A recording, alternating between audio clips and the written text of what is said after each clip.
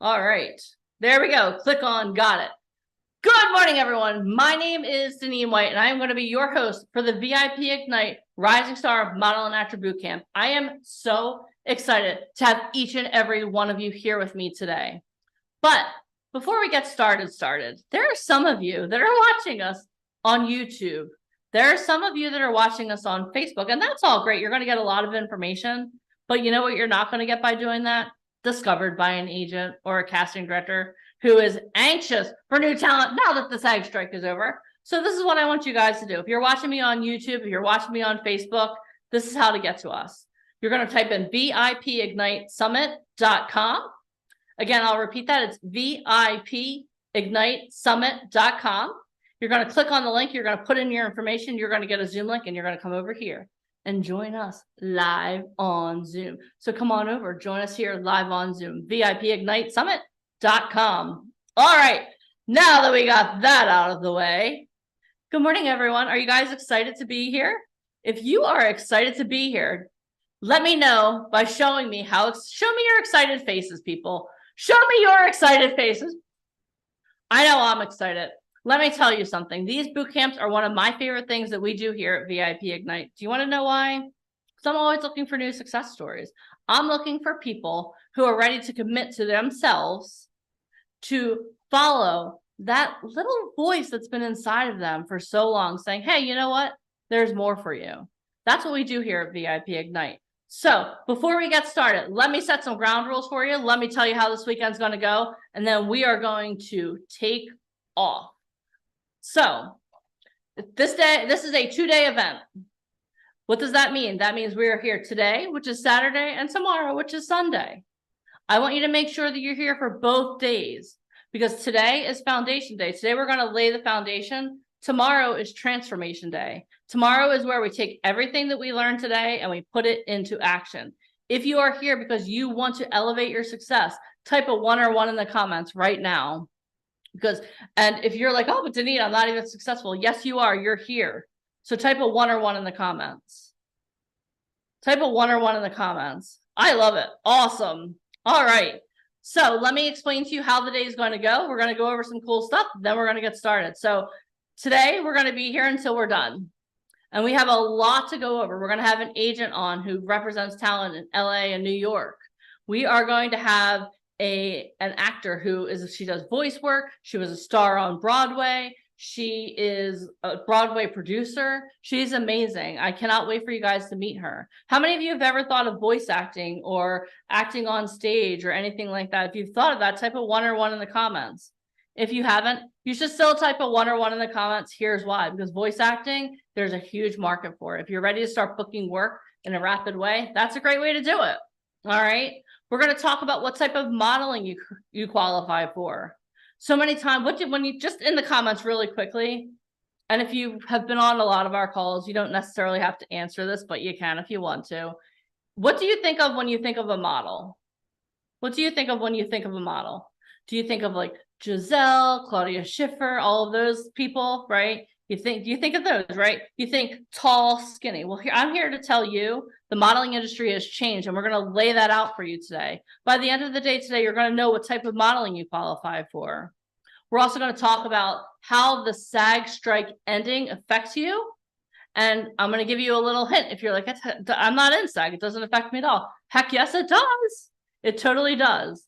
We're going to talk with some of our talent that we work with here at VIP Ignite.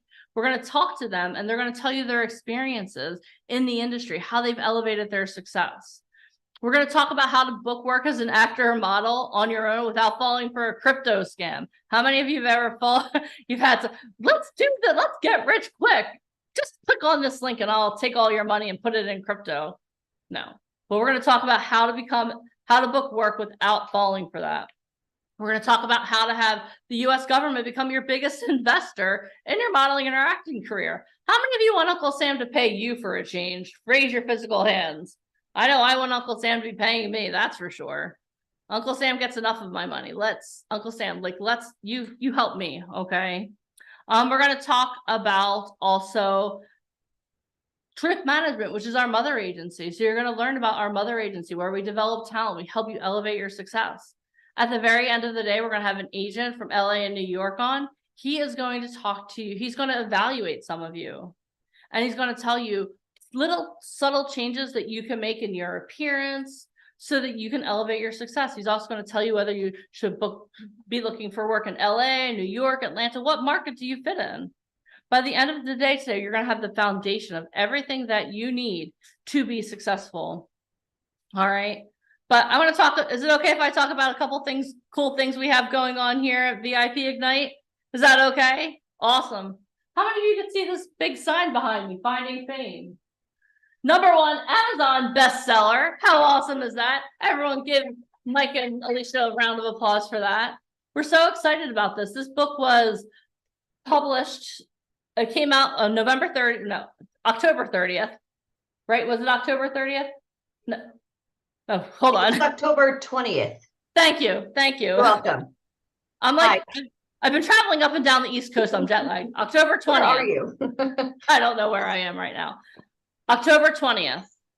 And because of the support of a lot of people on this call, Amazon #1 bestseller. So Jemima, if you can. She just posted it. And you guys can download the first chapter right now. Yeah. It's an amazing sample. So download it and let us know your thoughts. Yeah, download the first chapter because that will show you exactly how VIP Ignite got its start 18 years ago. It's juicy. I promise you right now, it's real juicy. Lots of juice in there. All right. So we have this going on. We also, Mike is a #1 Amazon bestseller. Give him a round of applause. Everyone give him a round of applause. You're going to hear a lot from him this weekend. Give him a round of applause. This is an amazing feat. But it's not only a testament to the book, but it's a testament to the community that we work with. Because if it weren't for you guys going out and supporting the book, that wouldn't have happened. So thank you from the bottom of all of our hearts. Thank you for that. Not only that, we have another book coming out in a little while. This is going to be coming out in 2024. Q1 2024. Okay, and we're going to be in New York in a couple of weeks, and we're going to be interviewing some people for this book. So here we go. Inner Circle, the Inner Circle Advantage. Oh, I should have practiced this before we got. All right, I should have practiced. Okay, so the Inner Circle Advantage. So what we're going to be doing is we're going to be interviewing some of our Inner Circle members. They're our highest level of talent, and they're going to be telling us about their stories about breaking barriers and chasing their dreams. Stories of resilience and success in the entertainment industry. How many of you have a story of resilience? How many of you have overcome something in your life? Type a 1 or 1 in the comments. How many of you have overcome something? 1 or 1 in the comments, right? We all have. But the question I have for you is, what are you doing with those things you've overcome? Are you using them to propel yourself forward? Or are you like, oh my God, I got hurt. No, our inner circle, they're using those things that would have brought other people down to propel them forward. And we'll talk a little bit more about our inner circle. We're going to interview some of them later on the call.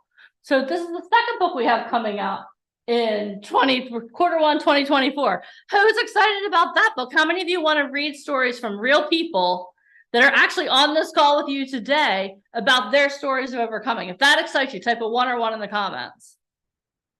Let me ask you a better question. How many of you want your story to be told in that book?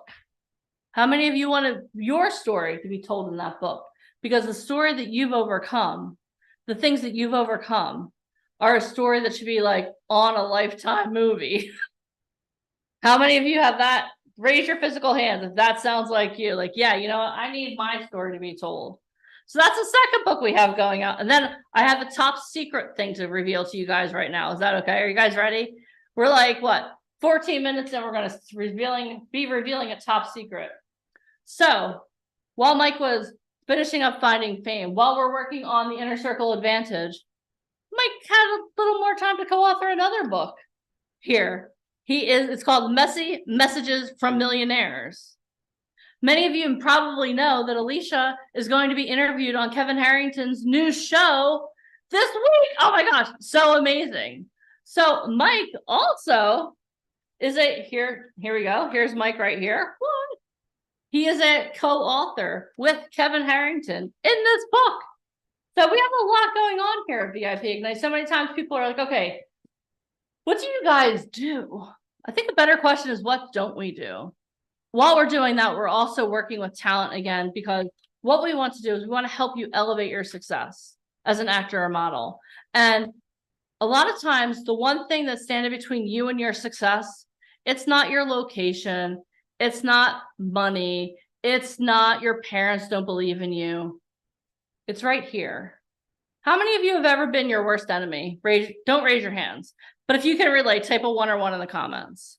If you can relate to, that's one of my favorite songs, My Own Worst Enemy. How many of you know that song? I sing that to myself on occasion. All right. So I want you guys to understand something. Everything you want is on the other side of you overcoming those thoughts, those voices in your head. We all have them. It's very normal. It's like, your brain has a part of it that is literally designed to keep you safe. But I have good news for you. A lion and a saber-toothed tiger are not coming out to jump on you and get you anymore. Okay?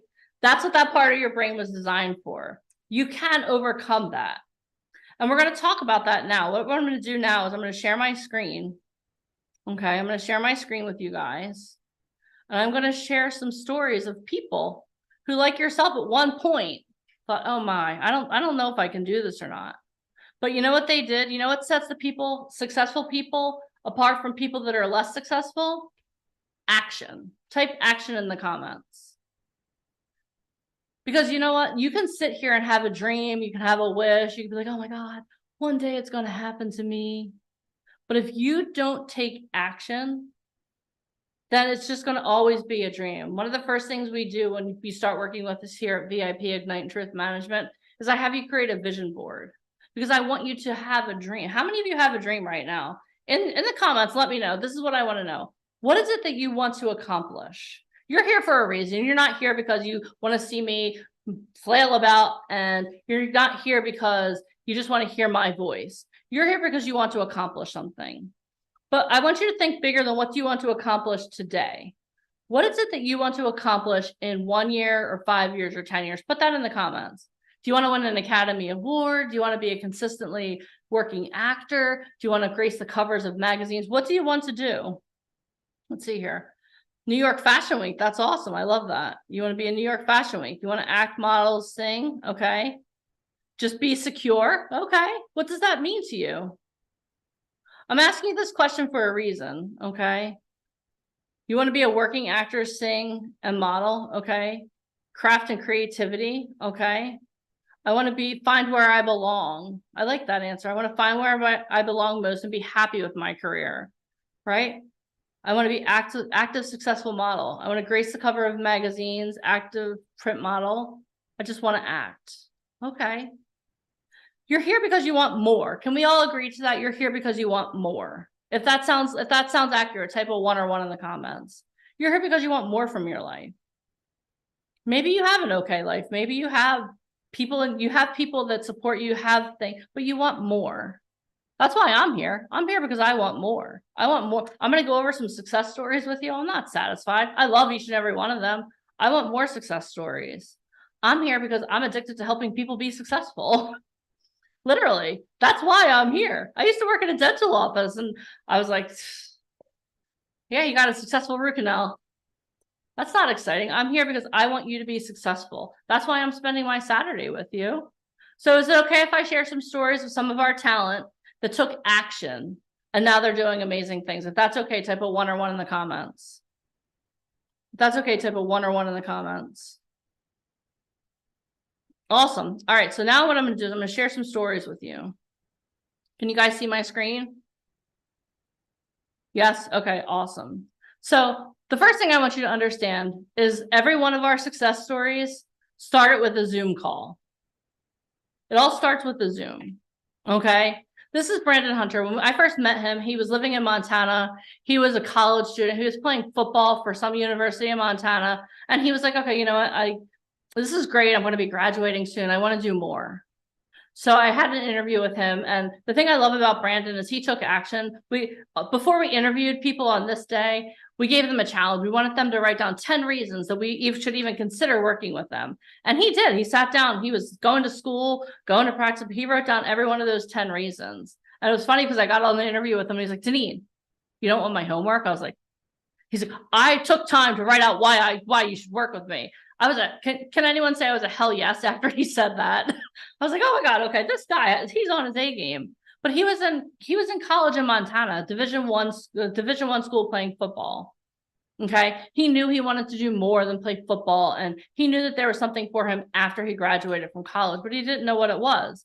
He kind of took his time a little bit too. Like, look at these photos. Like, these two photos here are on the left are from his first photo shoot with us. Can you say he got a little more comfortable with modeling afterwards? But after that initial conversation, he went on to get his MBA at a university in Reno. And then he graduated. He was like, okay, now it's time. He moved to New York. He's been in New York now for several months. He walked New York Fashion Week. He for members only for some of the biggest shows in New York Fashion Week this year. How cool is that? He went from being a college student in Montana to now walking New York Fashion Week. This is Masharad, another student. When he started working with us, like, he was in school for theater. He knew he wanted to do something in the arts and entertainment space. His 9 to 5 is working for nonprofits. He's helping to bring community gardens to San Francisco, but he knew that there was something more he wanted.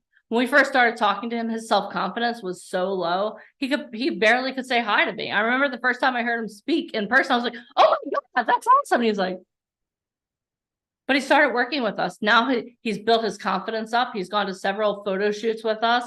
He's part of our inner circle. And you know what the awesome thing about him is? He was just in New York for Fashion Week. He closed one of the biggest shows in New York Fashion Week.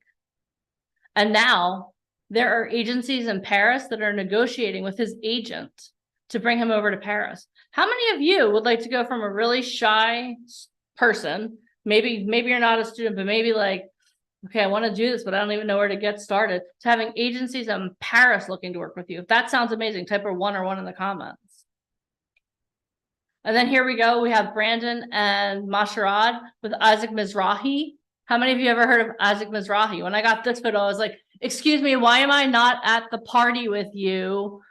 Ryan Colby made a snide remark. Give me him later, you'll understand. But this is Brandon, also one of the people that we work with. He produced over 40 shows in New York Fashion Week. This is him at one of the meetings for New York Fashion Week to get ready for that. And this is Masharad at one of the biggest industry parties at New York Fashion Week. All started on a Zoom. Both of them started on a Zoom, just like you are here today. This is Natasha. She's 14 years old. She lives in San Francisco. When we met her, she was on one of Alicia's calls, and Alicia was like literally asked her mom, well, what can I do for her? She's already represented by a huge agent in LA. She's booking work. What can I do for her? Her mom said, Alicia, my daughter is amazing, but you know what I know she needs? She needs more connections.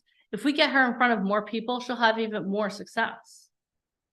Wow, that's pretty cool. She's one of our inner circle members also. This is her. She did voiceover work in LA. These are some of her photos from our photo shoot in Miami.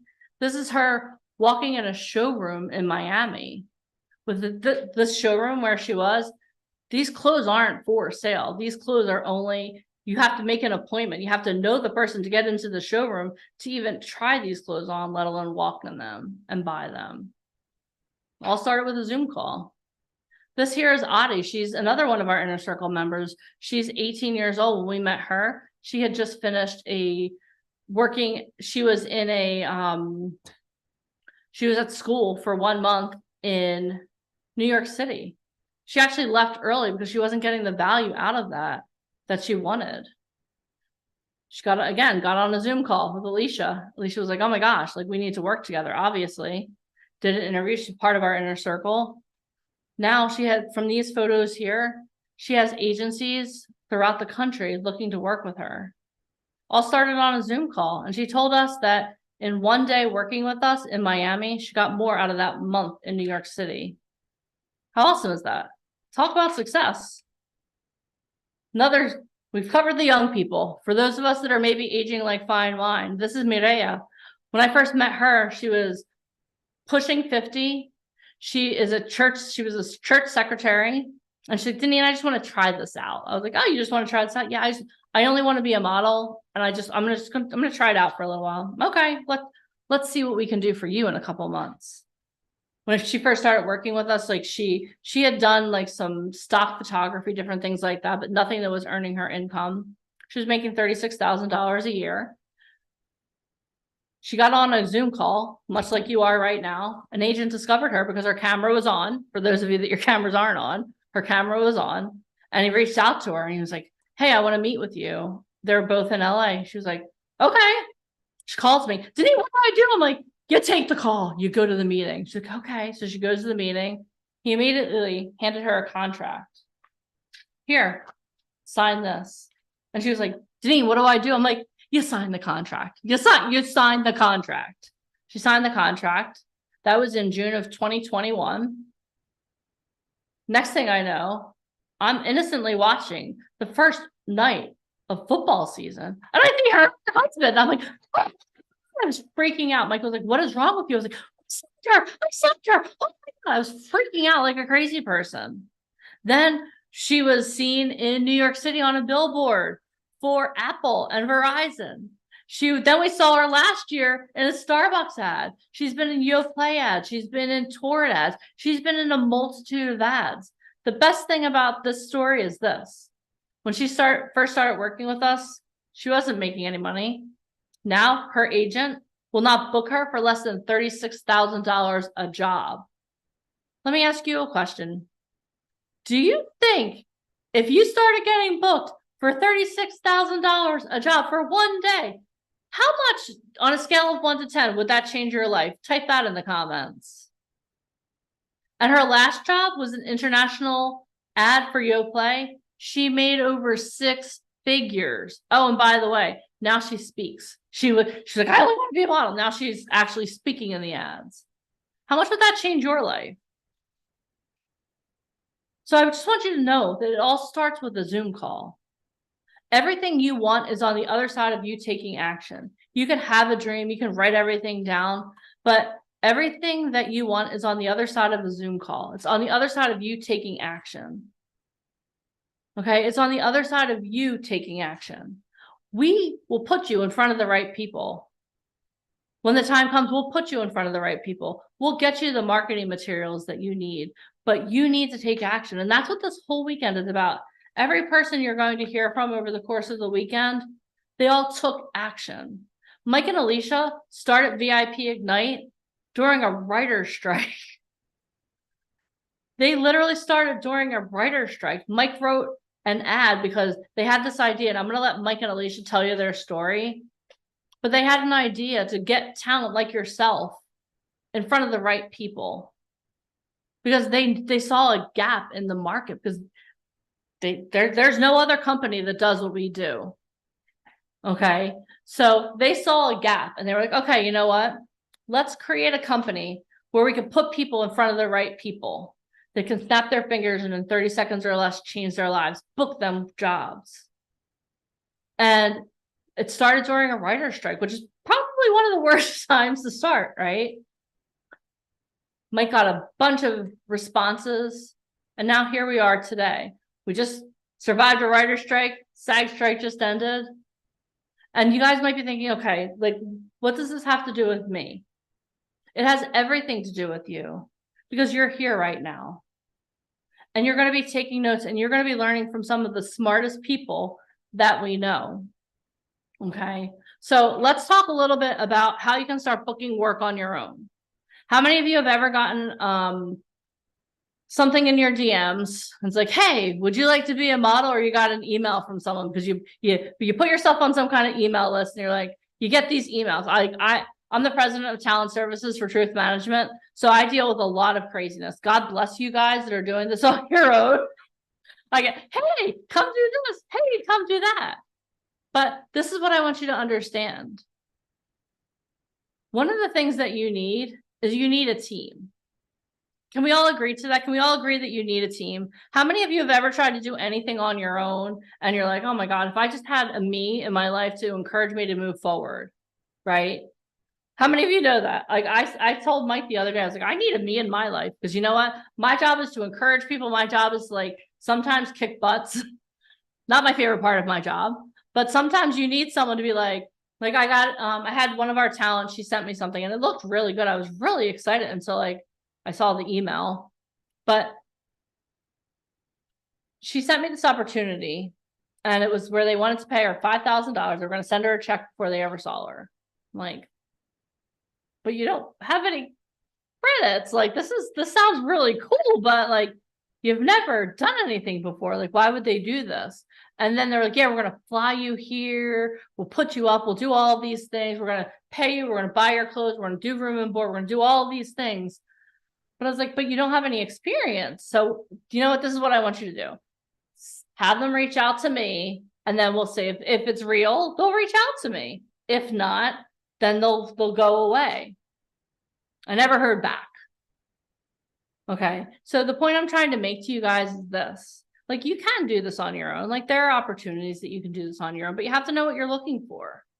Because you know what? If one of the things I want you to understand is this.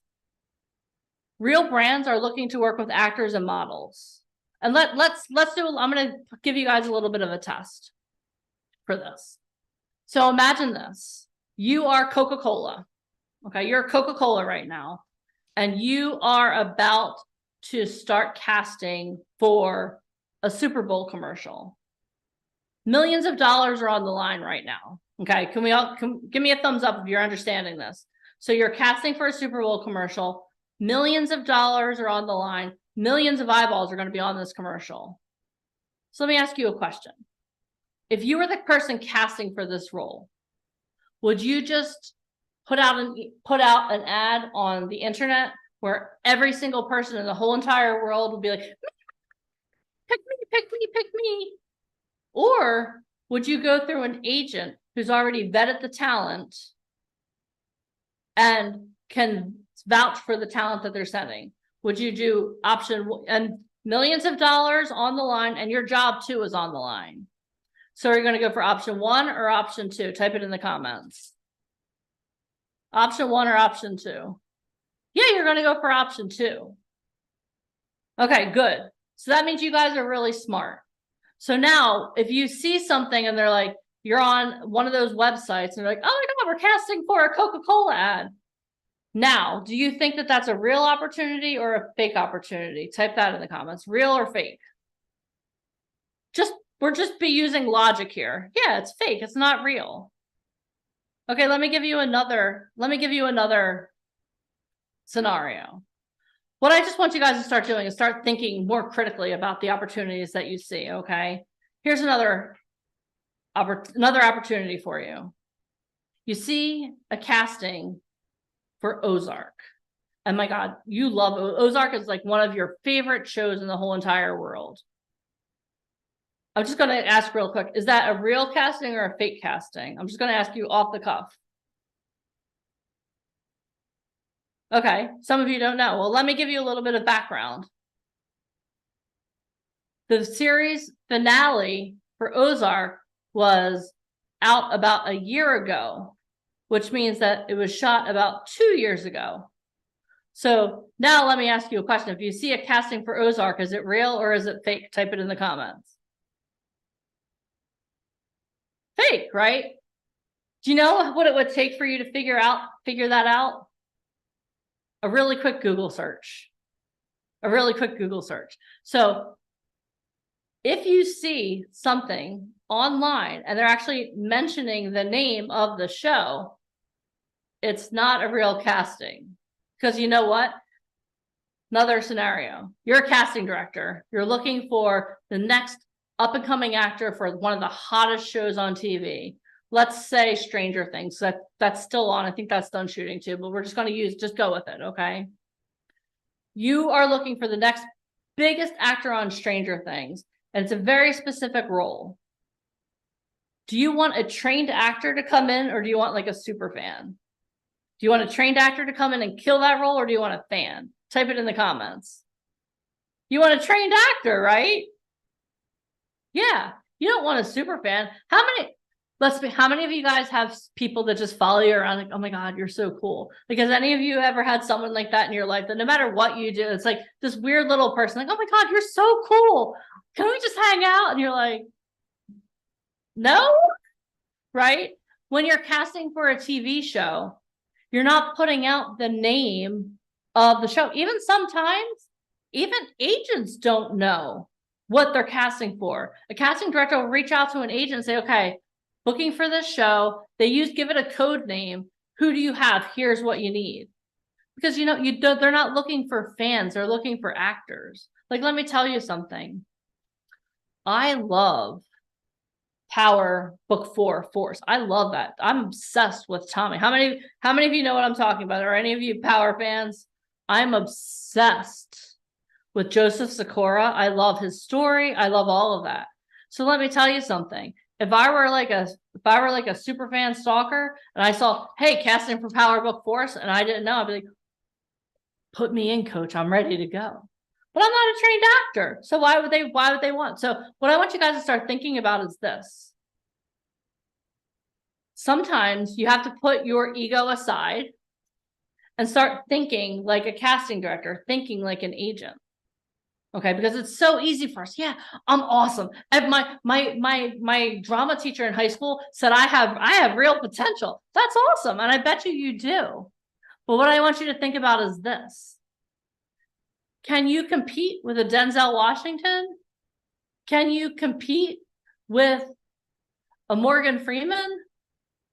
Can you compete with people at the highest level at this point? Not yet. Type not yet in the comments, because we're talking to our future self here. Not yet, but one day. So what I want you to start thinking about is this. If you see something that looks too good to be true, it probably is. One of our inner circle members is on here. His name is Mike Trash. We'll talk to him later today, probably. But he is obsessed with breaking these people down. Like, he got this email once and they were like, yeah, we're going to send you the check, blah, blah, blah. He literally got to the point where he had to send the check. And then he contacted the local authorities to bring them down. Okay. Don't mess with Mike Trash. Like, if you're going to scam someone, skip over Mike Trash. But the point I'm trying to make is this. If it looks too good to be true, it probably is. But the good news for you is this. You're here today. You are on your journey. And one day you're going to have people that are going to be reaching out to your agent for these amazing opportunities. What I'm going to ask you to do is this. Don't fall for the traps. Right? Don't fall for the traps. How many of you have ever been in the dating world? Raise your hands. How many of you be like, oh my God, I'm on this dating website. This person looks, oh my God, amazing. Like, I used to get all these messages from these, because I'm of a certain age. Whenever I get these dating guys, these guys will friend me on Facebook and they're like tall, they're military. I'm a lieutenant colonel in the military, silver hair. I'm like, ooh, but like, why are you trolling someone on Facebook, you weirdo? Right? Too good to be true. So I want you guys to start thinking about that. You are amazing. You have tremendous potential, but the thing you have to do is start thinking critically. Is the show on? Why would they be coming after me? Sometimes you have to put your ego out of the way. And that's hard too, because let's be honest, it feels good when people are like, oh my God, I saw you on Instagram and I want you to be a brand ambassador for me. That feels real good, right? It's okay. You're getting endorphins. There are a lot of good chemicals in your brain that are like, oh my God, this is awesome. This could be such a great opportunity. But the reality is that casting directors and agents, they're not looking for people on Instagram. Okay. They're not going on your TikTok and saying, wow, you're amazing. You have such potential.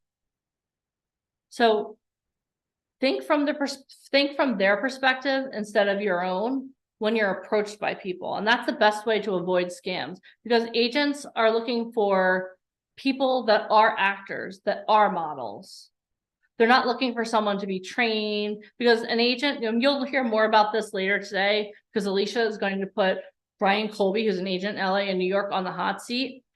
They're not looking for people who want to do this. They're looking for people who can step in. Kind of like, okay, is it okay if I talk football for 2 seconds? I'm having a horrible football year, people. The Patriots, like, I don't know what's going on with Bill Belichick, but they need to change something, right? So Bill Belichick, if he's looking for a new quarterback to put in, he's not looking for me. I mean, I can throw a mean spiral, but he's not looking for me. He's not going to see a video of me throwing a football and say, oh my God, Deneen White, you're going to be the first female quarterback in the NFL just because you can throw it. No, he's looking for someone who's trained, someone who can run the plays, do all of these things.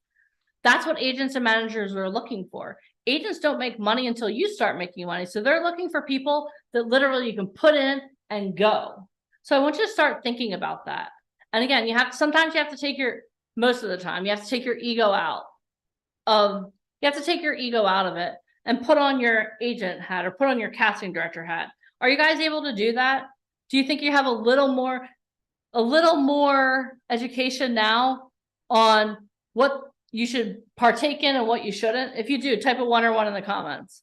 Yeah, trust me, I know the Patriots just need a whole new team. And I think Bill Belichick needs to retire. Bill, if you're hearing that, I love you. Thank you for all of those amazing years, but it's true. Yeah.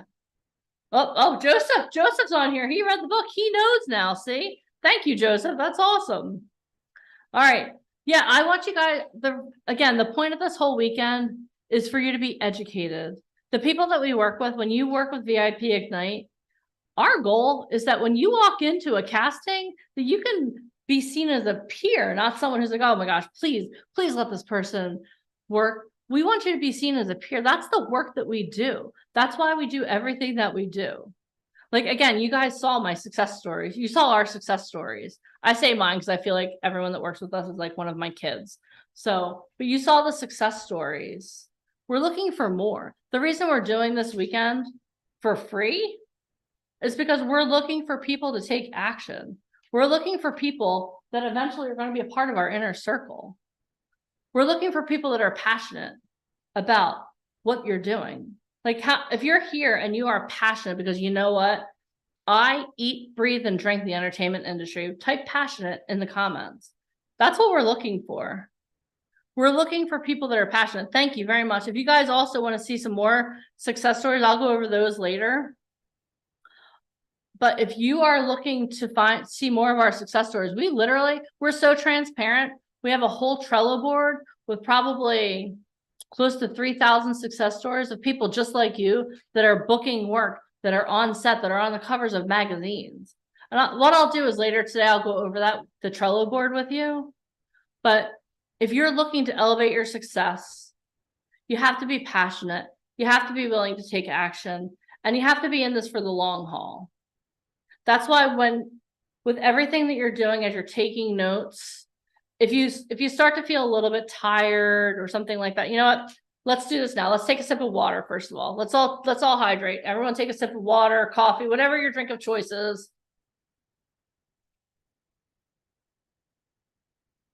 But if you start to feel yourself, should I stay?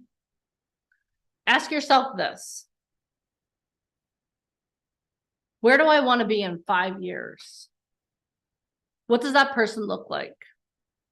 Would that person quit on this call? Or would that person stick it out because they know that there's something amazing on the other end? I want you to look forward and see your future self booking work consistently on the covers of magazines, being a voice for people that don't have a voice.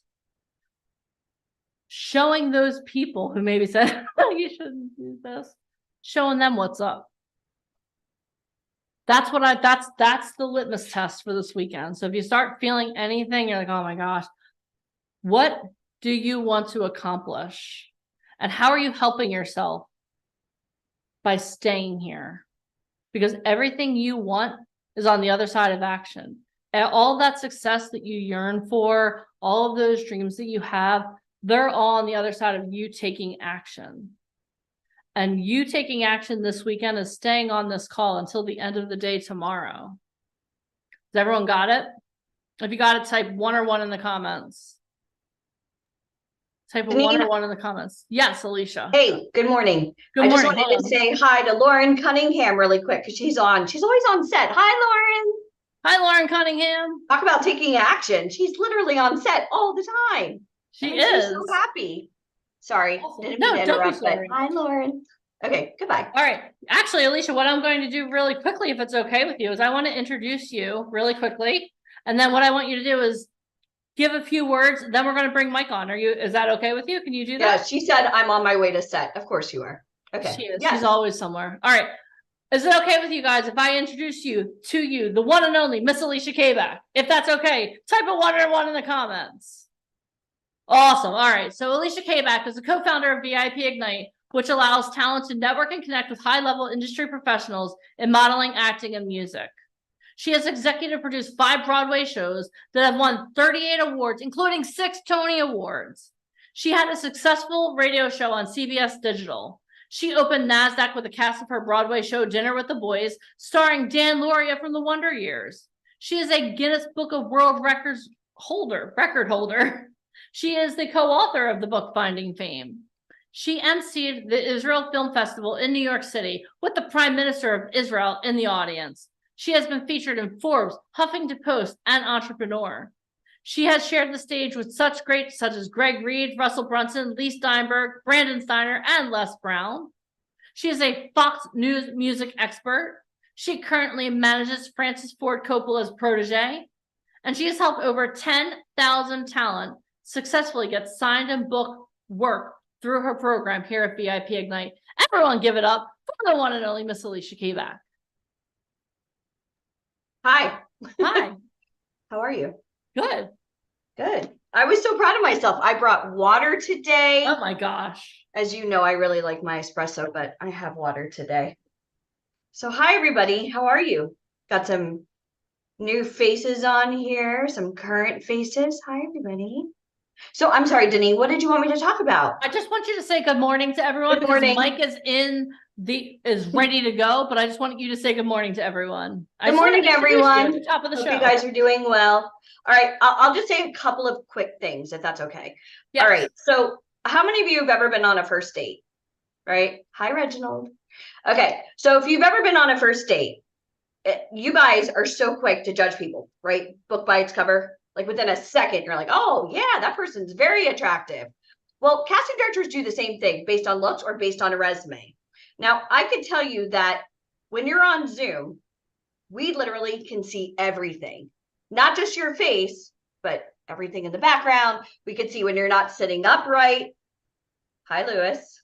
So this is what I want you to do because we have top agents on New York, LA. It's going to be a tremendous weekend. I want you to look like you want to be here. I don't care if you're brand new or you've been in this business for a while and maybe you're looking to elevate your career. But if you're here and you're on Zoom, you're here and you're playing out 100%. Okay. So if you want to be here, show us, right? You only have one chance to make a great first impression. So this is what I want you all to do. I want you to all put your shoulders back, right? Put your head up a little bit. Get rid of the double chin and look like you want to be here. Look attentive. I'm telling you right now, some of our biggest success stories, and Deneen, as God is my witness, we've had agents go through every single thumbnail, every single picture, every single Zoom. And they're like, okay, this person, something about them intrigues me. And they will literally text me their name and say, let me know if they make it to the finish line. And some of you guys may be like, finish line, what is this, Survivor? Kind of. It is show business. Back in the day, people used to fly to come to one of our offices, right? They would have to travel. How cool is it that we're on Zoom right now? If you love Zoom, raise your hand, right? Awesome. I love it. I think it's so cool. But now that we're on Zoom, you got to play full out, right? We are here together on a Saturday, all day tomorrow. So for those of you guys that are really serious, everything we're doing and everybody that we have speaking, every presentation we're doing, there's a rhyme and reason after 20 years in this business. And yeah, you guys know the accolades and the book and the Tony Awards, but it's a formula. And as Deneen and I like to say, it works because it does. Everything we're doing works. So the question is, do you want to get to work? Because it's all about opportunities.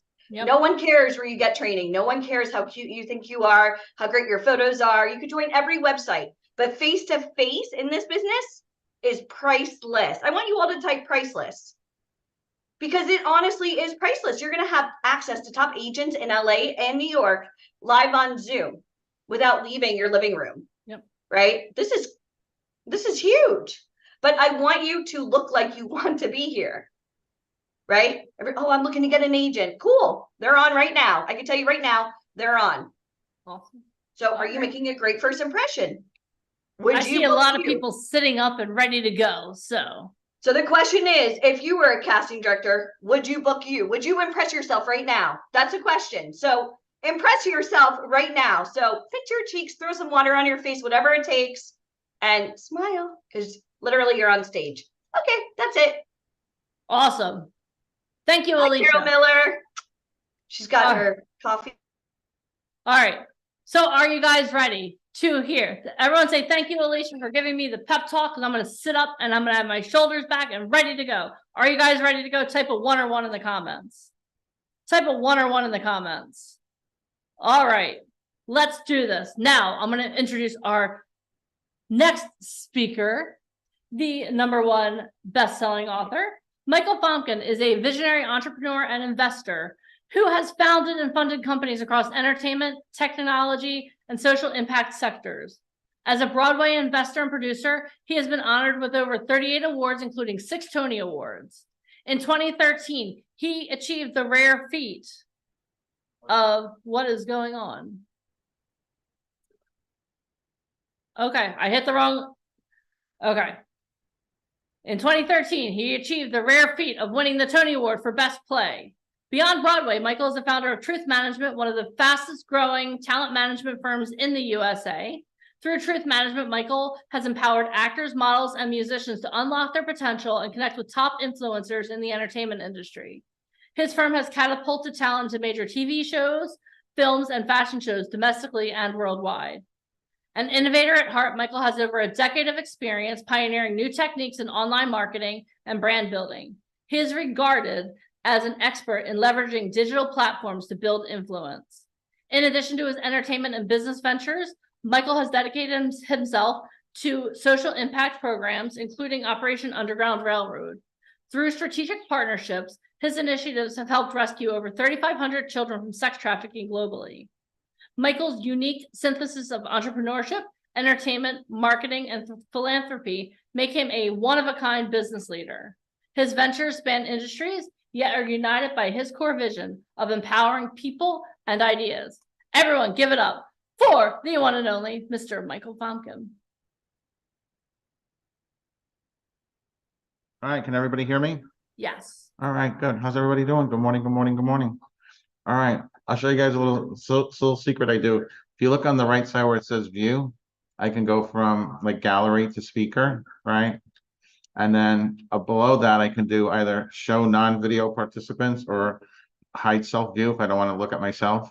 So I just have the, I don't click on the show non-video participant. So if somebody's not on video, I won't even know whether they're here or not. So just to let you know, a lot of the agents, they do the same thing. So a lot of times when people will interact, they're not even aware that you're there.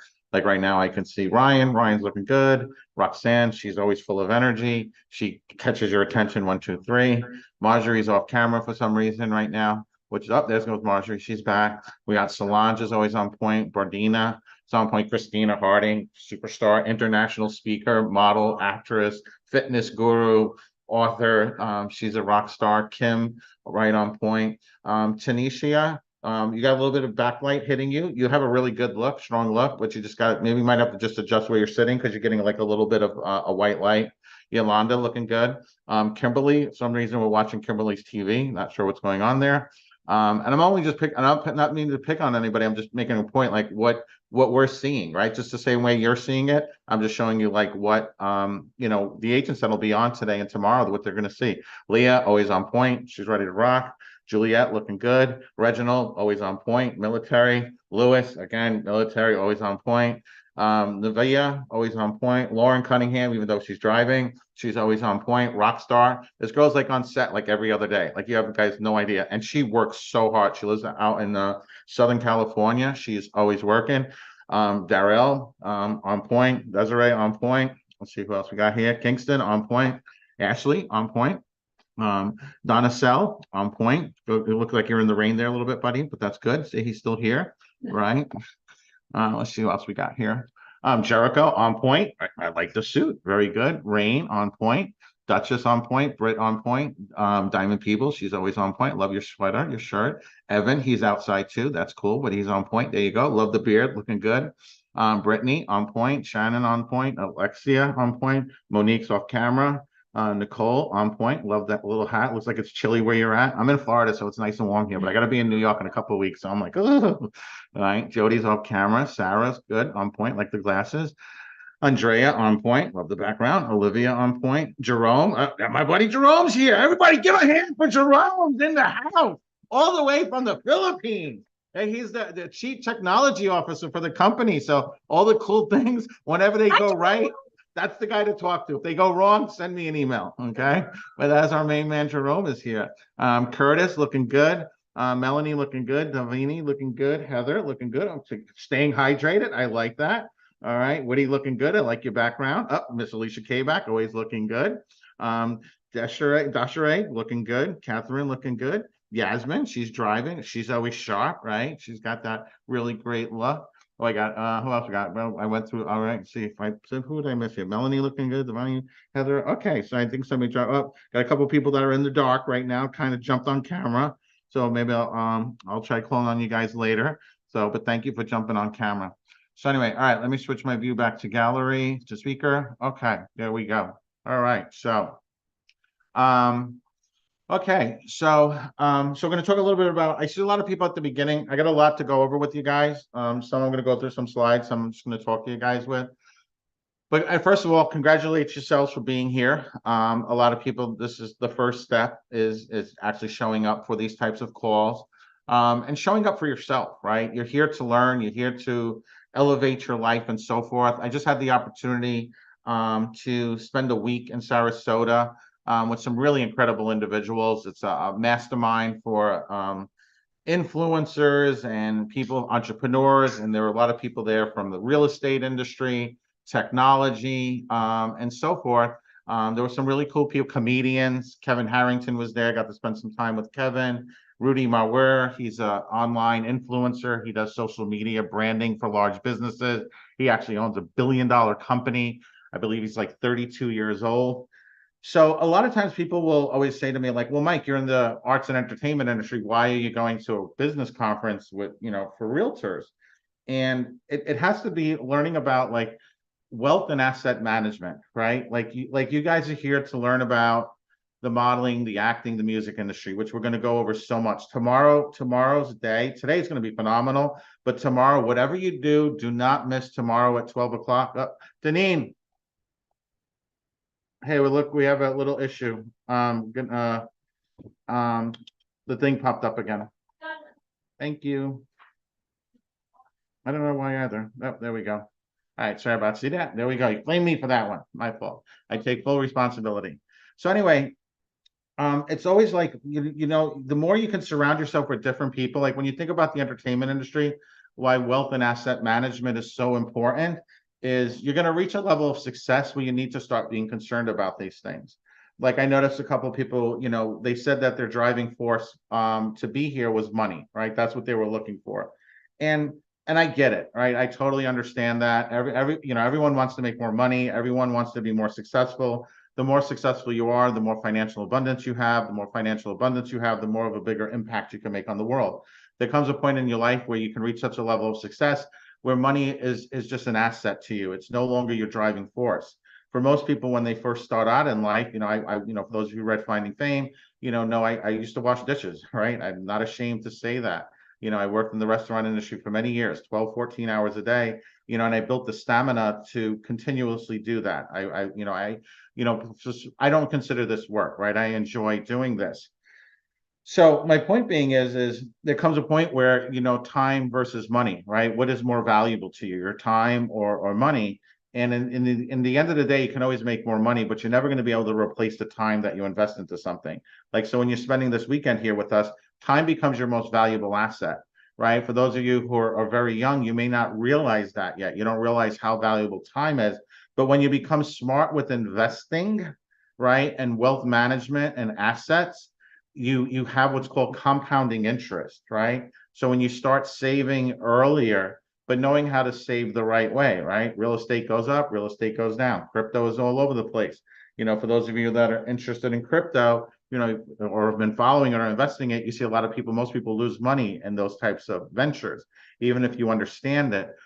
But they have what's called the halving is coming up, which means there's going to be half the amount of crypto available later on next year. I think it's like April or May of 2024. So you'll start seeing the crypto going back up. You'll start seeing people, all screaming that they're geniuses in it. There's no geniuses in this. There's like, at the end of the day, it's just mathematics. So when you're wanting to be in this industry, you have to start, or the sooner you can start learning how to invest your money, how to save your money, and so forth. So what I'm going to do is I'm going to go over just kind of some basics. I'm not a certified public accountant or anything like that. So the financial advice I'm giving you is just advice that I've learned from some really incredible people worth hundreds of millions of dollars and so forth. And the first thing you want to do is, obviously, you want to learn about the industry that you're interested in. And that's what you're doing here, right? That's the purpose of the book. The purpose of the next book that we're coming out is great, about Inner Circle, because you'll see real people like telling their stories, their backgrounds, how they became successful and so forth. And whenever you can follow like a roadmap, right? Like when you think about Finding Fame, it's really like a roadmap. These events are roadmaps, right?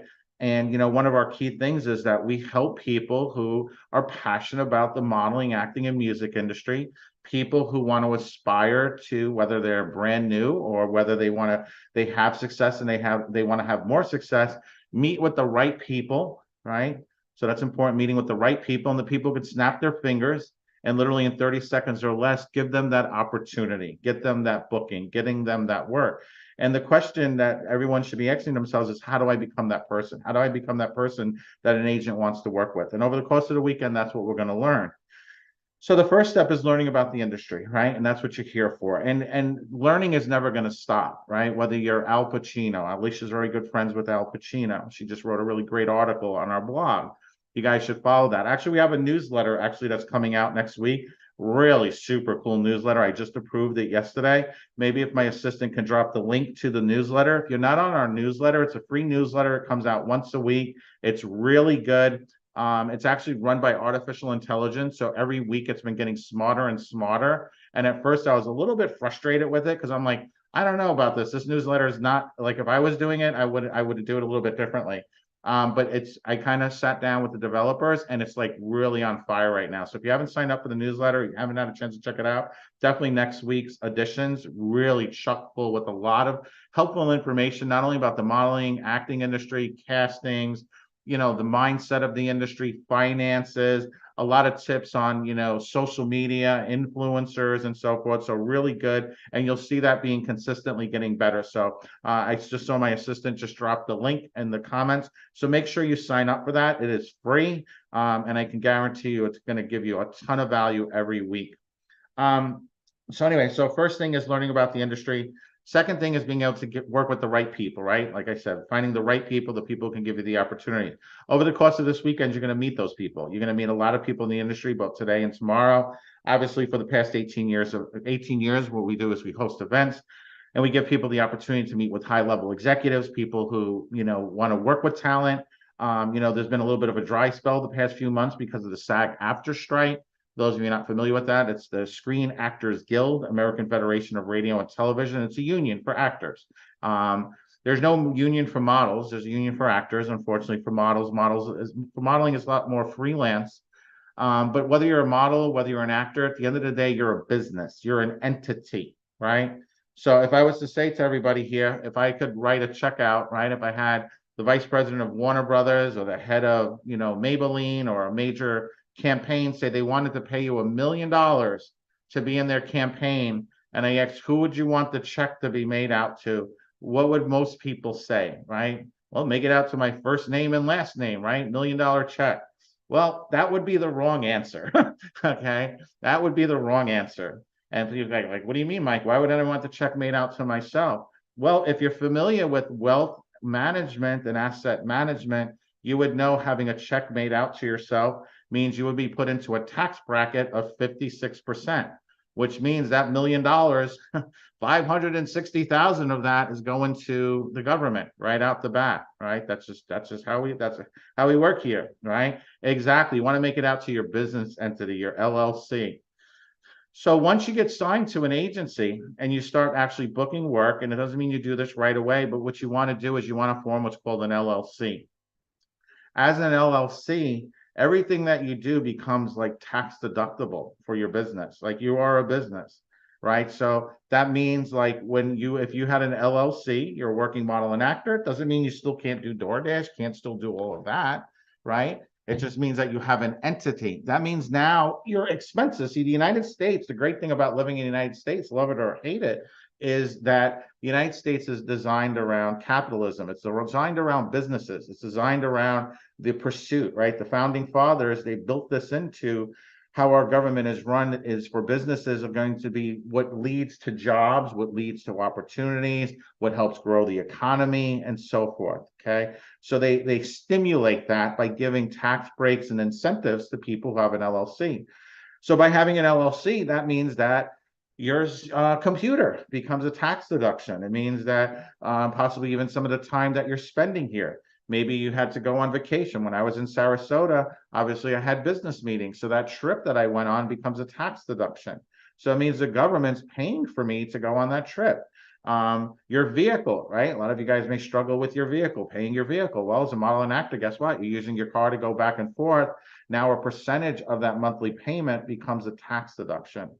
So even like our events, we host events where talent are able to come to New York, to Los Angeles, to Atlanta, to Miami, right? They get to travel, all over the country, meeting with high-level executives, people, building up their network and being able to use these trips as tax deductions. So what I want you guys to start thinking about, and I'm not going to go into a ton of detail here. It's going to be some stuff that I'm going to be doing in the future, the talent we work with.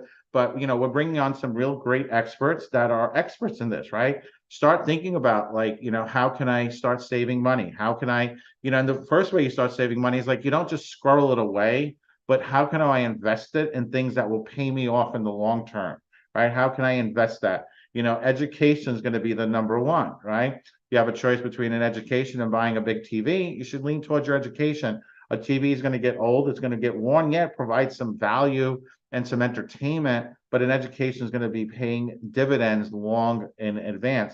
What I noticed is every single person that I, met at this conference, that was their goal. Their goal was always how can they take the money they've made, how can they reinvest it, and that's how they built wealth up over time. No one's going to come up, you don't be unless you win the lottery, and the odds of that is like, pretty high. You really have to build wealth up over time, whether it's investing in real estate, whether it's investing in your education, right? The first step is investing in your education and you yourself becoming the asset. Once you yourself become the asset, you bring more value.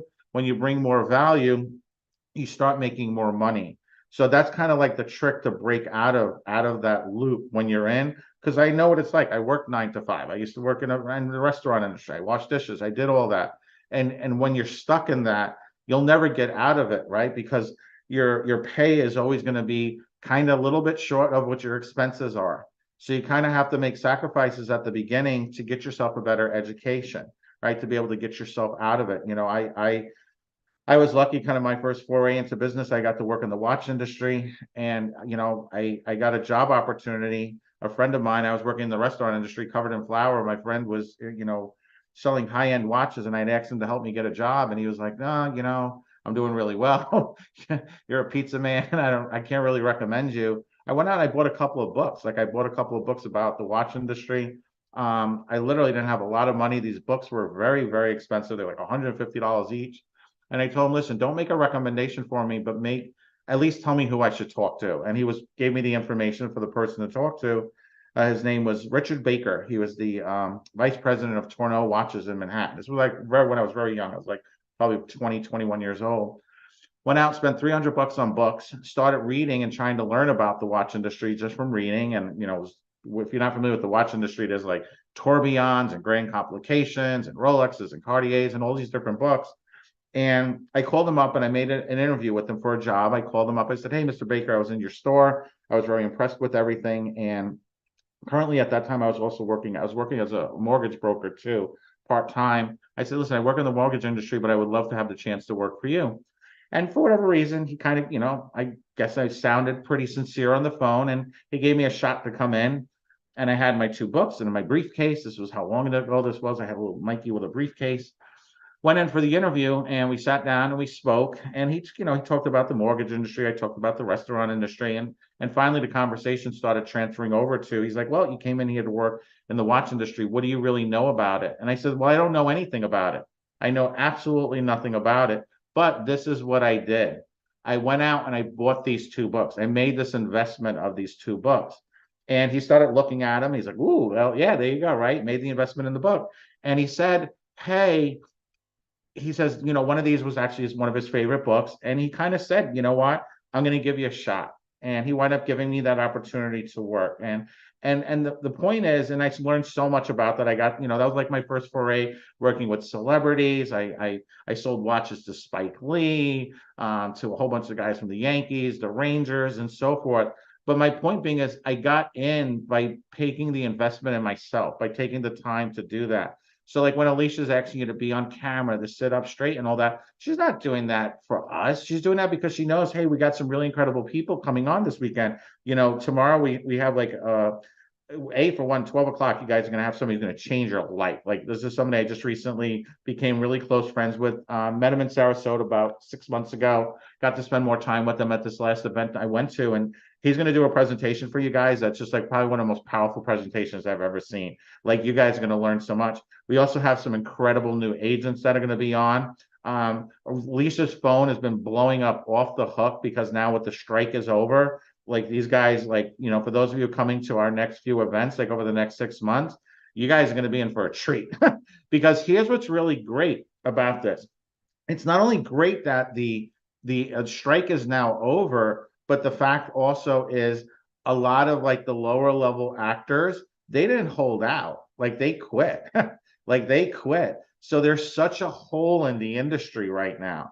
Like there's such that hole in the industry. So for those of you that are starting right now, you're starting out at like the perfect time, right? And like the more you can learn about the industry from now to the events, and it's going to be a continuous learning experience, for like, staying on the track of how to have the government pay for, your experience, set up that LLC, right? Start saving your receipts. All of this is tax deductible, right? As you start moving, you get that, signed to that first agency, you get that first $100,000 check. At this point, have the understanding, great, we're making it out to the LLC. Oh, by the way, all the expenses I paid up until this point are going to be deducted against that. So now you're going to be in a lower tax bracket. Plus now you get all the deductions. So now that check is going to be a lot bigger, right? When you're really clever, even somebody like, billionaires, the average billionaire, how much do you think the average billionaire pays in taxes per year? Anybody want to take a wild guess? How much the average billionaire pays in tax? So personal income taxes. I'll give you the guys the answers because it's just mind blowing. The average is actually $750.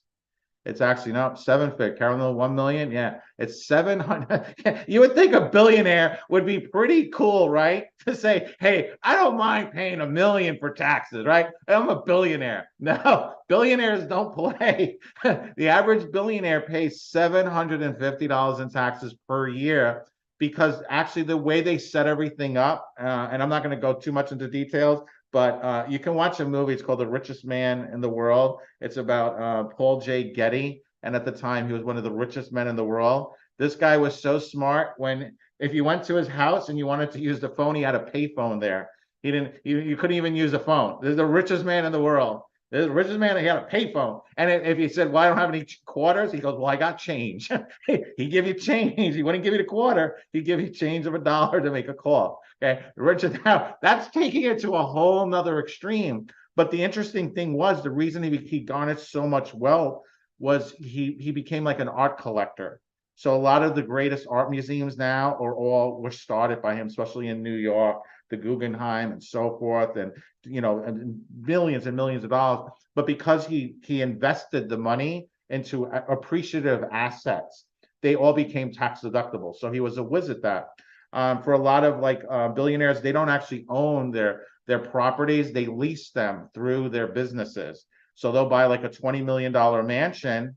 They lease the mansion through the business, so the company's now paying for it. So now that becomes it becomes a liability, right, versus an asset. So they now get those tax deductions against the income they're breaking in. That's why a lot of them set up foundations.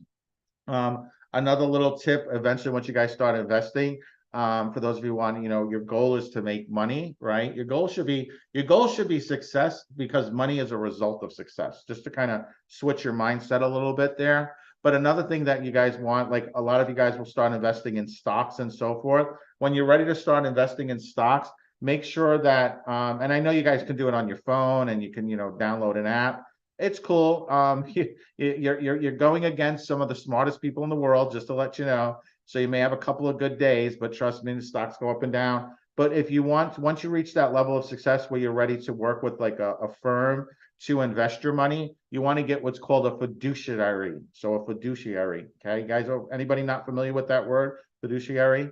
Okay, so a fiduciary means that when you're investing in stocks and trading assets, okay, you're not, so that's good. So most people think of like a stockbroker, right? A fiduciary means that they have to operate in your best interest.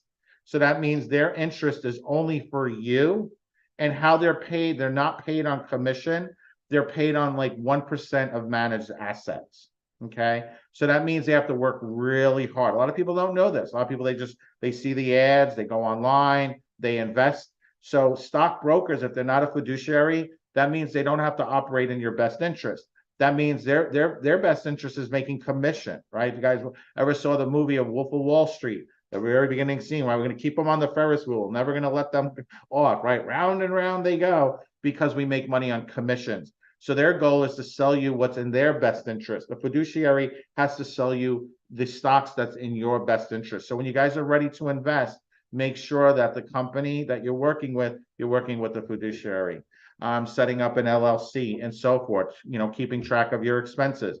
Like you can literally tax deduct everything, right? We have, obviously we're a business, we're a corporation. We've been involved, for 18 years. Our corporation is Power Penguins LLC, right? Deneen always likes to say, when you think of a penguin, think of us, right? And like we're going to, for our talent, we have a big trip planned November, actually a year from today. We're doing a celebration trip to Cancun. So for the talent that we represent, that we work with, we're doing a trip to Cancun. Everybody just has to get themselves to Cancun. But for everybody who at that point and it's like a celebration, we're going to do some workshops and we're going to have some fun, but we're going to Cancun. But that entire trip is a business write-off, right? Not only for us, but for the talent. Like we're literally spending a week at a business venture, at a 5-star resort, celebrating each other, celebrating our lives in Cancun, right? That's how you do it. Like that's how you do it. And it's just the magic of understanding that, right? So it's just like for those of you who want to understand money, understand how money works. Like see money as an asset. How do you grow your money? Setting up the LLC, like educate yourself, become obsessed with it. Become obsessed with the acting and the modeling industry and so forth. Everyone has to be given a chance to start someplace, because you never know where your life is going to go. And before I do my next presentation, because I want to make sure we stay on time here, because we have the, I believe, the former art director of Vogue magazine, the one and only Mr. Ryan Colby, coming up next. You never know where your life is going to go, right? Like when I was working in the pizzeria industry, I had no idea, where my life would be. But I knew that I had to always surround myself with the right people. And I'm going to share a little story with you really quickly. I wanted him to be here this weekend, but he couldn't. But I asked permission to share his story, and I'm just going to share it with you guys because you guys are going to get to meet him in the future. Some of you guys might know who this is. Some of you guys might not, but by the end of the story, you definitely will. So I was at the event, right? And I said, there are a lot of real estate investors there, a lot of people in technology. And of course, one of the people that was there, his name was Yakov Smirnov. You guys ever heard of Yakov Smirnov? Okay, some of you guys know who yeah. Hi, my name is Yakov Smirnov, right? He's a comedian, a Russian comedian, very popular in the late 80s. He's been in several movies. One of them was Moscow on the Hudson with Robin Williams. He would go on. He's been in several movies. 3 of them won Academy Awards, right? So he's never won an Academy Award, but the movies he's been in won an Academy Award. So he makes a joke about that. If you want to win an Academy Award, make sure you put him in his movie. But he's really nice guy, right? Stand-up comic, right? Several movies. Was born in Russia during the Cold War. So this is going back in the 80s, prior to, President Reagan even being president. This is Mikhail Gorbachev, the Cold War. This is when, the whole world was, unlike today, back then when I was a little kid, we used to do like drills in case there was like a nuclear war. Like I was still on the cusp of that when I was very young, like kindergarten and first grade. People were worried about things like that, right? You still had from the Kennedys in the 60s and the 50s and World War II, right? Kind of world, even though now there's a lot of conflict, the world's different today in conflict. So anyway, long story short, he grew up in Russia. His father had scrimped and saved. They worked very hard to leave Russia. They lived in a very small apartment. And I'll use some of his jokes just because they're funny. His apartment was so small that every time his parents wanted to be romantic when he was a little boy, they made him go stand at the window. So he'd have to stand at the window while the parents were being romantic because they just had like one room. And his father would check on him every once in a while. And he'd say, "Are you okay over there by the window?" And he goes, "The neighbors across the street, they're being romantic." And he's like, "How do you know that?" He goes, "Because their son is staring in the window, staring back at me." Right. So that's kind of like his little thing. But anyway, long story short, he came here to the United States. He wind up getting involved, investing, and he wanted to be a comedian. This was like what his goal was. And so this was something that he had a passion about when he was a little kid. He was like the little kid who was always trying to be funny. Parents moved to the United States. They came here with nothing. He did everything he could, scrimped and he saved, and he wind up going to school in Chicago, very famous school there up in Chicago. And he was actually like, his class was like with Dana Carvey, like a lot of like huge comedians, like again, so he's surrounding himself very early on in his career with some amazing people. So these are people just like, I want you guys to think about this. Like when I'm mentioning names like Dana Carvey and Ryan, Robin Williams and all these different people he was with. When he first started, these comedians, a lot of these people that he was with, nobody knew their names, right? So I want you to see, like, when you're sitting here, right? Like Roxanne is here, or Solange, or Christina Harding is here. This is the same thing. Like there'll be a time 10 years from now, 20 years from now. Yeah, I would, when I first started in the industry, some of the people that I was working with getting started in were Christine Harding. People like, "Oh my God, you worked with her? Oh my God." Like Ryan, you were with Ryan? Oh my God, can you introduce me to, like, I want you to understand, like, this is the same thing. You guys are following the same patterns, but we're just doing it on Zoom. So anyway, so he wound up becoming a comedian. He, got involved in acting and so forth, and he became very successful. And he was very successful as a Russian comedian because he kind of made jokes about Russia and so forth. Okay.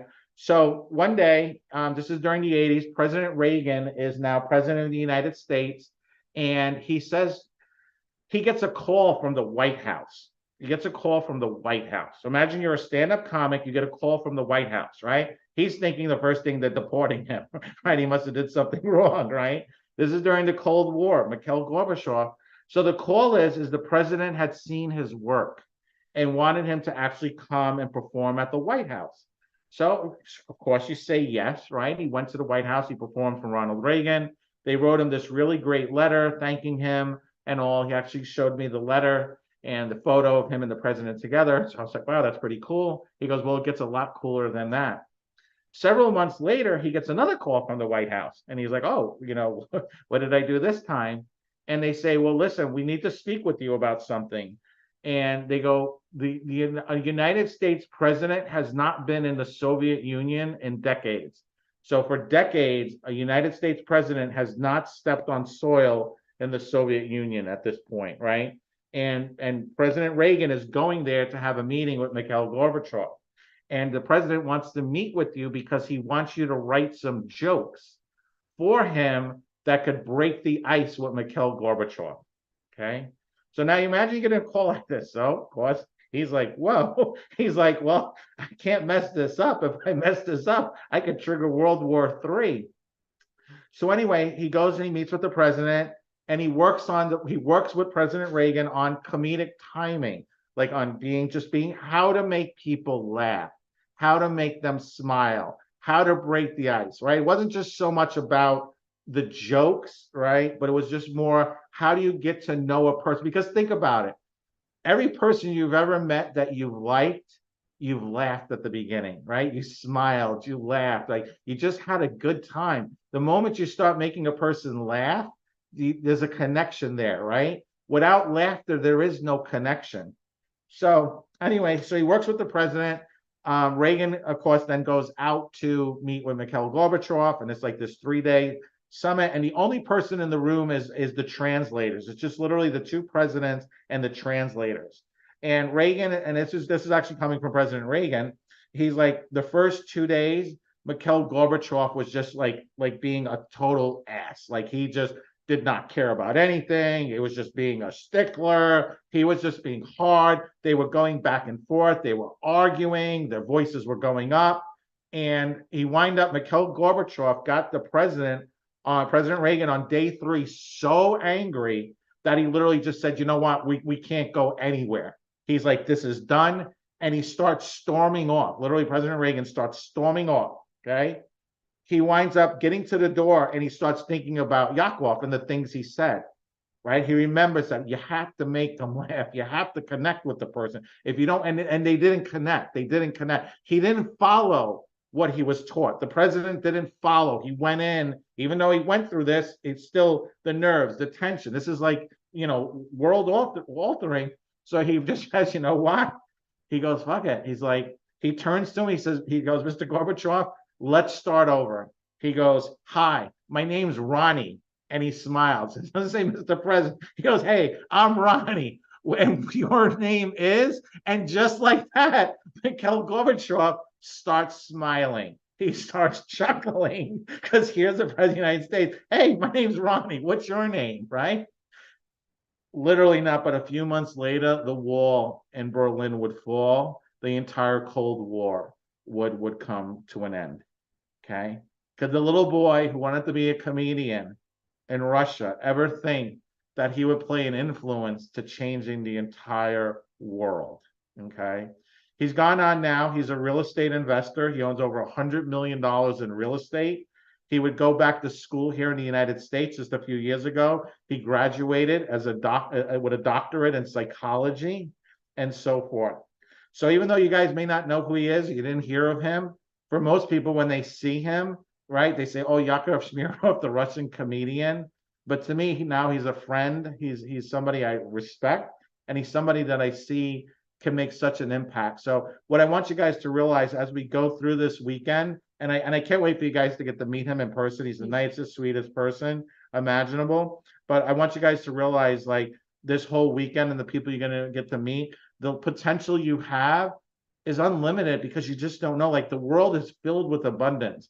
Don't live in the mindset of saying, I can't do this, or I'm not good enough, or somebody else is better than me. Because that's in here. That is the story literally in your head, right? There's nothing holding you back other than yourself, not your friends, not your family. You make the changes, you get educated, and you learn about what it takes to reach that level of success. And I can guarantee you, I'm very introverted.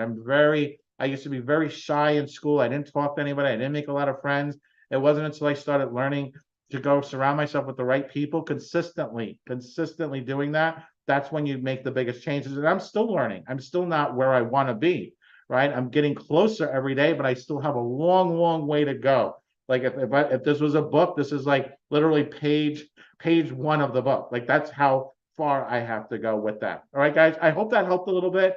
What we're going to do next is I'm going to turn this back over to Deneen for a few minutes, and then I'm going to get my next presentation ready. I'm going to do, hopefully I have enough time. I want to do just a little bonus presentation for you guys today, but I'm going to just turn that back over to Deneen. But that's just to kick the day off. Thank you guys. I appreciate that from the bottom of my heart. All right, I'll be back in a few minutes. I'm going to go get a glass of water and so forth. How awesome was that presentation? Come on now. Are you guys ready to have the US government fund you? What?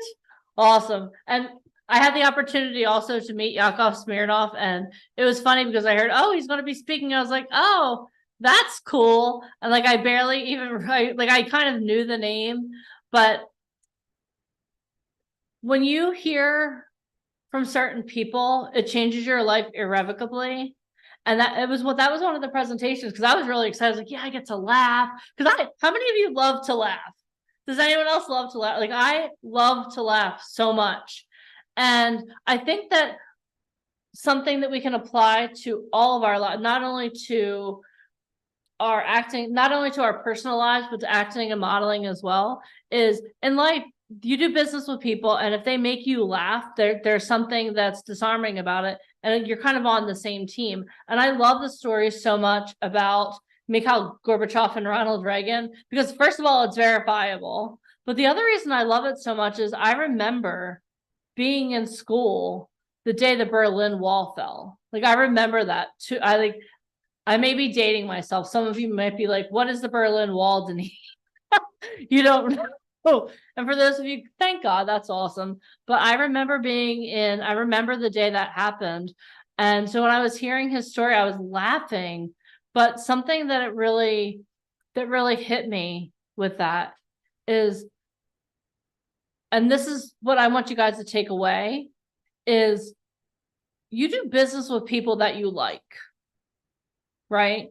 Let me say that again. You do business with people that you like. Like, if you work a 9 to 5 and like you have to clock in and clock out, if the people that you work with suck, you're like, okay, fine, I have to do this. But if you work with people that you like and you laugh, because I know for myself, I've been in situations where I would go to work and it didn't feel like 8 hours because we just laughed and hooted. We got the work done, and we got the work done better, but we laughed and we hooted and we hollered. And I want you to start thinking about that. As you're going to hear from Michael, will be back in a couple of minutes. You're going to have the opportunity to hear from Ryan Colby in a little while. But Ryan Colby, like, he's super intense, but he's actually one of the most hilarious people that you will ever meet. And with his talent, he's looking not only for people that obviously can book work and he can develop it, that can do amazing things, but he surrounds himself by people that he likes. Like, literally, I've been in the room with him, and like, there have been models that he booked because he was like, okay, they have great potential, but he found out he really didn't like them. And guess what? They didn't last very long. So as you're going through the next 2 days with us, start thinking about, okay, first of all, what am I learning? But do I like this person? Is this someone I want to work with? And even better question than that, you can't control other people. You can only control yourself. Do I like myself? Would I book myself? Would I want to work with myself? And if the answer is, then what I want you to do is say, okay, you know what? How can I like myself more? How can I make myself more marketable? How can I make myself someone that people want to work with?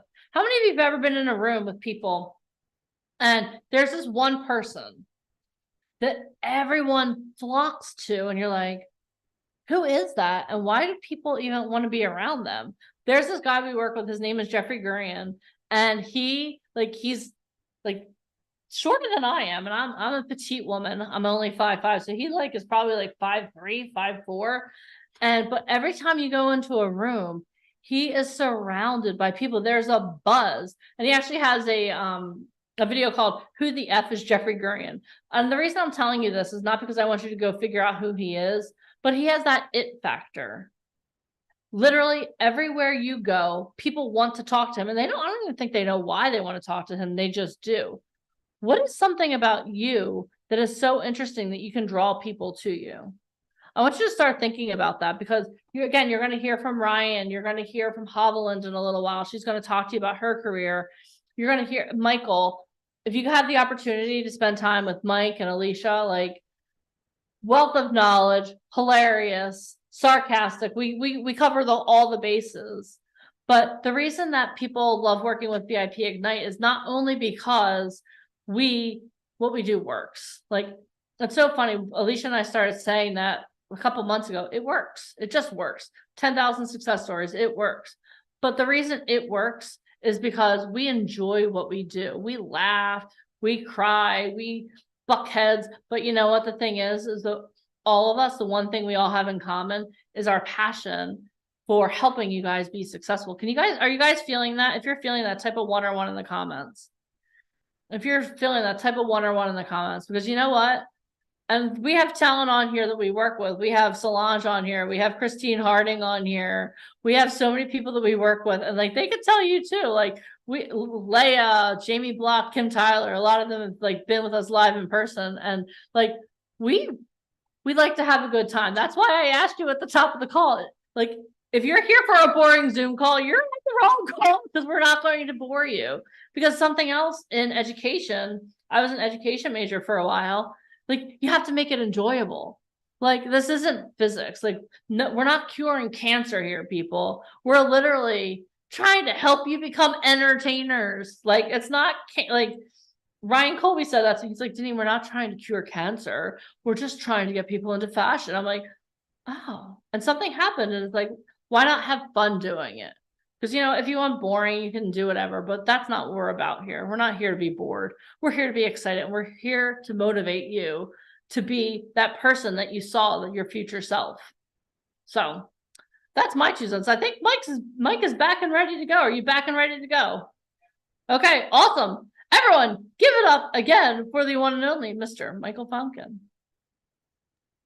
All right, everybody can hear me? Yes. Okay, perfect. All right, let me keep the show going. Let me share my slides. Hold on here. Haven't done this for like a month, and now I'm like, all right. All right, everybody can see my screen? Yes. All right, so just gonna go over the basics. Do a little surprise too. So I might run a little bit over. So I think Ryan's scheduled for 1, so we might have Ryan start at like 1:15. He'll be I have fine. everybody's permission for that. So anyway, so this is diversity in being you, the science, the structure, the framework. What type of model are you? For most people, when they first start off in the industry, I think the biggest confusion is always, where do they fit into the industry as far as qualifications? Like we saw earlier, some people were interested in fashion and so forth. And usually that's what always people will always lean to, is like what for fashion modeling. So I'm going to kind of break down the industry so you guys have like a full understanding of how the modeling industry actually works. So obviously the world has changed, and it's always consistently changing, right? We're in the midst of change right now. And that's the one thing that you can always count on, is that things will change and things will end. As soon as you understand that, your life will be so much happier. You can't live in the past, right? Oh, but things were so much better 10 years ago, or, you know, why did that have to end? Or why did that person go? You have to accept just, this is how the universe is designed. And when you can accept that, you'll have a much better and happier life, because at the end of the day, it's the experiences you'll remember. Okay. You know, I met with one time somebody through Tony Robbins, and he said, you know, he interviewed a lot of people at the end of their life, and, you know, all different levels of success. And they were all, you know, nearing their final times. And he said to me, he says, well, what do you know, what could you have wished for? Right? There wasn't a single person that he's ever interviewed that said they wished for more money at the end of their life. There's not a single person, never, ever, ever.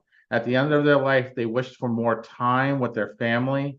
They wished for more experiences, more things to do. So I want you guys to realize that, like, you know, what you need to strive for is those things, the time you can spend with your family. Being in the entertainment industry gives you those opportunities. Yes, is it hard work? Does it take the time? But you put that investment in there. On the other side of that, you can have such a better life. You can have those types of experiences. So I want you guys to think about that. You know, work smarter, not always harder, right? So that's why a lot of the first day for foundation is about getting you guys that education, because with that education, and kind of, we help try to break down your mindset just to see the world a little bit differently, right? Just to see the world a little bit differently. So we can all accept that the world has changed. And at the end of the day, it's again about having a new mindset, right? Where the new mindset gets new results. You know, tomorrow, I think it might be on the schedule, I'll do a millionaire mindset. And we talk a lot about that. Okay, really important. In today's world, it's all about diversity, right? The industry's changed so much. There's so much diversity. There's so much more opportunity now for different types, different ages, different looks. and so forth, right? Different backgrounds, right? You'll see a lot of our talent, right? We work with a wide variety of talent. Later on today, I'll take you guys through a little bit of the back office, how Truth Management. We own an agency. So not only do we do events, but we also have an agency, a mother agency. We work in partnership with our sister agency, Colby Model Management, right? We leverage our agency to build connections, to build relationships in the industry. Okay. In today's world, it's all about what makes you unique, right? What makes you special? What makes you stand out? Everyone has to be given a chance to start someplace. Remember that.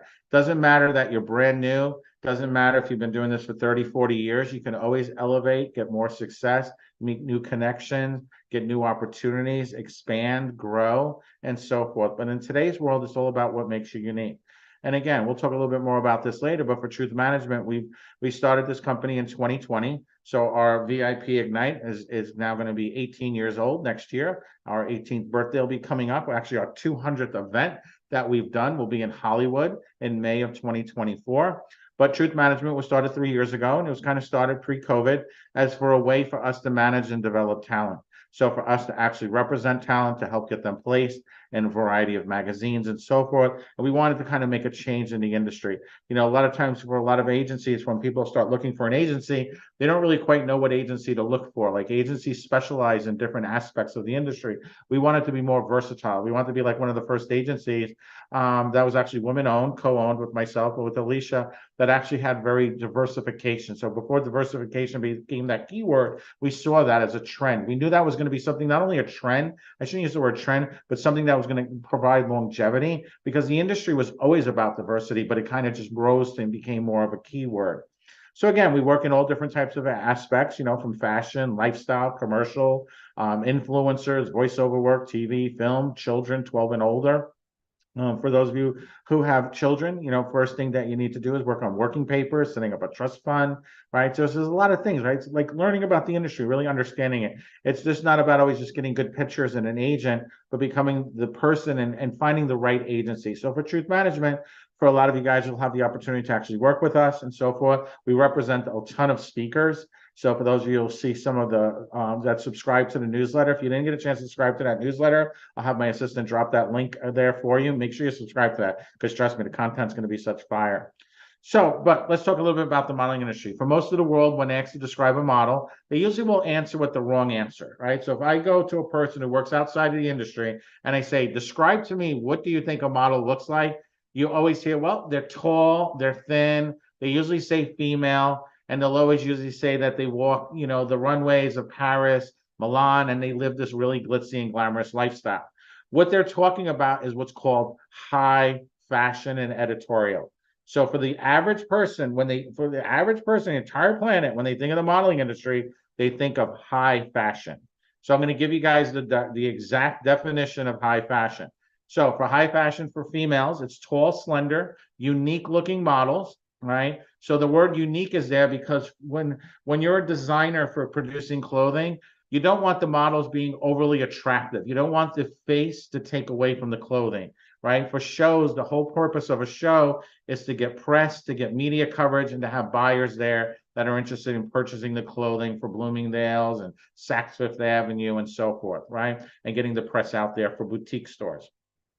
So for female models, the British Association of Model Agents explains that female models' height should reach between 5'8" and 5'11", with a 6 to 8 dress size, 34, 24, 34 bust, waist, and hip measurement, right? Set standard, right? And I'll explain to you in a minute why that is. For men on the runway, male models who wear the latest designer fashions must be at least 6 feet tall. Male models photographed for editorial advertising purposes are required to be 5'11" to 6'2" and fit into a 40R jacket. Again, very specific. Here's the reason why. So for high fashion, designers, right? Because that's who this is tied to. Designers, they produce clothing for fashion shows. The clothing they're producing are what's called one-of-a-kind pieces, which means they're labor intensive to produce, which means they're very expensive. So by having a set standard, so I know the sizes of the models. I don't need the models in the room when I'm making the clothing. I know the sizes. I can produce the clothing. And then when I call an agency and I say, hey, I'm in New York, I'm going to call Ford, right? We're really good friends with Ford Models, Wilhelmina, really good friends with Wilhelmina Models, right? Ford, Click, Wilhelmina, DNA, IMG, any of the major agencies. I say, great, I need 20 girls and 20 guys for a fashion show, right? I'm Louis Vuitton, I'm Gucci. When the models show up, the clothing will fit the models with very little alterations. Okay, that's it. That's the reason there's a set standard, right? Because otherwise, think about all the people on the call. Everybody here has a different size. The clothing's each it's like when you go shopping, right? You're not getting clothing fitted for you. Your clothing, this is kind of comfortable. One large shirt could fit you one way. Another large shirt can feel like it's too tight, right? That's not how it works for fashion, for designers. The clothing has to look perfect. So by having a set standard, the models are all the same shape and size. That way, when the show is done in New York, the designer folds the clothes up, puts it in a shipping container, sends it off to Paris. When the designer arrives in Paris, he calls an agency, says, hey, I need 20 girls and 20 guys, or he's in London, he can call Storm. Storm Models is a great agency in London. And he says, great, the models show up. The clothing will fit the models in London the same way it did in New York, the same way it will work in Milan, and so forth. So at the end of the day, when you take out the glitz and the glamour out of high fashion, the models are just kind of like walking hangers. There's nothing to it, okay? And here's the other interesting thing. Even though the entire world thinks of high fashion, right? Or people outside the industry, by the end of this call, you guys will understand, high fashion editorial is the smallest segment in the industry. It only accounts for 10% of the industry. It's a very fast-paced, very short-lived career. By the average age of between 21 and 23, most models will age out of it.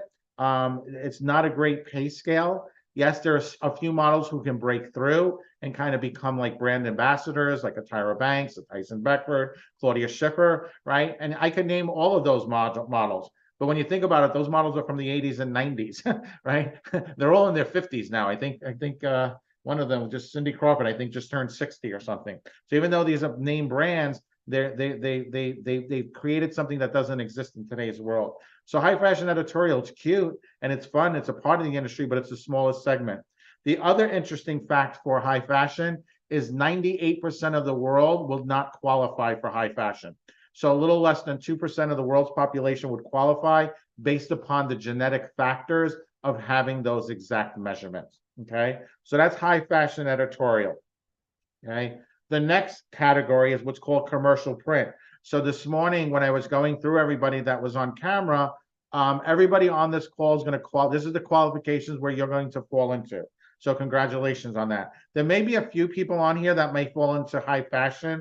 I would have to take the measurements. I know probably Ryan stood out to me because he's got like that tall, slender body. He looks about a 40R jacket. So Ryan might fall into that category, which is great, but he'll also fall into commercial print. So he'd be able to do both because he has like those striking features too.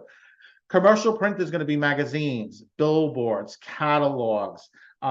Think of like your consumer brands from, your air fryer to your NutriBullet to your Samsung microwave, your Sony television, McDonald's, Burger King, health food, like all the different brands. Like, so you can see in here, you have the mom, the dad, the baby. This is a commercial print ad. So this could be used for a hospital. This can be used for prenatal care. This could be used for because hospitals advertise, right? Think about when you drive up and down your area, you see ads for hospitals, billboards. Those are $5,000, $10,000 a month, right? Billboards for hospitals because they compete against each other. Hospitals are actually a business. So again, commercial print.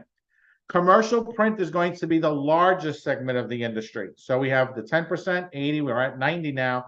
Commercial print is going to be the largest percentage. So this is where the most money is going to be made. And this is where the most opportunity will be for any age range. So age will not matter in this. You see, for our talent, we have talent ranging from the ages of 14 all the way up until, their late 60s, early 70s.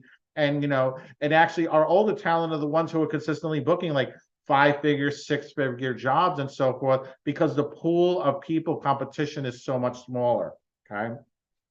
So commercial models work for different jobs, right? They can work print advertisements, catalogs, campaigns, television shows, magazines, trade shows, and so much more. Okay. Great thing about commercial print is there are no height or size requirements to be a commercial model. Print models must have an attractive face, good skin, a nice body, and a pretty smile, right? So you can see here when you think about like your ads, right, for Macy's, J.C. Penney, Sears, and so forth. When you see those different types of advertisements that come, right, those daily mailers, those are all represented talent. Like these are all people who are represented talent. They have agents, they have managers, they went through a process. They got booked for a job, so for a Macy's campaign. And these jobs can pay anywhere from $1,000, $3,500 a day, $7,000 a day, depending upon if the campaign, will the campaign be local? Is there going to be a local mailer, a national mailer? Are there billboards? There's e-commerce now, and so forth, okay? So again, in today's world about being unique, right? In advertising, you see different ethnicities, right? Not only do you see different ethnicities, you also see different family relations, right? So now you can see two dads, right? You can see there the ad, got two dads, African-American boy, the little Caucasian child, right? You can see two moms in an ad, mixed ethnicities. If you start watching commercials, you'll see in most commercials now, it's mixed family relationships. There's always like somebody who, and it usually could be something like a little bit exotic. They're kind of African American, maybe they're Latino or Asian or a mix, Persian, right? So, in today's world, there are more opportunities now that will exist in the next 2 years for people breaking into the industry. So, what do you think? There's a true stat. There are more opportunities in the next 24 months for people breaking into the industry than there have been in the past 10 years combined, because of the explosion of between streaming television, advertising, social media. Social media is such a huge market. I'm going to do, I might touch upon it tomorrow, but I'll talk to you guys a little bit about user created content, opportunities where you can make $500, $1,000 a day, being able to create content for major brands. Like so simple, amazing. I met with a company, they run over $1 billion in ads. And they were so excited to meet with me because they knew I represented talent. And they were like, wow, like you guys have talent that are actually trained to do this. Love to sit down and talk with you guys. So I'll talk a little bit about that tomorrow because I think it's a huge opportunity, especially in between bookings and in between TV shows and so forth, for you guys to be able to generate a consistent stream of income, like phenomenal opportunity. And it's right on the cutting edge of kind of like trending. Kids are also always going to be opportunities for children. The most important thing will be the parents. Can the parents be on set? Do the parents have working papers? Do the parents have a trust fund, right? Again, talking about wealth management and money management, wealth and asset management. When you have a child under 18, right? A lot of times, you see us always concerned as a parent here. Well, here's the thing. A child could be on the call for the next 2 days. That's fine. There's no law against that. A child can learn, a child can do all that. The issue, a child can even get booked for a job, right? But a child can't sign a contract. A child also can't receive a check for, like Stranger Things. You guys are going to get to meet with Tanya Kleckner. She's, does a lot of work with Stranger Things. A lot of those kids on Stranger Things, their salary is $350,000 an episode. Okay, let me say it again: $350,000 per episode. 10 episodes, that's $3.5 million for a 14-year-old. A 14-year-old is not going down to the cash checking place and cashing a check for $350,000. A parent can't take the money and put it into their bank account. It's actually illegal, just so you guys know, right? Dad's like, woohoo, get me some new golf clubs, right? No, Dad, that's not how it works. No, a trust fund has to be set up. The money has to be held in trust for the child until they turn 18. Now, it doesn't mean that the money can't be spent, right, on education, on housing, on cars, right? We talked about setting up an LLC, right? We talked about that. So it's the same thing. The child becomes an entity, becomes a business. A trust fund is set up for that. Big businesses, this is how they do it. There's LLCs, trust funds. One of the things I wanted to mention to you guys earlier that I had learned recently, not too recently, a couple of years ago, but if you ever see like Walmart or McDonald's, the McDonald's is under their own corporation. The parking lot in Walmart has its own corporation. The parking lot is a separate LLC from Walmart. And the reason why, if there was a car accident in the parking lot, guess who everybody said? I'm suing Walmart, right? Or a cart hit your car and you got a big dent on it. I'm suing Walmart. I'm suing McDonald's. Well, you can't because they're a separate entity from the actual corporation. The corporation's a corporation. The parking lot is its own corporation. Think about how smart that is, because multiply that by 50 states around the world, how many lawsuits there would have been, right? Again, billionaires, they're smart. Like when I said, tell you guys, you can learn from people who know what they're doing, right? Wealth management, asset management, modeling, acting. You go to the people who know, and you're like, I never knew that. I thought that was the most amazing thing. Wow, separate corporation for the parking lot, because it made so much sense, right? So again, learning. Here's Christine. I gave her a shout out earlier today. So Christine, she's one of our talent we represent and manage. I'm really good friends with her. We've gotten to go to the Super Bowl parties together. She has an extraordinary story. I think later today she might be sharing a little bit of that story today. She's an international speaker, a model, an actress, an expert in fitness and health and so forth. But at the same time, she's a model and she's an actress. And what's great about Christine is not only does she have this amazing background and this amazing story, she has a huge why. She has a purpose-driven reason of what she does every single day, and she'll share that with you guys later today. I don't want to take that away from her, being able to hear it from her heart, because it's going to make such a big impact. But she has versatility. She can play the mom. She can play the soldier. She can play the president. She can play military. She can play the soft-spoken aunt. She can play, and on the HBO show, it's a new show. That they just going to start filming again for a second half of season 2. The Gilded Age, right? Great characters on that show, The Gilded Age. So what this is called is versatility. Okay, so it's really important that when you're breaking into this industry, when you want to find the right agency, an agency with diversification that has a lot of different opportunities about being unique, but it's also you knowing what type of characters you can lean into. What type of characters can you play? Think about your favorite movie. Think about your favorite products, right? Like a small child, a 12-year-old is not going to play a model in a bank ad, right? Like for Merrill Lynch. Like you're not going to invest your money into like a kid who's got a skateboard. You're not going to invest your money into that. But if somebody's got like gray hair, they're wearing glasses, a suit, oh, okay, they got maturity, right? Even somebody who's Asian, right? Oh, they're Asian. They must be good at math. I'm going to invest my money there. That's how people think, right? It's how people think. So ads are leveraged into what people think, the preconceptions, the things that people, how they see the world, because they're trying to target that person to invest money into that. So you have to think about yourself. What are the products that I can represent? What are the things that I can do? And a lot of times, sometimes a great exercise to do is, you don't really want to ask your friends or family this, but what you can do is like next time you're like at like the drugstore or maybe at the grocery store, and just be a little bit extroverted. Just say, I got a crazy question. I'm actually doing an assignment for my modeling and acting career. I never met you before, which is perfect, but what do you think I could play? What roles do you think I could play? And when you hear it from a stranger, you're like, wow, I never saw myself doing that. I never thought I could do that, right? Playing the uncle, playing the dad, playing, the military, all these different things. So again, you need to start thinking like, what are the roles I can play? What are the characters that I can play and so forth, okay?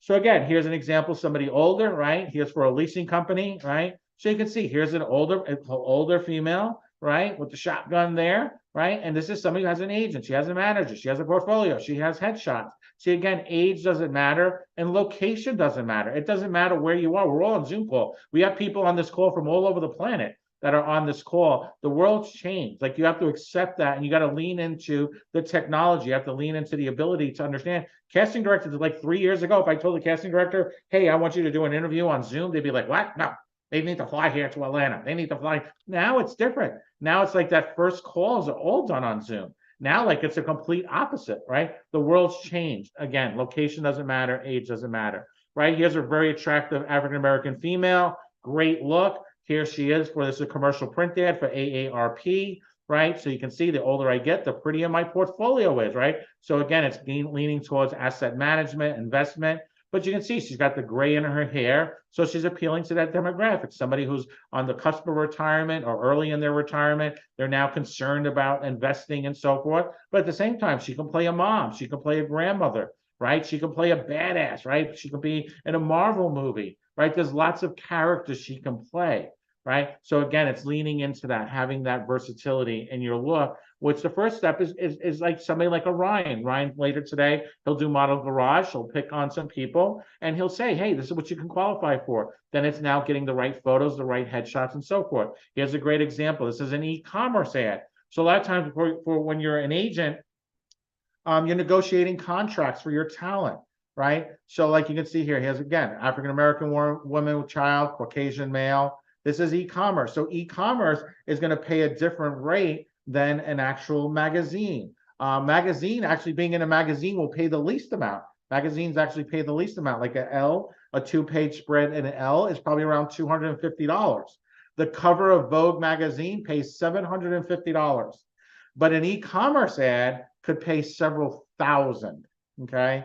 Because that's just how it is. Like if you're on the cover of Vogue, you're on the cover of Vogue. They don't have to pay, right? It just is different. Then there's rights of usage, right? Now, with the contract negotiations, not only for modeling and acting, for TV, film, how is AI come into a place, right? Because now you can mimic somebody, you can mimic their voice with AI, you can mimic their image.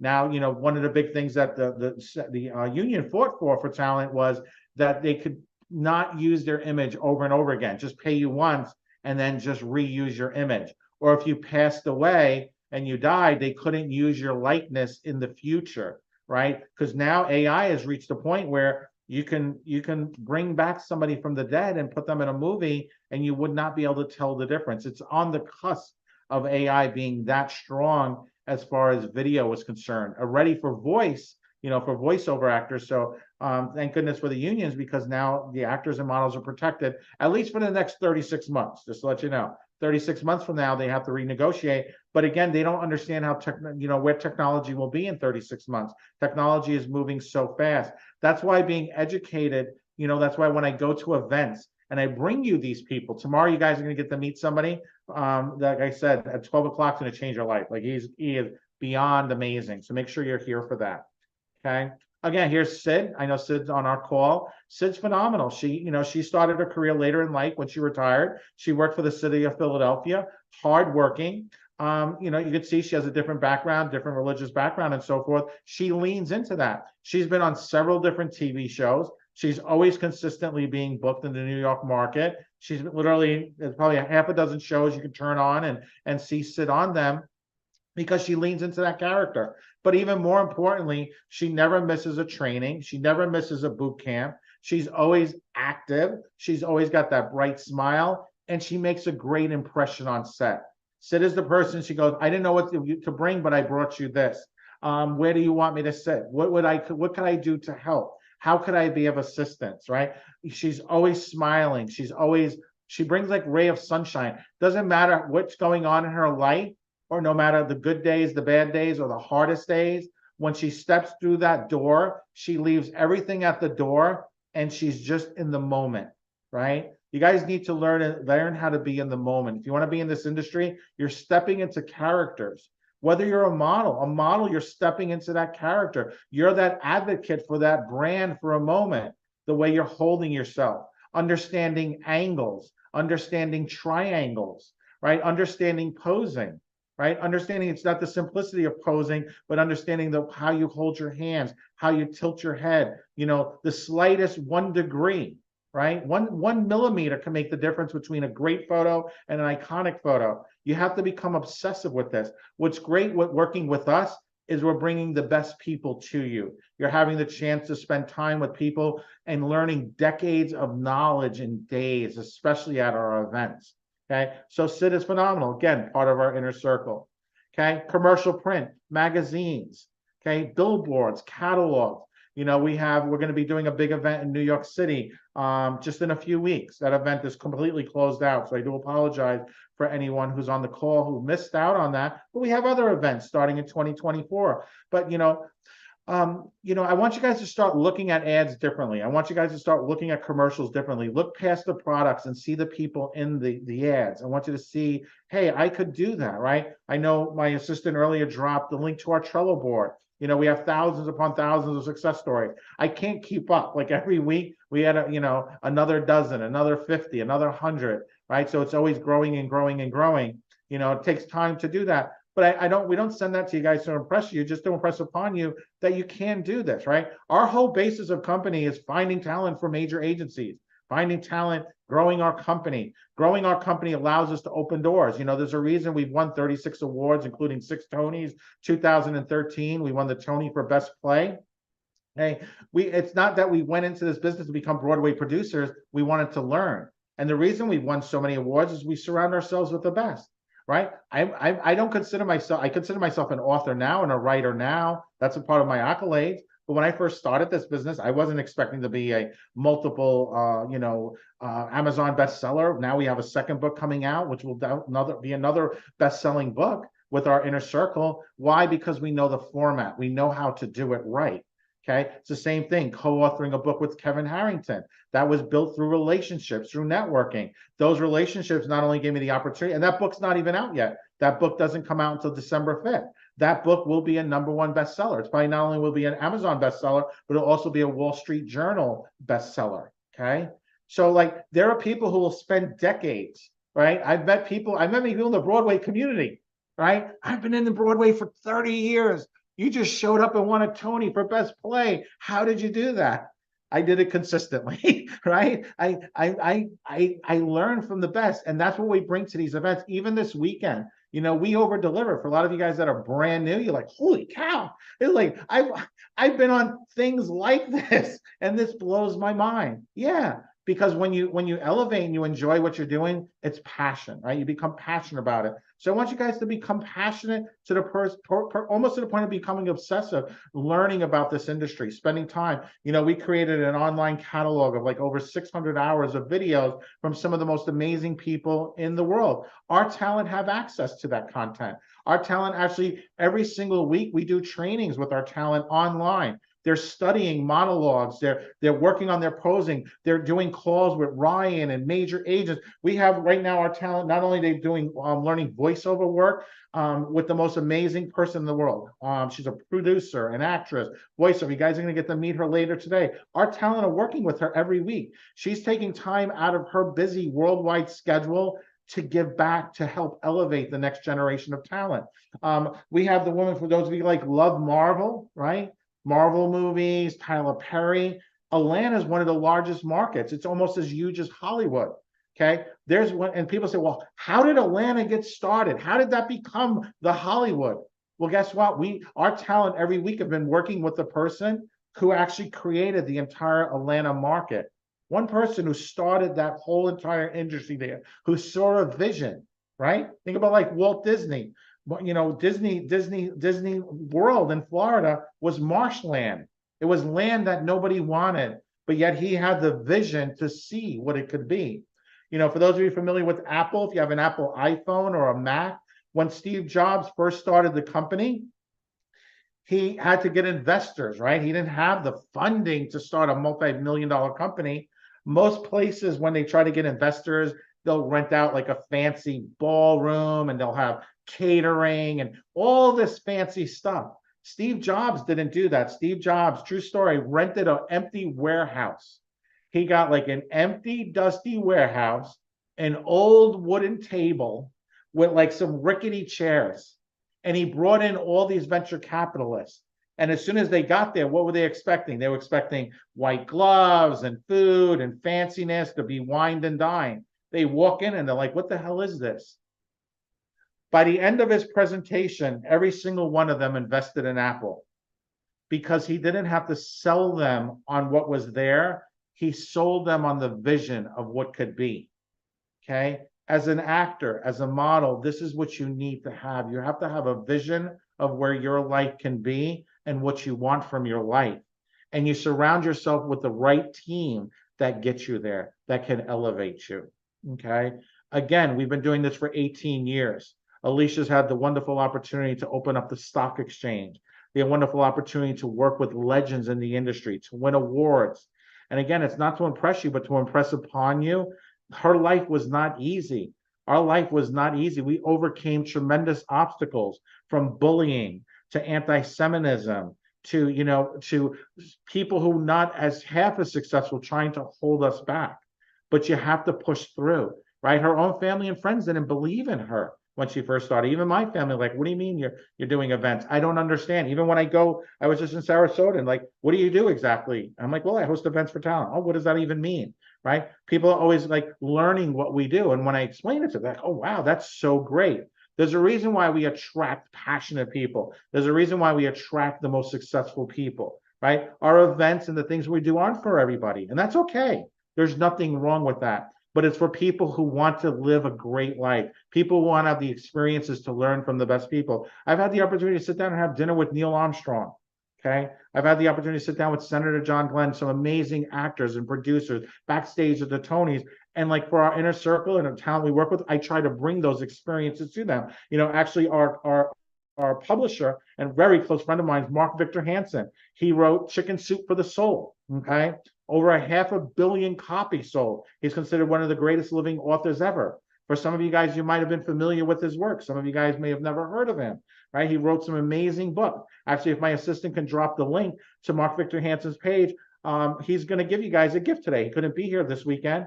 Some of you guys are going to get to meet him in Phoenix in a few months. But hey, here's 2 copies of his books for free. Enjoy them. Learn from them. Right? When you're frustrated, they're all about mindset. They're all about how to accelerate your life. Chicken Soup for the Soul is based upon that, right? Stories of people who overcame tremendous obstacles. Reading stories like that helps you realize how great your life is, right? I know there's a lot of people sometimes on these calls, they make excuses. Let's be honest, you're someplace safe. You're on a Zoom call, meeting with some amazing people, learning some amazing content, right? There are people out in this world that are going through tremendous pain and suffering. Our goal is to make people rise to the top, to bring awareness to some of these things. For some of you guys to go out and change the world, right? I can't do everything, right? We've helped free 3,500 kids from sex trafficking. We're working everything we can do. Every city we go in, we feed the homeless. We provide 25,000 meals. But that's like the smallest particle of dust. Right? Doesn't mean that it's not good, but I wish I could do more, but I can't do it by myself. We need talent to be able to help us. You know, we're doing a thing when we go to Cancun. It's just not about celebration, but we're actually going to help build a school there in Mexico for kids, right? For arts and entertainment. Because when you think about budget cuts, the first thing that's cut out of schools is arts and entertainment. But arts and entertainment is what propels the world. Imagination, creativity. So many people who are very young today, you know, on TikTok and on these, some of them are brilliantly creative, but a lot of people aren't, right? They're just consuming content. You guys here are different. You're the 1%. You guys are the crazy ones, right? You guys are the ones that are different than everyone else here. That's what draw you to us. That's what drew us together as a family, because we are different. And that's okay, right? Roxanne's smiling, right? Hey, if you agree, you're the 1%, the ones that are different, that think differently. You're the ones that people see as like, wait a second, you're something off about you, but I like you. Type a 101 in the comment if you feel that way. I want to see that, right? I want you guys to know you're here together with people just like you, okay? So important to realize that you found your community, you found your family. So again, commercial print, billboards, right? Next time you see a billboard, think about that. Again, here's some of Ryan's models. We'll get to hear from him next. This was for a Korean clothing company. This was e-commerce for a Korean clothing company. This was shot in New York, right? Again, location doesn't matter. Same thing here, right? Location doesn't matter. Age doesn't matter. The industry's changed. Here's James Johnson, right? Really good friend of mine. When he first started with us, he started in a small town. He was in a small town, living, I believe, South Dakota. His town was so small, they only had 1 traffic light in the entire town, okay? His father was arrested and in prison for selling meth. Was a drug dealer, okay? Was in prison. Everywhere this kid went, imagine living in a small town where your father was like the local drug dealer in prison. Do you think he was given a chance for anything? No, he wasn't. Everyone told him, you're going to wind up like your father. You're a loser. You're going to be nothing. He worked at a coffee shop. He was a barista in a coffee shop, right? He had no future. He had no hope, but he had a dream. He had a vision. And his vision was that he wanted to be a model. So he signed up for one of our programs. He came to New York City. He would meet Ryan Colby, which you guys are going to hear from next. And, you know, when you first see him, his photos are so different than these. But, you know, he didn't really quite know how to dress right. And Ryan, of course, being a stylist, celebrity stylist, helped, you know, kind of change things.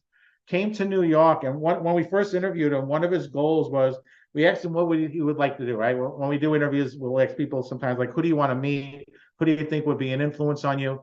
And he said to himself, I want to meet one of the individuals from America's Next Top Model. And we're like, okay, great. And we can make that happen. And he would wind up meeting with one of the guys from America's Next Top Model. I can't remember his name right now. Phil Sullivan. He's the bearded model, right? Phil Sullivan just actually landed a Volkswagen commercial? Yeah, he just did a Volkswagen commercial. You guys will probably see that up on Instagram next week. Phil Sullivan's awesome. I've known him for like 18 years now.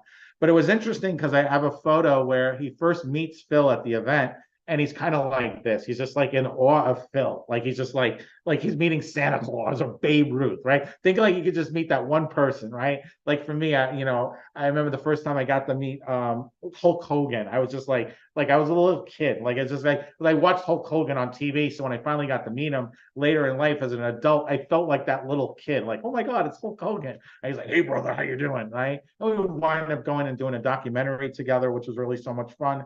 But when he got to meet Phil Sullivan, he was like just like this little kid. Like he was that person watching him on TV.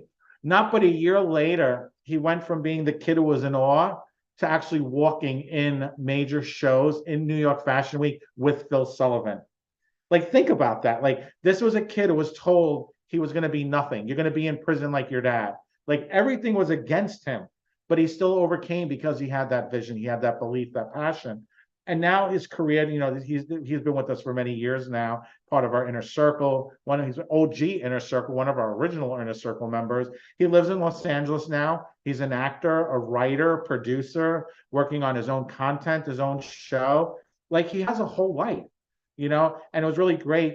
His mom came out to visit him, and he had reached out to Deneen and sent her this beautiful, beautiful message of like how proud he was, his mom, how proud she was of him. And like that meant the world to him, right? That just like meant the world to him. And so again, I want you guys to understand, like wherever you are, when you surround yourself with the right people, anything's possible, but you have to have the vision, right? You have to have the passion to want to do it. Okay. Here's Mike Trash. You guys will get to hear from Mike Trash later today. One of my favorite talent. Like I love working with him. His new film was just released the other day, an independent film. Actually, if you go on Instagram, you can see that.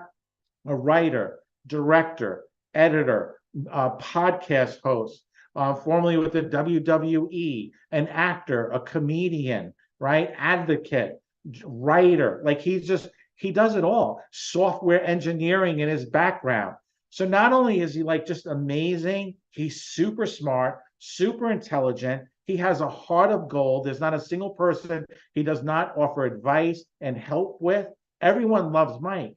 He leans into his characters, though. He leans into his strengths, right? He's played a monster in a film. He's played a hostage. He was recently in a World War II film where he played like a peasant, like one of the people being rounded up by the Germans and the Nazis, right? He can play the dad. He can play the uncle, right? The bartender, right? The shopkeeper. So he leans into his strengths. He leans into that. And because of that, he's consistently successful, but he's always learning, right? He's the first one to arrive on set. He's the last one to leave, right? He's always giving back advice. He's always answering questions. He's always willing to push the envelope to elevate himself and try new things and new ideas, right?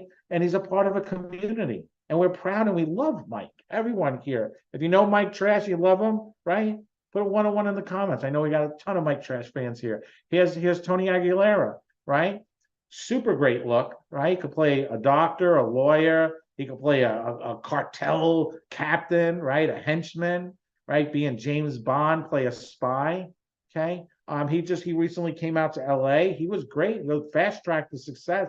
Literally his first LA event, he hit a home run, right? Signed by one of the biggest agencies in Los Angeles. His background, he's a nurse, right? You guys, anybody see that coming? He's a nurse. He's a registered nurse. That's his background. And if, as you know, for those of you who work in the medical field, I want to thank you for your service. It's hard work, but he found balance in that. He found balance in being able to work full time as a nurse, both, family, right? He had a circle of focus. He set his schedule in a way to only focus on what was important. A lot of times people say, I'm so overwhelmed. Oh my God, I got so much going on. I don't have enough time. We all have the same amount of time. Billionaires have the same amount of time as an Academy Award winner. We all have the same 24 hours, but it's creating a circle of focus of what you want to focus on. He set that time aside. It was a few hours a week to focus on his acting, his modeling, right? Spent time with Ryan, getting critiques and advice on what to wear, right? Paid attention. He went in his downtime, logged in, made sure he followed up on little tweaks, right? That little tweak, think about like a horse race, right? You win by a nose. Think about warm water. The difference between warm water and boiling water is 1 degree. That's all, 1 degree. 1 degree less, you have warm water. 1 degree up, you have boiling water. So it doesn't take the greatest amount of effort or time or energy to become great. It just takes the dedication. It takes showing up. And again, you guys are all here for a reason. You all showed up. So again, Tony's great. Here again, right? Diversity, right? Unique, right? You can see here 2 different ages, right? Age doesn't matter. Location doesn't matter. Everybody should know the voice on the right from the commercials, okay? Here, Geico ad, right? Commercial print. The mom, the dad. You can see, I think, the kid in the background, the dog. The star of the ad is Geico, right? Different looks. It's appealing to a specific demographic market, a consumer who needs to get insurance, right?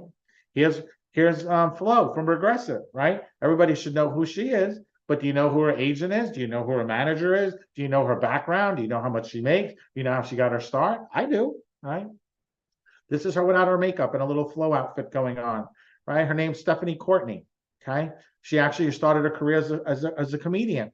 She actually went to Second City in Chicago. You know somebody else who went to Second City in Chicago? Yakov Smirnoff, Dana Carver, Robin Williams, some of the greatest comedians ever, right? They knew to go get the proper education. We just did a comedy weekend not a few weeks ago with some of the biggest comedians and managers in the world. Our talent are actually going to be performing in New York, live on stage, okay? With the people who represent and work with people like Eddie Murphy, Chris Rock. Do you guys know that Chris Rock used to mop the floors at the end of the night at Caroline's, a comedy club in New York City? He used to mop the floors just for a chance to go on stage every night at the end of the night, just to the drunks, to the people who were drunks, because he had a passion and he wanted to do this. He had to figure it out. He made it happen. And actually, this was during the time when Eddie Murphy was at his height on Saturday Night Live, was one of the biggest stars in the world. And Eddie Murphy's manager was scouting for talent, went in there, and he said he heard about this guy called Chris Rock. Nobody knew who he was, but it was some kid who mops the floors at the end of the night. It's really funny. And he stayed, and he saw him. And the next day, Chris Rock, Eddie Murphy came and saw him speaking from stage. Eddie Murphy would then go on and sign him and fly him out to LA, and his whole life took a whole different turn because he was in the right room at the right time with the right people. And that's what we do at our events. We create the right time, the right moment. Alicia likes to call it serendipity. But here again, somebody like, Stephanie Courtney, right? Here's another talent, right? Leaning into his strengths. He's considered the world's greatest extra. He's probably been in over 142 films, TV shows. He's been in several movies that have won Academy Awards. He's been in over a dozen shows that have won multiple Emmys. Okay, this kid's been in scenes and shows that have won like over 160 Emmys.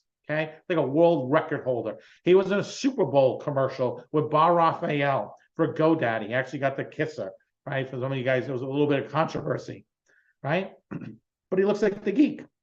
He's the Bootcamp kid, right? He was actually in Bootcamp, one of the American Pie movies. He was in one of the scenes.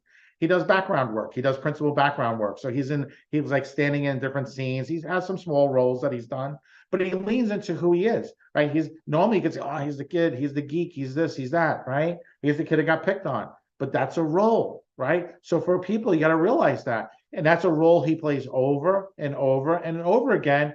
He's making money all the way to the bank, right? He's got a wealth investor and a money manager and investing and lives in Los Angeles, right? Because he leans into that. So my point being is I want to show you guys the extremes. Right? I want to, going through people here, you guys fit into that commercial print, different roles, but I want you to see the extremes because I want you to have that new mindset to get new results in your life. because again, mindset is everything. Let's talk a little bit about Stephanie, right? I couldn't cut and paste her entire filmography here, but look how long she's been doing this for. Like, she's been in some amazing things on HBO, AMC. She was on 5 episodes of Mad Men, one of my favorite shows. If you've never seen Mad Men, definitely watch it. Jay Leno's show, right? She's done voiceover work. She's on the Goldbergs. Actually, one of our coaches that our talent work with, she's one of the stars of the Goldbergs, right? Goes on and on and on. So this is somebody who one day she got a call from her agent. She had her headshot. She had everything. They said, hey, we got a commercial for you to be in an ad, right? And now she's just an actress, right? She's an actress, commercial actress, but what else is she? She's a model. I noticed somebody earlier this morning said they only want to be an actor.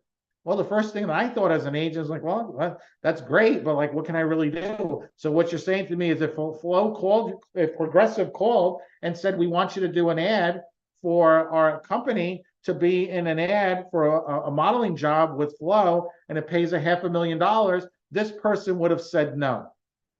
Well, as an agent, I make 20%. I just lost $100,000.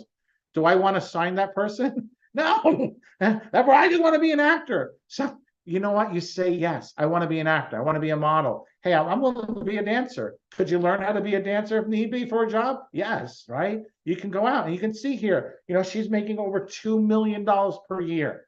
Okay. Just because she said yes, because she showed up. Do you think that was her expectations? She went to school to be a stand-up comic, right? And you could see it in her training. She has that, comic timing in her ads, but she's living the best life. She's laughing all the way to the bank. She's talking to a fiduciary every day, right? Okay. So again, that's commercial print. Now we've covered 90% of the industry. So let's talk a little bit about the last 10%, which a lot of people can qualify for both. The 10% is broken down into some smaller categories. One of them being promotional modeling. Promotional modeling is like trade shows, boat shows, car shows. When I was at the event last week, they had some product demonstrations there. So the models that were there were promotional models.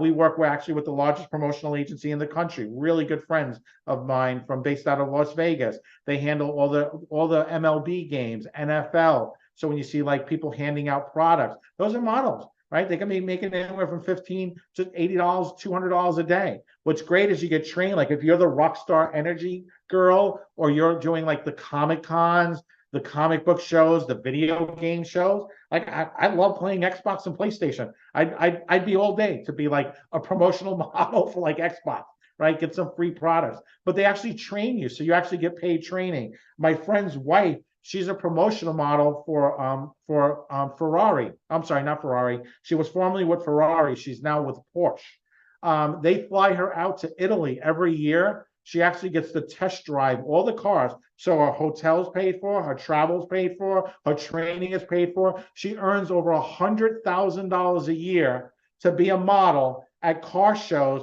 because she's a walking encyclopedia about Porsches. She actually gets to drive them on the track. When I used to work in the watch industry, I was trained by Rolex, Patek Philippe, Vacheron Constantin, Audemars Piguet. I was trained by all of those brands because I'm representing them in that store, that location. So when you're a promotional model, you can be representing some of the biggest brands in the world. And that's a doorway into commercial print. So, never look down on promotional modeling, because promotional modeling is fun opportunity, right? Type of 101 in the comments if you'd like to drive Porsches on the Porsche track in Italy, making 6 figures a year. That's a cool job. Like that'll blow up your TikTok influencer status very quickly, right? Fitness modeling, another subcategory. And fitness modeling is like, think of not only just like Nike, but all of the offshoot brands. Okay, fitness and health is a $1 billion industry. $1 billion.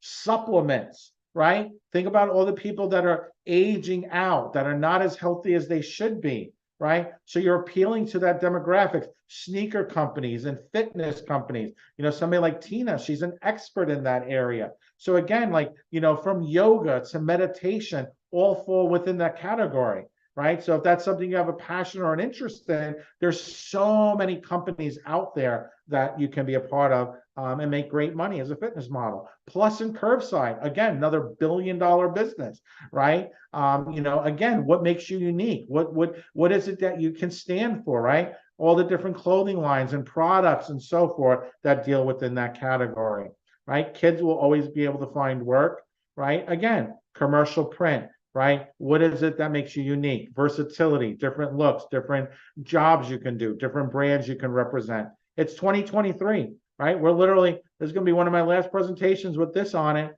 right? This is actually our last 2-day boot camp of the year. This is it. This is the final wrap up for the year, guys. 2024 is here. This year went by in a second, right? Time goes by. You have to make the most. Time is your most valuable asset. So the world has changed. Mindset is everything. It's all about what makes you unique. And you know, one of my close friends and business partners of mine and Alicia's, Tony Robbins. He's actually has an event going on right now in Dallas. Actually right now as we're speaking, but people who succeed at the highest level are not lucky. They're just doing something differently than everyone else. There's no reason everyone on this call a year from now should not be in Cancun celebrating their success, working in the industry, right? Today, we've only been together now for what, 2.5 hours, right? How much have you guys learned, right? We still got the entire day today and tomorrow. And if you talk about it, it's a dream. If you envision it, people can say, I dream about it all the time. That's great. What is your plan, right? Envisioning it. What's your framework? How are you going to make that dream a reality? The moment you schedule it, it becomes real. The moment you say, I'm coming to New York, I'm doing this tomorrow, right? I can motivate you. I can get you excited. I can share all my wisdom and advice. But until I'm sitting down with you face to face, until we're working together to build your career, then it's just a dream. And there's nothing wrong with the dream, but you have to make it a reality. You have to be willing to take the risk in believing in yourself and moving forward, okay? So this is diversity and being you, the science, the structure, and the framework. What type of model are you? So I'd like you guys to do is write in the comments, where do you feel you fit in? And you could fit into more than one category. Are you high fashion, runway, editorial, promotional, fitness, plus, curve, teen, child, commercial print, lifestyle model? So my name is Michael Fompkin. And I will talk to you guys either later today. I'll definitely see you guys tomorrow. But I appreciate you guys listening to me. I do apologize to Mr. Ryan Colby. We ran a little bit over, but you guys are in for a treat for the rest of the day. And from the bottom of my heart, I hope you guys learned a lot today. And I'll talk to everybody later. Bye, guys.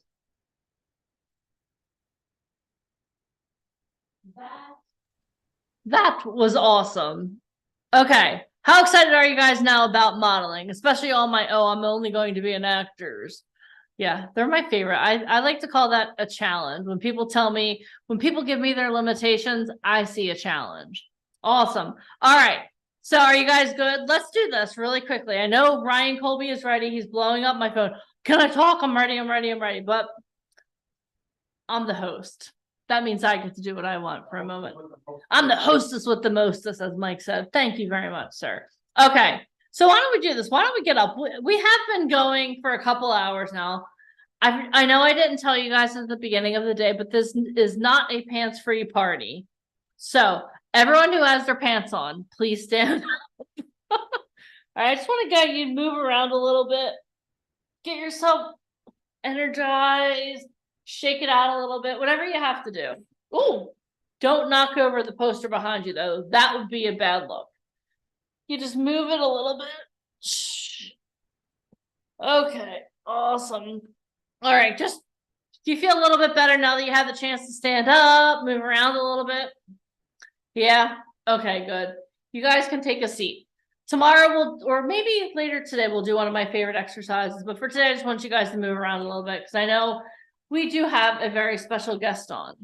So one of my favorite things that we do on boot camps is we have agents come on. And I'm going to give you a little bit of a disclaimer. The agents that we bring on to these boot camps, they're not here to tickle your ears and to like tell you whatever we think you want to hear. We're here to tell you the truth. So before I bring on Ryan Colby and Alicia Kabak, can I ask you guys a question? Are you up for the truth? If you're up for the truth, and when I say truth, I'm saying some of your feelings may get a little hurt, okay? Are you guys ready for the real truth, the absolute truth? If you are, type a 1 or 1 in the comments. Okay, awesome. I just wanted to let you guys know that because sometimes people are like, oh my gosh, it's going to be amazing. And trust me, this next segment is going to be fire. If you're excited, type a fire emoji in the comments. It is going to be fire. But I always like to let you know there are going to be some points where you're like, oh, okay. But you know what? Before I introduce our next guest, I want you to think about this too. At the beginning of the day, I told you you're here for your future self. You're all in today for your future self.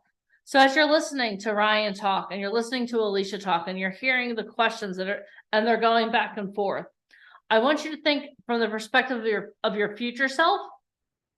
And I want you to thank your current self for listening and taking notes. Show me your notebooks right now. Show me your notebooks right now. Okay, awesome. All right.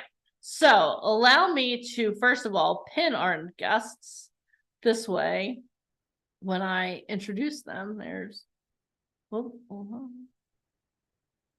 okay. Alicia, if you can pin yourself and Ryan, that would be amazing. All right, so let me introduce our next guests to you. So our next guest has been labeled one of the top 7 most powerful agents in the world. He started his career at the age of 12 as a model and has almost 4 decades in the industry as an icon of fashion. Fun fact, his first gig was for the United Colors of Benetton. He has art directed over 20 covers of Vogue. At the age of 15, he opened for the Emanuele Ungaro show in Milan, Italy. He has been proclaimed to have one of the best eyes to scout in the business. He has run his agency successfully for 13 years. Through the good times and the bad times, he has never wavered. He had the record number of covers for his agency in 1 year, totaling 72. For almost 2 decades, he has styled some of Hollywood's biggest stars, and he has placed talent worldwide for campaigns for the top luxury brands in the world. Everyone, give it up with me for the one and only Mr. Ryan Colby. Keep giving it up until he unmutes.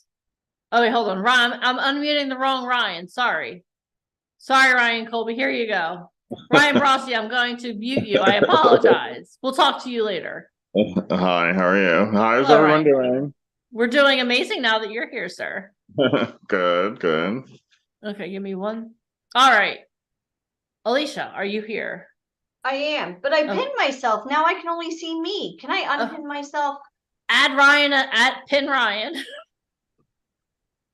I hate technology. We love it. That's why we're all here. Add pin? Yes. Hi, Hey, what's up? Rye. Okay. Okay, hold on. I'll get this. All right. So Alicia, Yes. you are putting the one and only Mr. Ryan Colby on the hot seat. Oh dear. Okay. Hello. Okay. Hey, what's up, everyone? How's the morning been? It's been good. It's been amazing. Okay, you're good, Alicia. Just hot seat. I got you covered. I got all the tech figured out here. Okay, good. Good. I kind of miss old school, don't you, Rye? Where people would come into the offices and, first I do. impression, and you would just be like, how old I are do. you? How tall are you? And, but I now that do, we're yeah. on Zoom, my palms get sweaty. Like, what the hell is pin? It sounds like a wrestling move. Like, pin yourself. I'm like, oh, is she cursing at me? What the hell? Okay. So I know hi, Sarah Wynn. So I know there's a lot of people on here looking to get into modeling. And prior to the last segment, Rye, we get a lot of people that, I only want to model or I only want to act. Now you do both. I mean, as far as an agent, can you talk about why models act and why actors also model? Yeah, well, the industry changed sometime pretty much in the early 90s when models became more personalities and we started hearing them talk and do TV shows and commercials and movies. And they needed to be able to deliver that believably, some successfully, some unsuccessfully. You have Rene Russo and, Christy Brinkley and all of these, models who crossed over into film. And that was the first time that had happened. So it just, it just grew and grew and grew throughout the 90s and into the 2000s, where models had to be able to deliver dialogue for TV commercials, for episodic work, for, films, whether it be comedic or serious, you had to be able to do that. So now it's pretty standard. Now it's pretty much not up for discussion. Even if you're a high fashion model, even if you're walking the runways of Dior, you have to be able to speak, because if you get a L'Oreal contract, you have to talk about the lipstick, you have to talk about the eyeshadows. It doesn't need to be that serious. You're not, getting nominated for a Golden Globe, but you still need to be able to speak. So therefore, it's become more paramount and important. Now, as far as actors becoming models, they're not really models per se, like they're not doing a ton of runway, but you still have to take a nice picture. You still have to shoot GQ, you still have to shoot Vogue, or you still have to shoot for a watch brand, a hair brand, a shoe company, and you still have to pose and look interesting. You can't just stand there. So actors have to learn how And to take even like press releases. I mean, even like yeah, red carpet, press, there's training yeah, involved in red that. You carpet. You don't have to just be show able to up pose. and yeah. Yeah, you have to pose, and you have to do Variety magazine, Vanity Fair, and those covers are shot by high fashion photographers. They don't want you just standing there. They want you sitting on the couch. They want you posing. They want you doing something interesting that covers, so they can use it in their book as well. So therefore, the actors, there's a little more pressure on the models than there is the actors. I definitely will say that. Yeah. Meaning like the models definitely have to. Actors can act like models, but sometimes models may not be born with the personality Yeah. to act. Just Yeah, putting it so out there. it's a little more pressure for the Yeah. models to get it together with scripts and dialogue and, memorization, where the Yeah. actors, they pretty much can take a nice picture. You can be forced to, you can be physically posed into taking a nice picture. So it's a little less work for them. But still, you still should be able to take a nice picture. And the ones who take the better pictures are the ones who get the covers, are the ones who get the endorsements, are the ones who get the fragrance and the hair campaigns, like at Ava Longoria, Jennifer Lawrence, Charlize Theron, Beyonce. They're all doing L'Oreal Julia Roberts, and Lancome. Garnier, Yeah. Lancome, Uma Thurman, Julia Roberts. Like, so you have to be Lupita Nyong'o. Like, if you can't take a picture, why would L'Oreal want you? Because you're just gonna tank their sales. So it goes both ways. But there's definitely more pressure on the models for sure to be able to deliver dialogue at the ready. So, but you have to be able to do both. There is no such thing as, oh, I only model, or oh, I only act. It just doesn't exist. Those days were, you could have gotten away with that in the early to mid 80s, but once the 90s hit, that started to change. So Okay. All right. So I'm going to put you in the hot seat, which I love. Now, how many of you guys, is this your very first time on a VIP Ignite call? If this is your first time, type, it's my first time. How many of you guys, is this your very first time? Type it down below. Now, I do have to give you word of warning. We're very blunt here at VIP Ignite. Okay. Very blunt. So. Oh dear, there's a lot of first times. I know. I feel like sometimes like I'm a masseuse. I'm like, do you like it soft or do you like it hard? So rainbows and unicorns is not our jam. Ryan and I like it a little bit more. This is how it is. Okay. Komodo dragon. Yeah, thank you. So if you want the blunt truth, so many of those videos. This is how it is. This poor thing. Catherine Francis, this is not your first time. I literally just texted you. Go ahead and type, I can handle the bluntness. This is just a disclaimer. I don't want any type of like PTSD, like, oh my God, I wanted to be a model, but are you saying it's competitive now? Well, duh, of course it's competitive, which is why you're here, because we're looking to elevate your career and give you the truth how the business works. You're welcome. But if you're looking for unicorns and rainbows, get off here now. Okay. Okay. So they're saying they can handle the bluntness. Bring it. All right, let's see if you can still handle it by the time we're done with our segment. Just putting that small little disclaimer. Okay, so feel the fire, Ryan. It's going to get hot in here. So what are you wearing today, Ryan? Let me see. I have my 80s tracksuit on. Okay, I so. feel like I should be in Orlando. Walking around at the retirement home.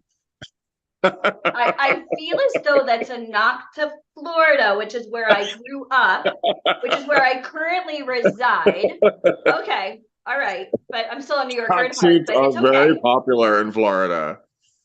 every time. Very They're Miami very popular. Vice. They're Yeah, very. very, very Miami I have Vice. lots Okay. of colorful tracksuits that get me a lot of attention. I wore one to a party last week, and I counted how many people stopped me on the Yeah. street. It was 21 people physically stopped me, and 2 or 3 of them touched me and grabbed me, and they were like, "Where did you get that?" So next And time you go out, text me and we'll hire security for you. Ryan, no. it was Jeez. like Okay, can't take you 21 anywhere. people stopped me and like asked me where I got this outfit. And it was kind of strange because it wasn't anything special. It was kind of like, I don't know, I've worn But it it's several you. times. I mean, you just make it look good. We know this. Okay. All right, guys. So I'm going to put Ryan in the hot seat. I mean, I know most of you want to get into modeling and acting, but the question is, Michael just went over what do you qualify for? But before we really get into that, let's talk about what an agent actually does. Okay. So Ryan, can you go over what like a typical day looks like for you? Because I know you don't sleep. So what does a typical day Every look day like is for different. you? Like the last week, last week was crazy. This week and last week were crazy. Last week, I booked a spa commercial for a hotel for the W. And I what does booked. that pay? Because I'm going to keep interjecting questions. It wasn't a lot. It was like 500 a day for 4 days plus a gift Wait, certificate, 500 a day for 4 days. So that's 2 grand teacher for grant a plus a gift spa certificate commercial. or a different gift certificate for stuff at the hotel, either How many of dinner you or guys spa. right now would you like to do a spa commercial for the W Hotel? 500 bucks for 4 days. That's 2 grand. Does that Yeah, sound good to you? If so, type spa. yeah, and they basically just had the models like sitting, having mimosas, having drinks, eating That's my appetizers, dream job. I getting their for that job, facials, Ryan. getting facials, That and eating getting pasta. Dream job. massages, Hello. Why didn't I get a getting call? Okay, but getting go on. pedicures, stuff like that, wearing robes, laughing, you And you got know, paid for that? Wait, they yeah. got to drink mimosas and had spa treatment and they got paid. Yeah, they got paid. So, and they gave a gift certificate for future stuff, like if you want to go back and get a massage like next week or Okay, next month. okay. Now, So anyway, I a booked that company last like the week. W, right? I also Hold booked on. a Yeah. coffee lifestyle job where I booked James Patrick. He's one of my guys in Yeah, I LA. know James. He's James Patrick. He did a coffee spot where he just drank coffee and that's it. So That's again, that's a perfect it job for was me. That and it eating was a pasta. lifestyle job. Yeah. And what else did I do last week? But Ryan, would they ever I don't post know. I those don't type? remember. But Okay. past week, the strike ended abruptly out of the blue, We're gonna talk about and that it after. Yeah. caused a tsunami of phone calls and text. And the next day was everybody emailing from every casting firm, from you know David Waldron casting, from Roman Candle casting, from Serendipity casting, from all these casting firms. Grant Wolfley writing saying send us packages because starting on Monday, which is tomorrow or the next day, everything starts shooting. That wasn't shooting since July. So it'll be busy, and that's good. So that's kind of what I did last week. Is start with that, and also just LA and New York, and it was a pretty normal week except for that strike ending. I wasn't prepared for that because it happened out of the blue. I wasn't expecting it. I was expecting it to end around Christmas.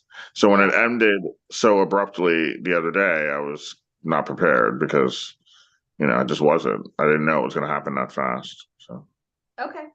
Now, these types of castings that you're getting, can anybody get those types of castings if they don't have an agent, like the freelancers? no. Okay, so let's go over why. When Waldron Casting sent me the list, it's literally like 12 to 15 shows that they're working on that they haven't even put up yet. They haven't even,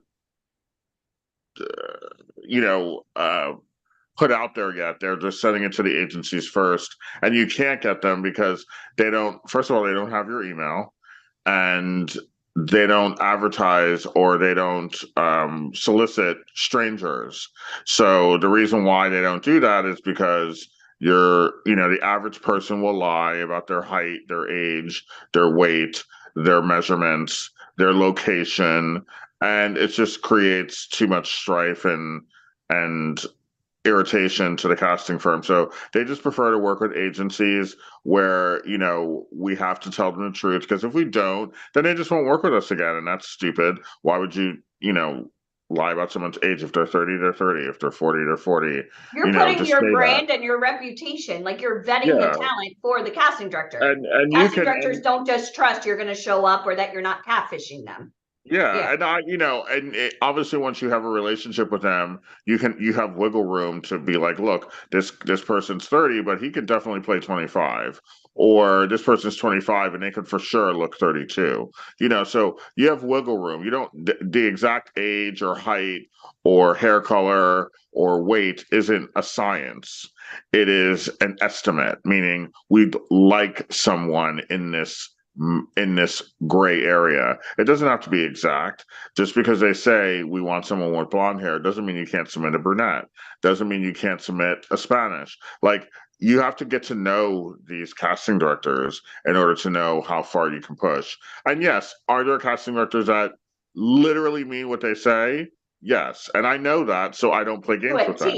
Yeah. I don't play games with them because when they say they want 5'11" and brunette, you better not send anyone 6'2" and brunette, or you better not send any Spanish person, or you better not send, you know what I mean? Like, you better not, because they'll flip out. But then there are casting directors who kind of say that, but they don't mean it.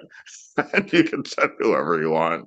And sometimes they agree with you and they're like, you know what, this guy's better than what we sent you.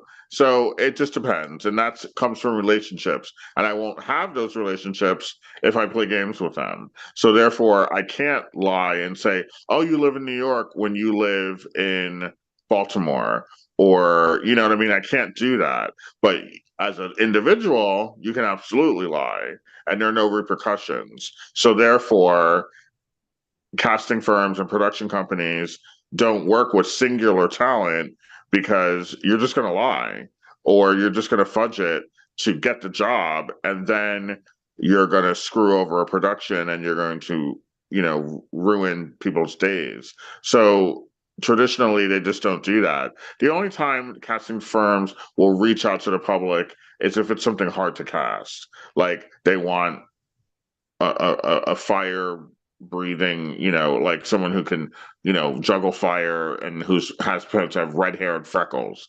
Maybe they'll put it out there to the public just to see what's out there. But that's so rare. That happens, once or twice a year. On a big net and just like that happens like once or twice a year, where they'll put out a big net because they want something so specific that most agencies won't have that. And they know this. So they'll write the agencies, but they'll also put it out to the public just because they just want to see what's out there. And if they have the time to do that, they're allowed. They can do whatever they want to do. It's their company.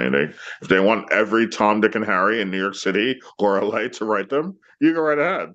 It's your problem. But I think like one of the things you were kind of insinuating is that when somebody doesn't have an agent, and this may sound offensive to some, but they're kind of assumed to be a liability. No one is vouching for your mental clarity. Yeah.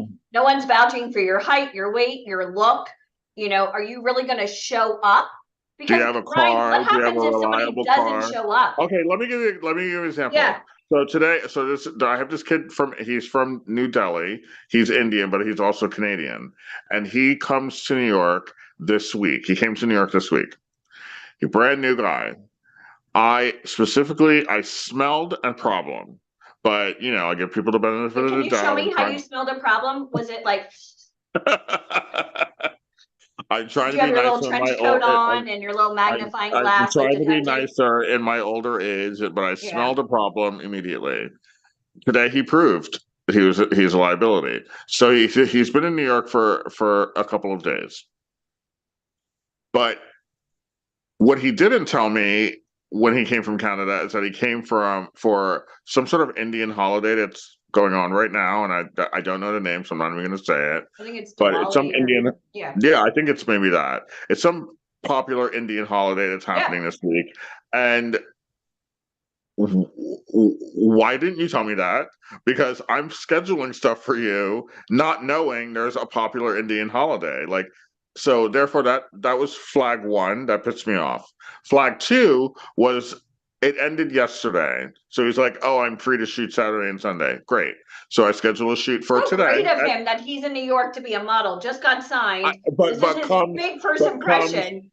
And it's but already a comes with his holiday. But go on. family. We're listening. But We're comes all with his learning family. from this. Okay. Yeah, but comes with his family for this holiday, but Okay. didn't tell me until he was physically standing in New York. And I'm like, so basically from Tuesday to Friday, you can't do anything. And he's like, no. And I'm like, so you're useless. So basically, so today he had a shoot. So I scheduled a shoot today for noon in Brooklyn. So at around 10, this, 3 hours 2 ago, hours 4 before hours the ago, shoot. Yeah.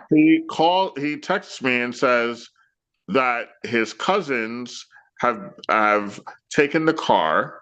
I guess they rented a car, and he's scared to get on the subway, so he doesn't think he can make the shoot. Oh. So I'm like, what? My blood pressure just exploded. Because I'm like, I don't care what your cousins are doing. Get on the subway. It's Welcome one to New subway York. Get on the and subway. figure it Yeah. out. Like, I was livid. I go, if you don't get on that subway, lose my number, do not ever speak to me again. You are done, and I will never speak to you again. I will block and delete you on everything. There's and also you will Ubers, never, Lyfts, yeah, cabs, you will never hear from me city again. bikes, Yeah, I'm like, hitchhike, I don't whatever. care about your cousins. Horse and So carriage. Yeah. he figured it out. He got there, but it's like you're a liability. Like, what do you? I don't care about your cousins. They're incidental in this process. You just need to get there. So that's when you're new, and when you don't have an agent, you are a liability immediately because you're not tested out. Basically, it's kind of like a brand new car or brand new shoes or whatever. Like, you need to be tested out because you're a liability immediately when a client hears about you. Are you going to show up? Do you have a reliable car? Do you wake up in the morning nicely? Can you work late? All of these things are factors that an Usually agent would people are know. holding their hand out like I want a paycheck, but yet your ass is the first one not showing up, already making excuses. You were in New York for 3 days, couldn't work. Now today's your very first day, and 2 hours Yeah. before you're already, I'm trying not to curse, fudging it up. Yeah, Fudging it up. exactly. I was furious. I was like, I kept it calm. I kept it one sentence. I said, if you don't go to the shoot, we are done. Do not ever speak to me again. And then he's like, no, I'll figure it out, figure it out. And so he went.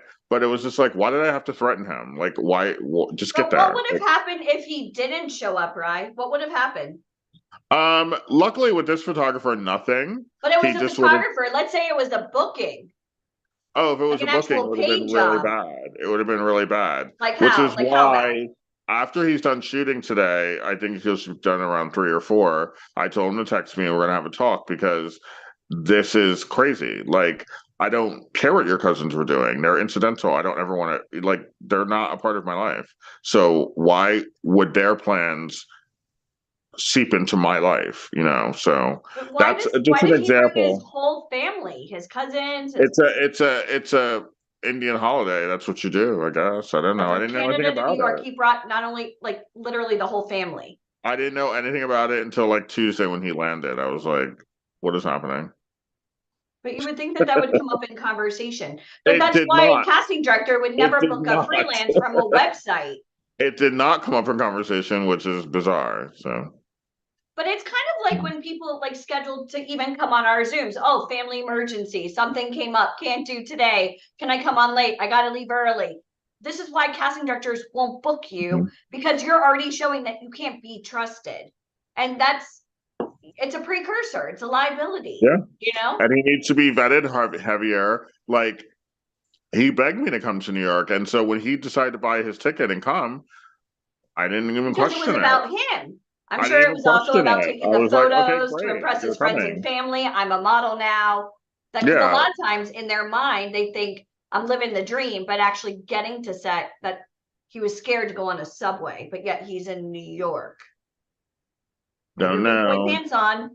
Get Yeah, on the he was staying subway. in Harlem and he needed to Yeah. go to Brooklyn. I'm like, just take the subway. It's easy. Well, it's easy for So- you because you grew up here. And we're going to talk about your background in just a sec. But I mean, Ryan, let's say, and again, going back to the whole job thing, but let's say this kid didn't show up to a job.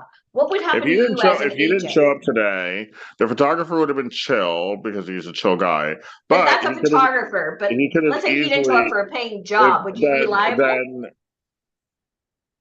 yes and no. I would have replaced him.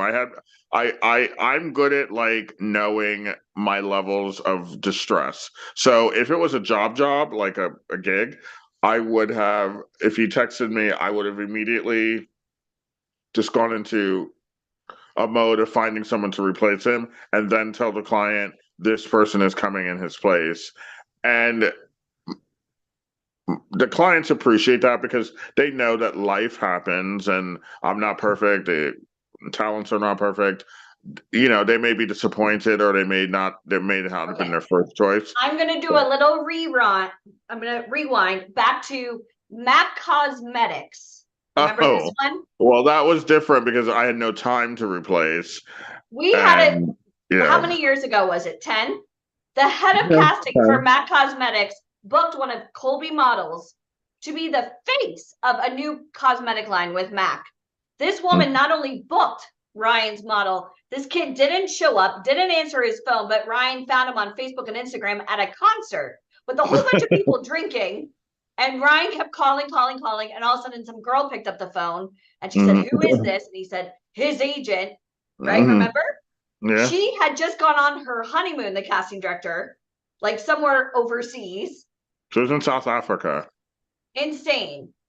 And to this day, did you ever get another MAC cosmetic? I've never heard from her again. Never, like not even once. And I remember Hundreds on her of thousands of Instagram, dollars. Bye-bye. Because I of remember one on her kid. Instagram, like about a year ago, she posted something about needing models for something. And I wrote back and I said, you know, I have some people in Delete. town. Block. She literally read it, probably deleted it. I don't know. But how many of you guys would be pretty pissed if you were a casting director? How many of you now understand? Let's do a little role reversal. How many of you now understand as a casting director why you would only want to go through an agent, right? Yeah, As far as she's liability? literally never ever spoken. I've nearly not heard not even one word from her in a decade. Like I am persona non grata, period. There are other casting directors I've pissed off inadvertently through my talent, You want and me to they've go through forgiven alphabetical me. order? Because I have them listed right here. They've forgiven me and I've moved on and we've worked together since. She's one of the few that I have never heard from again. Well, I think it And also it's hurts not because she funny, was I'm on not her laughing, but honeymoon and it's had to been pick up 10 the years, phone. so it's been 10 Yeah. years, so I can laugh about it now. And you know, I can laugh about it now because it's been so long. And obviously my life is, you know, fine and I book jobs. But it does make me think sometimes like there are those rare people that it is a forever grudge. I don't care what scenario you come up with. I will never work with you again. And that is something that you risk. I mean, like I said, most people are forgiving and they may be pissed for a couple weeks, couple months, and they get over it. But she's just not one of them. But a casting director is also like an independent contractor, so she might cast for other brands as well. Kind of like our Course, yeah, friend yeah. She Jim. did a lot of stuff. Yeah. I remember her name. Her name was Chantel. She did a lot of stuff. Mac was just one of them, and it wasn't Estee the only one. Lauder, MAC, you know, She Nike, Old Navy. that was just Yeah. one of them. She did a lot of things, and she just was. I've never heard. Now you're one unreliable because of one person. Yeah. And it sucks because you did your job. But here's what I want you guys to understand. Like Ryan, we kind of went through a casting process with like a breakdown. So a breakdown is kind of like a restaurant. Oh, I'm hungry. Do you want to go out to eat? Well, sure. Okay, we're in New York. Can you be a little bit more specific? Do you want sushi? Do you want Indian? What do you want? Where are you located? You know, so the breakdown is like you said, sometimes it's exact, or sometimes it's you could kind of, you know, there is no black or white. Sometimes you could kind of, you know, color outside the lines. So you as an agent, you only get compensated when a casting director who's hired by the client picks one of your talent. That is the only time an agent makes money. So like if you submitted over talent, and let's say for an example, Curtis Butler is the casting director, and let's say Curtis, oh, I like this one. I mean, you're happy that you submit over anybody who qualifies for the breakdown, but they're not just going to you. They're also going to other agents. Oh yeah, no, they're going to everybody. I mean, it depends. I mean, there are certain clients that like me and really only speak to me unless I just don't have anyone they like, then they will move on and they'll ask somebody else and another agent. But sometimes they'll come to me first because I'm quick. I'm always on my phone. I'm very fast with the emails and the texts. So therefore they know this and I don't take 3-6 hours to You respond. also worked during the entire pandemic when a lot of agencies shut down. Yeah, I take like 3 to 6 minutes to reply. So they know this. But if for some reason there's just nobody they like, and that happens all the time, where they're just like, no one's rocking their boat, they just move on. And that's okay, because the next time they will like somebody. First of all, the faces change, the locations change. Just because the boy is in New York in March doesn't mean they're not going to be in LA in April. And doesn't mean, you know what I mean? So things change and so I always keep a good relationship with them. I don't care if they book someone. I'm not upset. I don't question them. I don't give them they're just grief. trying to find the need. I mean, they're trying to please the move client. on. That's it. That's all that Yeah, they're trying to do. so they will come to me first, and they will not speak to another agent if I've got someone. Like I have this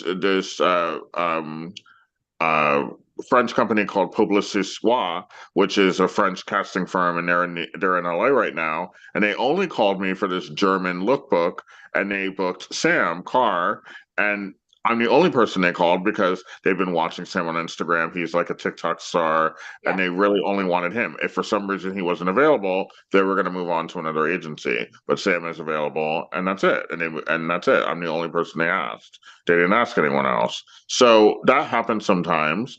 Again, it's job per job. Every job is different. Sometimes they'll ask every agent from New York to LA, Chicago, Dallas, Miami, looking for talent for XYZ job. And the pool is so deep that the chances of your talent getting the job is really small.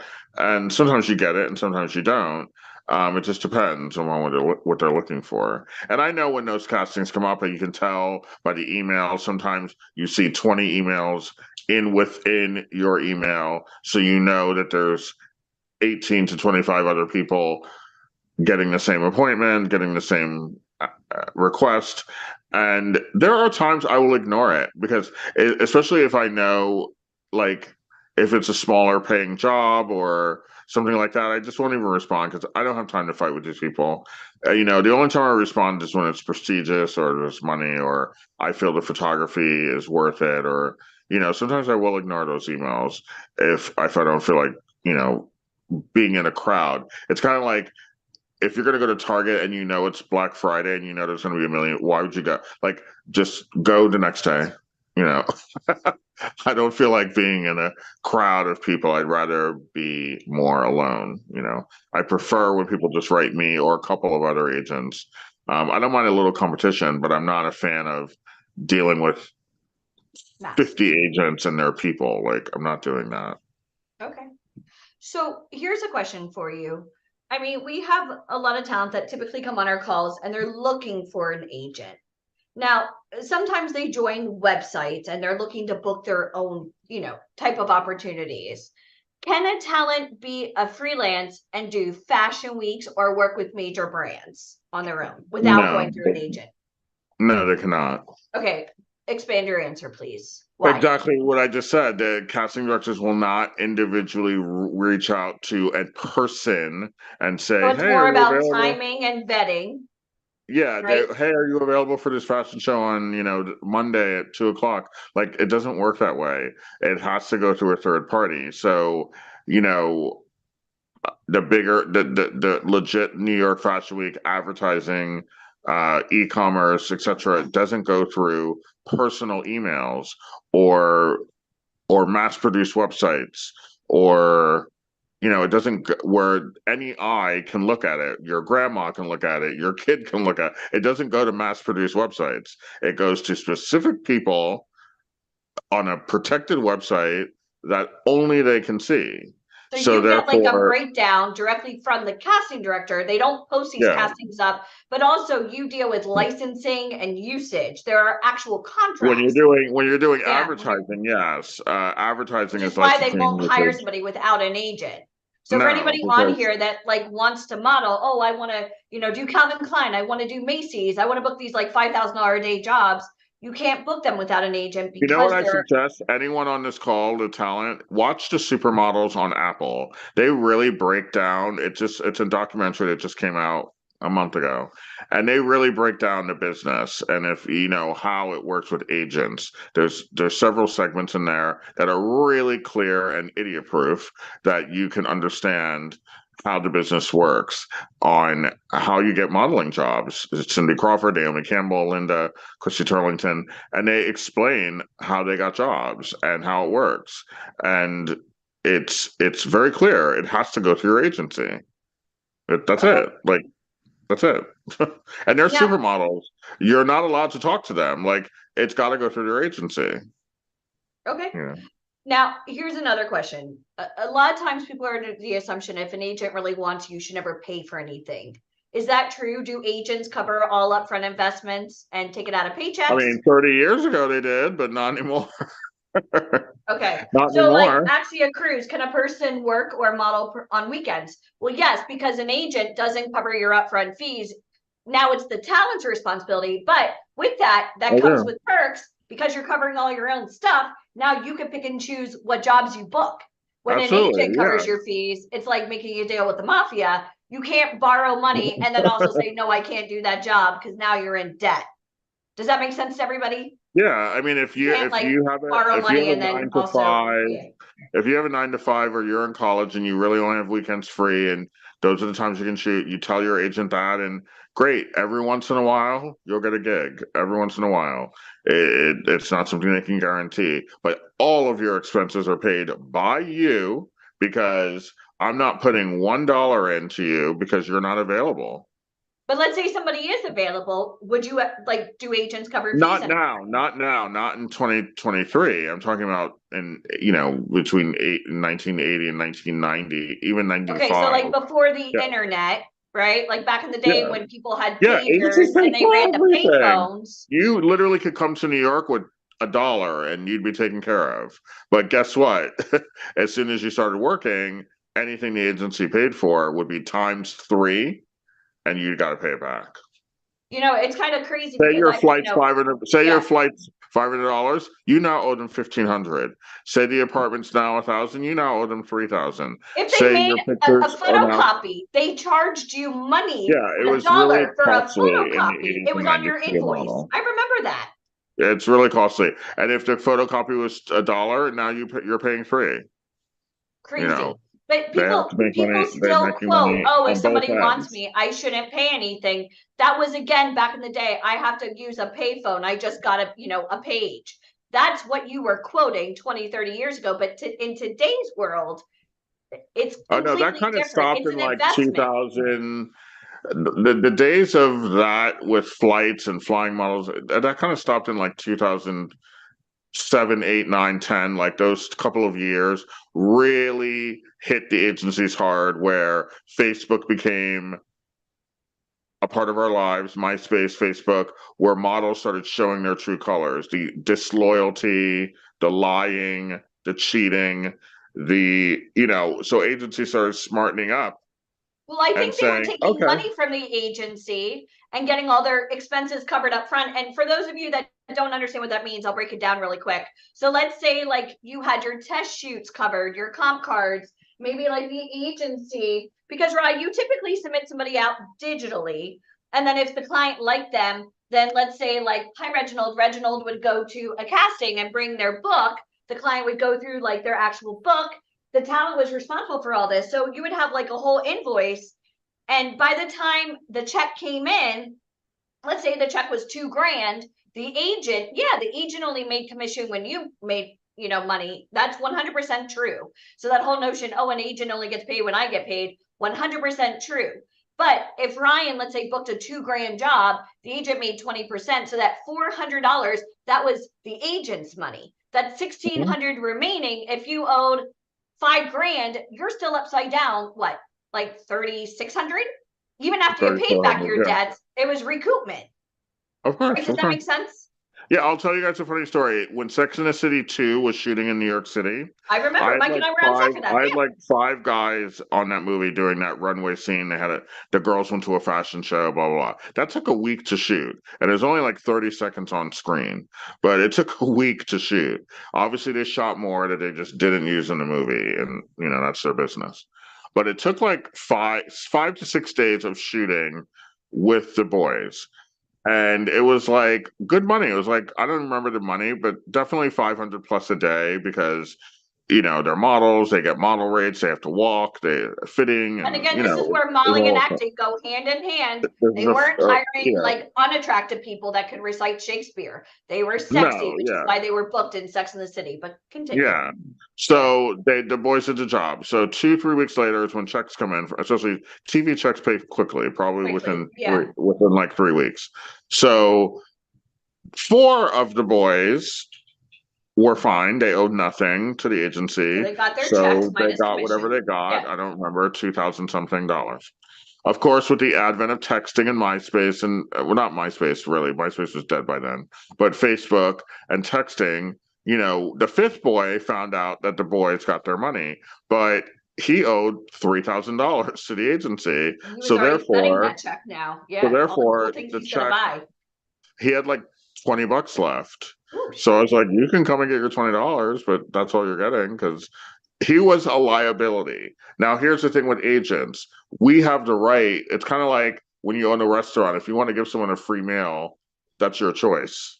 If, you own a restaurant. If you want to comp someone's drinks or dinner, you have the right to do so. This boy was a little bit of a liability, and I was thrilled when he booked Sex in the City because I knew I would get all the money back and I could probably get rid of him. I was kind of happy.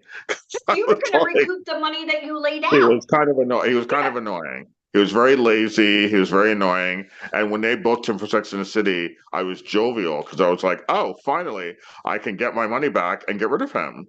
So that's kind of what I did. So he did the job. I was like, look, you owe all of this money and you have like $20, $30 left. If you can come to the office and get it.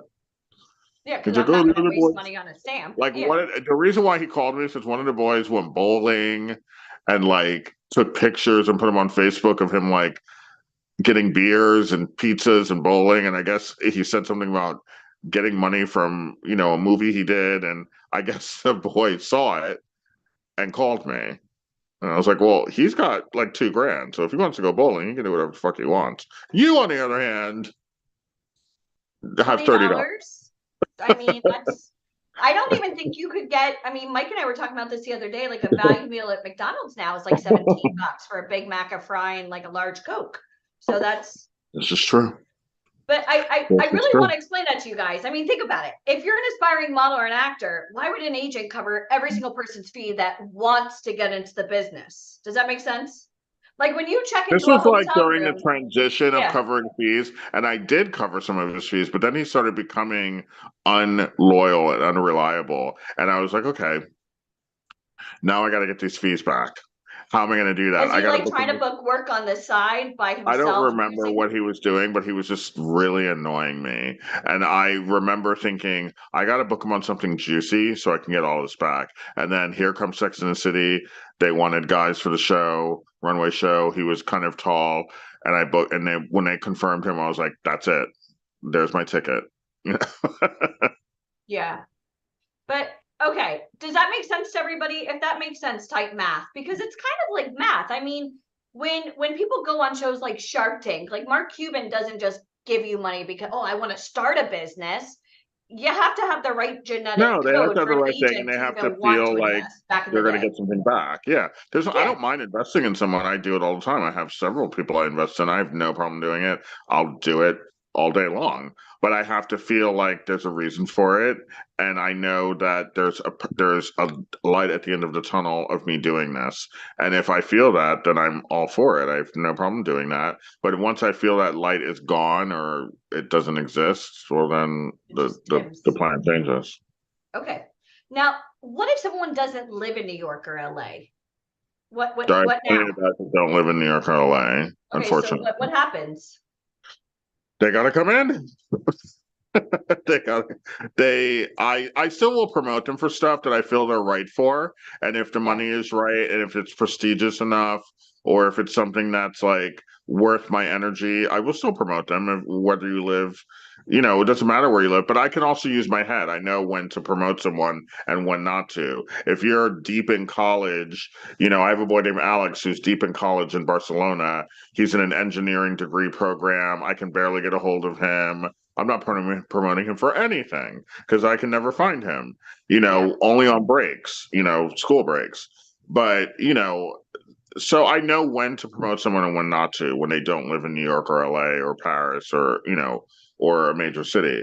So if you're living in somewhere else and you're reliable and you're loyal and I can find you and you have a good car and you have a flexible job or a flexible life where, a day or two notice, you can come here, well, then I'll promote you for anything. I don't care because I know the chances of you not coming are greater than or less than you coming. So, and there are times where you just can't come, and there's no big deal in that. You can't do every job, and I don't protest to flip out if you can't do a job here and there. It happens, life happens, and you just move on and you apologize to the client and you move on. Clients are fairly reasonable when you give them a good reason and when you give them notice and when you show them that you're sincere. They're not evil dwellers who just, want to see you do badly.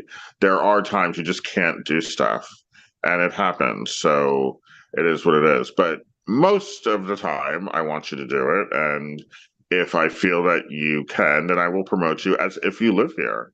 Because there are jobs that come in where I feel it's right for you. And if they pick you, you'll get here.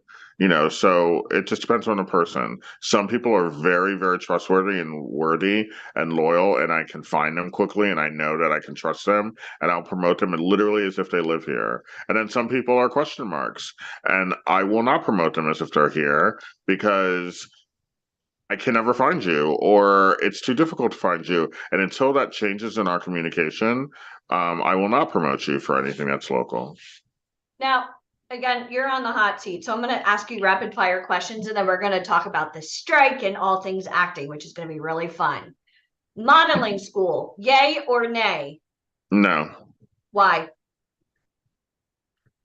I don't know. It's just useless. There's zero value in it. It doesn't translate to real life. So basically, that's what I said. It doesn't translate to real life. There's nothing that you learn in these supposed modeling schools that actually happens in the modeling world. So Did somebody put it on their resume, or do you think a casting director? No.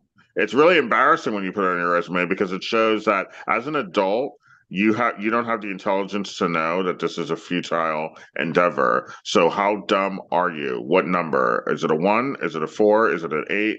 Like what number? How stupid are you? So unfortunately, clients balk at that. So when they see that on the resume, which for some reason, first of all, models don't have resumes, one. But if you're dumb enough to make one, do not put that on there. So models don't have. Did you guys learn anything right there? I warned you. I did a disclaimer, right? Because we do get talent that do like these runway classes and then they go to like the showcases where they wear the low numbers. And you and I've been to those. We were highly, they covered our flights, our hotel, our food, they compensated us. Models don't have resumes. Your pictures are your resume. Actors have resumes. You do a short, you do a commercial, you do a film. Okay, fine. But models don't have resumes.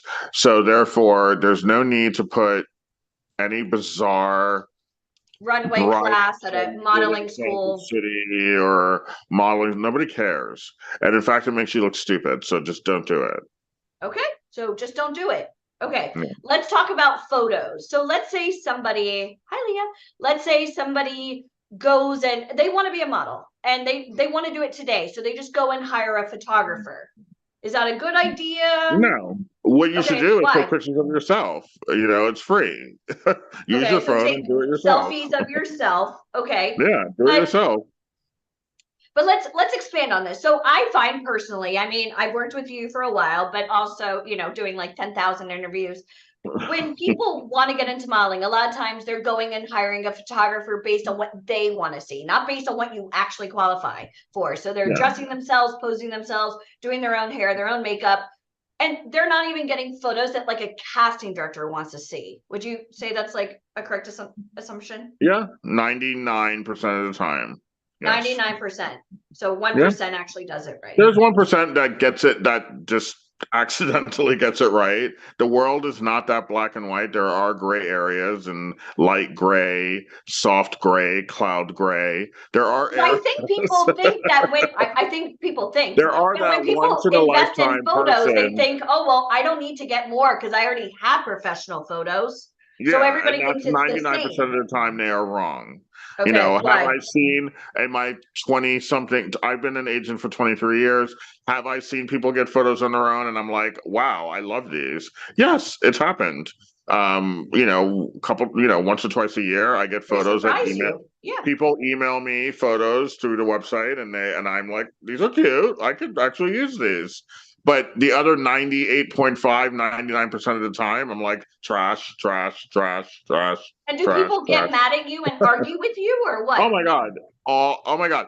Last 2 weeks ago, I think I said this on the last boot camp, because it was maybe 3 weeks ago. I had a boy argue with me about his photos, saying that they were pristine and amazing and stupendous. And So they're arguing with a former and art director of Vogue. I'm like, Who the honey, F are you? I'm sorry. Did they you are want to teach this horrible. Zoom call? Who are you? Yeah, I was like, I'd rather selfies, like, because to me, even if you're bad at taking selfies, I can still see your skin, I can still see your eye color, I can still see your hair texture, I can still tell if you can model, I can still see your bone structure. I don't need a flawless selfie.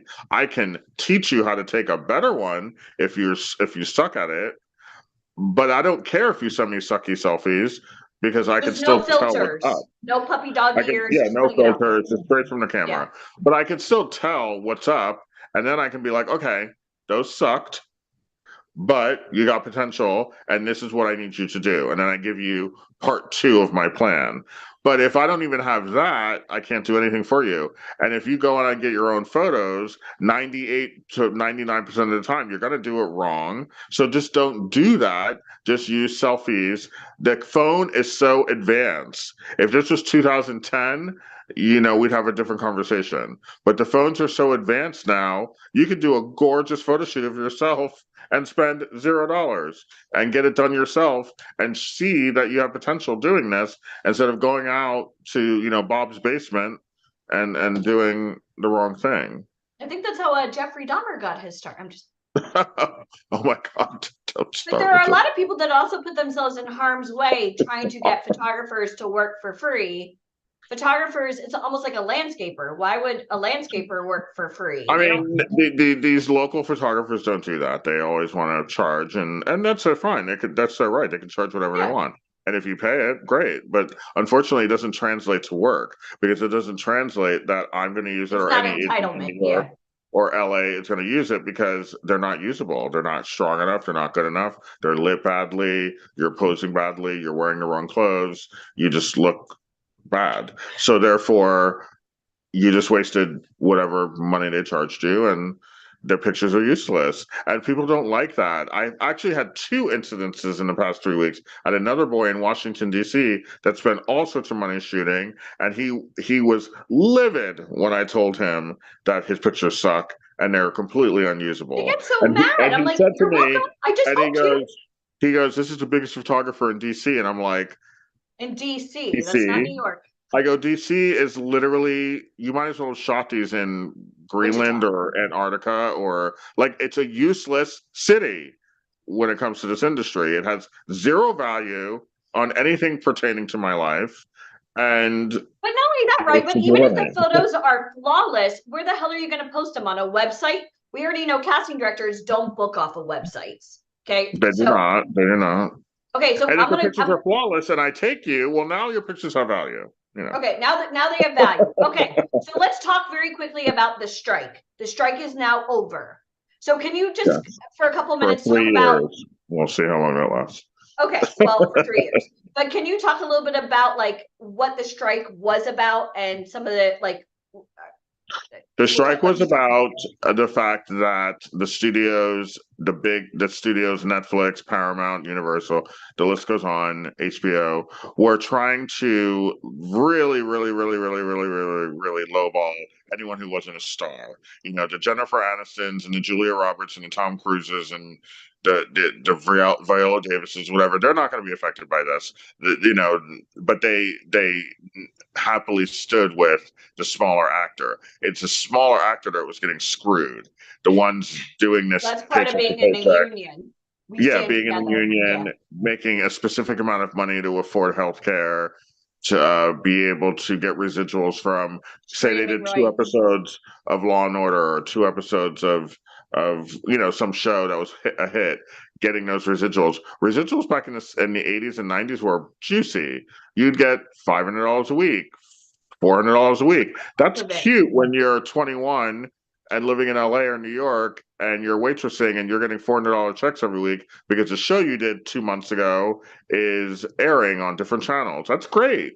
And residuals, people pay people's rent and pay people's car payment. Matthew and Perry, up until his death, was still earning $20 million a year from Friends. Yeah, exactly. So residuals are cute, but then a couple of years ago they started decreasing those numbers where you're getting cents and not hundreds. You know, instead of getting 3, 4, because the 500. shows used to be on TV, and then when they went to streaming, the contracts were no longer valid. Exactly. So you're getting 50 cents, $1, $5, $8, and it's like, what? The show is still airing. And now with the advent of the computer, and well, not the advent, because the computer's been around a while, but with the popularity of computers and the programs that it can do, the AI has taken over where you can morph someone's face onto a body and do a whole scene, do a whole movie, do a whole character. Hold on. How long are you gonna be going for? Sorry. Okay. Do a whole character, do a whole scene, and pay this person $500. Like, that's crazy. Now this movie's making also trying millions. to do that with the extras. Use like somebody's face, and then literally, like, let's say Leah is at the movies one day, and she's like, "Oh shit, that's my face," and on like multiple TV shows, and multiple movies, and not even be repercussions compensated because you signed something being the extra. like a stock photo. They were getting struggling actors who are 18, 19, 20, 21, 22 sign it, not even know. To sign it for, you get an extra 200 for future AI usage. And when you're 19 and your rent's due, you're like, I want that $200. So you spend it, and then 2 years from now, 4 years from now, 8 years from now, when you're more mature and have a life, and now you're starring in a movie. It could be a porn. Putting it out there. So that's what the strike was about. That you can't do that. Like, they started doing it, and the union stepped in and said, "Oh, we noticed that you're doing these things in a piecemeal, small way, and eventually it's going to become a big way. So let's stop it now before it becomes a big thing." And because AI is still in its infancy, but in 2 years, 3 years, it's not going to be. So let's stop it now before it becomes something too big to fight, you know? And Scarlett Johansson, again, just sued some brand. They used her face and her body for a whole entire commercial. She didn't even know anything about the brand. No contract, no nothing. Could you imagine? Yeah. And a model is now suing a designer for changing her likeness of her walking down the runway and turned her into another race. And it's her. Like, so, you know, you can't do that, you know, without paying. You want to change my race? Great. I want XYZ dollars for it. You know, you can't just do that. What a crazy world. But thank God the strike is over. And, you know, again, for the next 3 years. It's a tentative deal, which apparently it's like there's a percentage that you can get if the movie's a hit, like a 3% thing. I don't know the details. I'm actually going to speak to someone on Monday or Tuesday about like the details. Who's an agent in LA who works at an agency in LA. He's going to talk to me about it because I really don't understand what the agreement is, to be honest. But he's going to tell me about it because he has like inside scoop. And TJ's going to tell me. I actually texted TJ when it ended, and he's like, "I know everything." But he's in upstate California on some like tent retreat. So he's not TJ's the writer producer of he's not gonna be back Transformers, till Wolverine, and X-Men. yeah, he's not gonna be back till Monday to his house. So he'll explain like the details of it because obviously it ended, but they There's kind of just sent out a intricacies. blanket. Yeah. They kind of just sent out a blanket statement. They didn't really get into details. So I'm gonna find out details maybe this week and find out exactly what that means. Because if they do use someone's face for AI, how much do they get? How long can they use it for? Is it just for commercials? Is it just for movies? Is it just for TV? Or can they use it for all three? Can they, like stuff like that? It sounds like something like out of a movie, right? Like, I mean, Yeah. think about it. It's one of those weird It's very situations. Yeah. Yeah, it's very strange, Huh. but Very it's not. strange. Here's the thing: people are really harping on it, but at the end of the day, the average person walking on the street wants to see a real person. They Yeah. want to see an actor delivering lines, whether it be their favorite, Coca-Cola commercial or their popcorn movie or their tearjerker drama or rom-com. They really are not interested in seeing pretty much a cartoon of that person. They really aren't. Maybe in 50 years, the next generation will be more into it, but I'll be dead and, I won't care. And I don't think a computer could be as sassy as you in real life. I'm just putting it out there. There's Yeah. no computer that can compare with Ryan Colby and sass yet. Yeah. Yet. Yeah. But the AI technology is advancing rapidly. So It is, but people are not responding like everyone thought they would. They're not responding. They've done tests of commercials with a real actor and actress and an AI actress, and the real one always scores higher on the Q level because it just does. The AI one is not scoring because people are not responding to it. I'm not buying that drink from an AI character. I'm not doing it. I'm not running to Target to buy those jeans. I'm not doing it. I'd rather do it if it's on a real person. I would love to see you go to Target to buy jeans. I'm just putting it out I'm there. just saying. Well, first of all, that'll never happen. But I'm just saying about the average person on the street. I'm not the average person. I would never go to Target. No, I like Target, but I'm not buying jeans there. Are you crazy? I'm buying candles. Yes. And bathroom cleaner, and I went to Target last week. Oh, And I got I got this at Target. I got this apple pie candle. It actually lasts very long, but I'm not buying clothes there. No. Okay. Awesome. Well, guys, this was worth everything today for the Zoom. I mean, you could technically leave now and know that Ryan Colby buys his candles at Target. I mean, this was unbelievable content. I bought candles there and other stuff, but I'm not buying clothes there. No way. Okay. Well, that's All good to know. Okay, cool. Well, Mr. Colby, you're going to be back in about an hour and a half, and you're going to have the opportunity to go through and evaluate some of our talent here on this call for whether they belong in LA, New York, what type of modeling they qualify for. So, and thank you very much for being here. I was listening in the background. This was a great segment. Thank you so much, Alicia and Ryan, for bringing the truth. Keep going, but I know I know, but don't worry. We still have later today. We have tomorrow. We have plenty more to do. But for now, Ryan, what do you like to call it? A amuse-bouche? Is that like the little appetizer things you like to cook? Amuse-bouche is like a bite. Little samples. Yeah. This was more like a full-on appetizer. This was a lot more than a bite. Yeah. Ryan told me one night how to prepare a meal, and he comes out with like a spoon, and we're like, "What the hell is this? How's this going to feed a whole house of full?" And it's literally a spoon, and we're like, "What is this? A amuse-bouche." It was delicious too. Hey, it's popular. I know. You're so on trend and ahead of trend all the time, Mr. Colby. Thank you. All right, so we'll see you in an hour and a half. I'm sure you have some kind of fashion TV emergency to deal with, so we'll see you in about 90 minutes. Today's a normal day. Okay. Guys, Okay. if you have Okay. any other questions, write them down. Like you have your notebooks, write them down. So that way, like later on today or tomorrow, you'll be able to ask them because I want to keep you guys in momentum. We still have a big day today. So write Okay. your questions. I'll Okay, see you in bye-bye. 90 minutes. Bye. Okay, You bye. 90. Bye, Mr. Colby. Thank Miss you. you. Bye. Awesome. How, on a scale of 1 to 10, how much did you guys learn in the last hour? Like, how much did you learn? A lot? Are you guys, do you feel even more prepared now? Because like, you know, our goal, and I told you this, our goal is to prepare you not for today or tomorrow, but for your future self.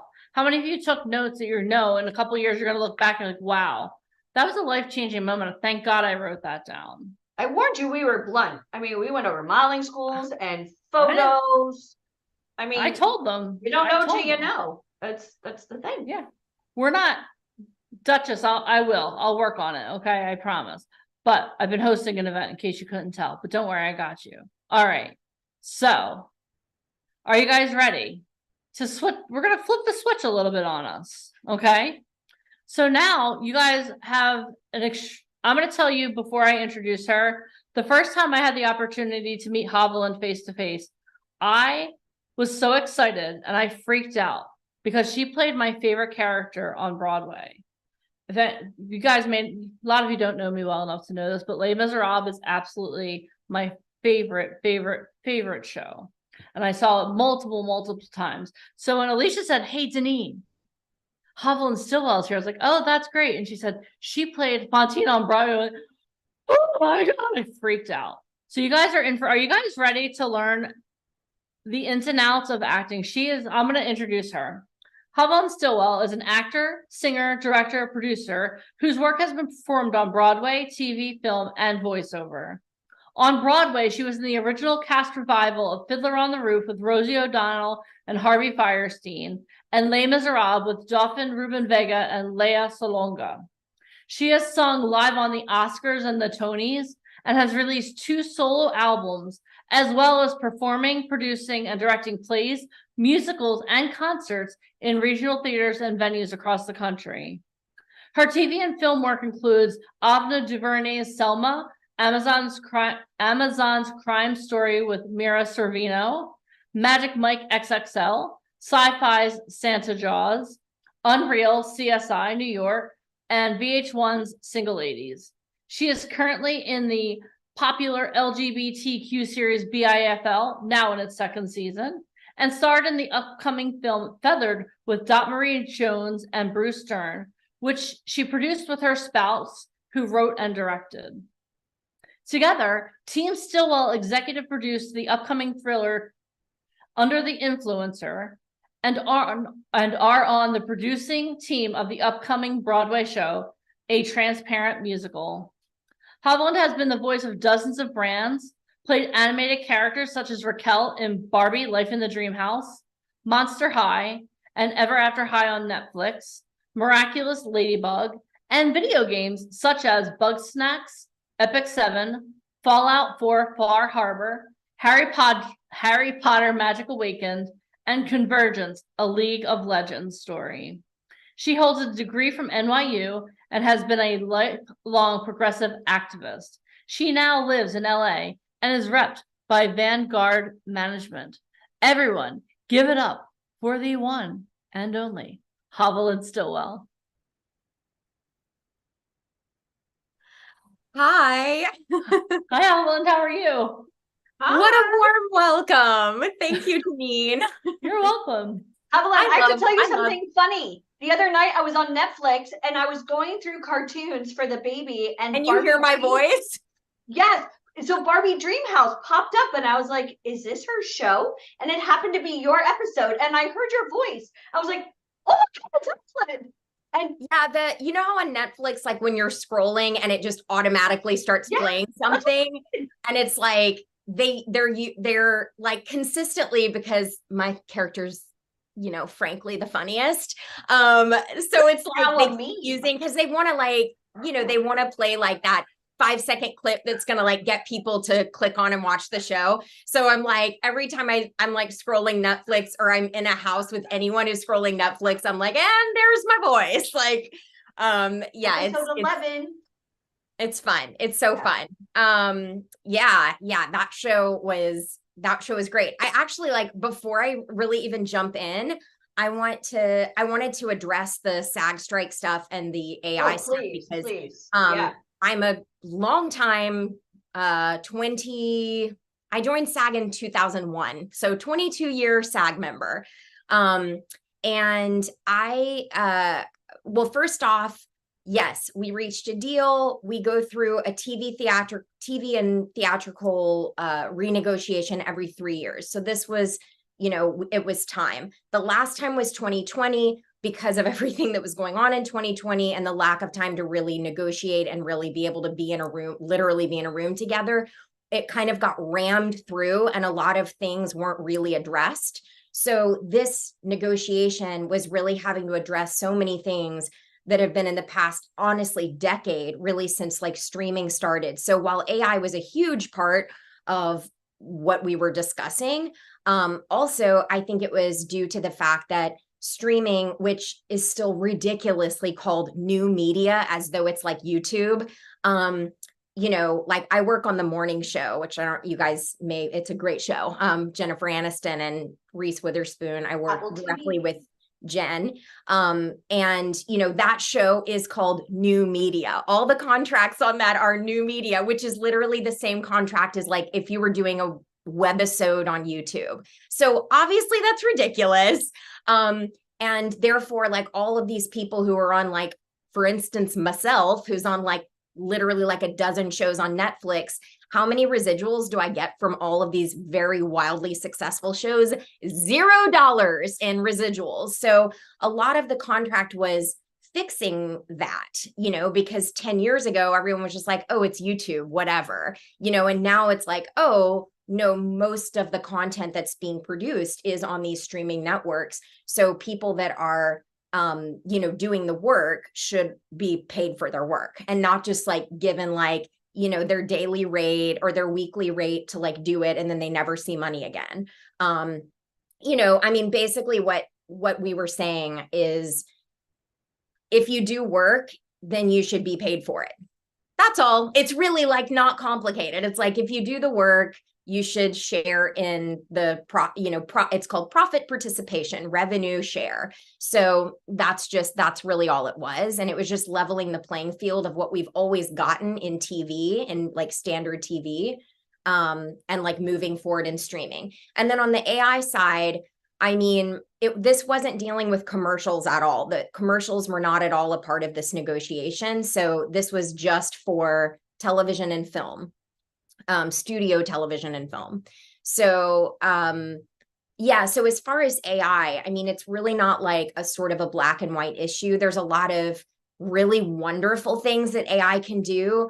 The film that I worked on, that actually I see Lauren Cunningham is in here, and she was on our crew, which I met Lauren Cunningham here at VIP, and then started on a Zoom. Everybody, that's right. Started on a Zoom. Started on a Zoom. Started on a Lauren. Zoom. Lauren stayed in touch, networking, and was like, if there's ever an opportunity, I'd love to work with you. And an opportunity came up that we needed somebody to work. And so she is on the crew and she is in the credits of the film, and she got to work on this movie. Very cool. And like met all those people who I'm sure will like hire her on other things.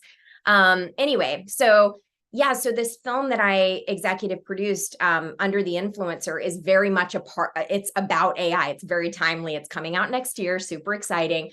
And, in that process, I've learned a lot because I'm not a super, super tech savvy person. I'm fine, but I'm an actor, singer, producer, and like, I'm knowledgeable enough about the tech, but I'm constantly kind of learning and educating myself. And in that, I've learned that a lot of AI can be very helpful and is very helpful and is just a part of how we do things. However, like everything, if in the wrong hands and if in, people or organizations' hands that are really only, that aren't thinking about well-being of people and aren't, and are just kind of thinking about the bottom line, it can go very wrong. So, so it's kind of, it really isn't like just like, oh, AI is bad or AI is good. Like AI is just, it's like saying social media is bad or good. Like social media is bad and also it's really good. So, so it's kind of like, you can't just say, it's like social media is a part of our life. And when social media first like exploded, like, I don't know, 10 years ago, 12 years ago or whatever, and everybody was like, it wasn't like, are you on social media? It was like, obviously you're on social media. Like it's part of our business. We have to be on social media. And a lot of it is really great, is really fun. But that's kind of how I look at AI now. It's not like AI is this or that, and that's the end of it. It's like, it's a part of our lives, and it's a good thing in a lot of ways. And also it can be a bad thing. So it's just a matter of like having guardrails and having laws that protect people from being taken advantage of and having their work stolen and, all of those things. So we're actually having like a national Zoom with like all the SAG members are involved. And so I'll be there with like 100,000 other SAG members on Monday on Zoom.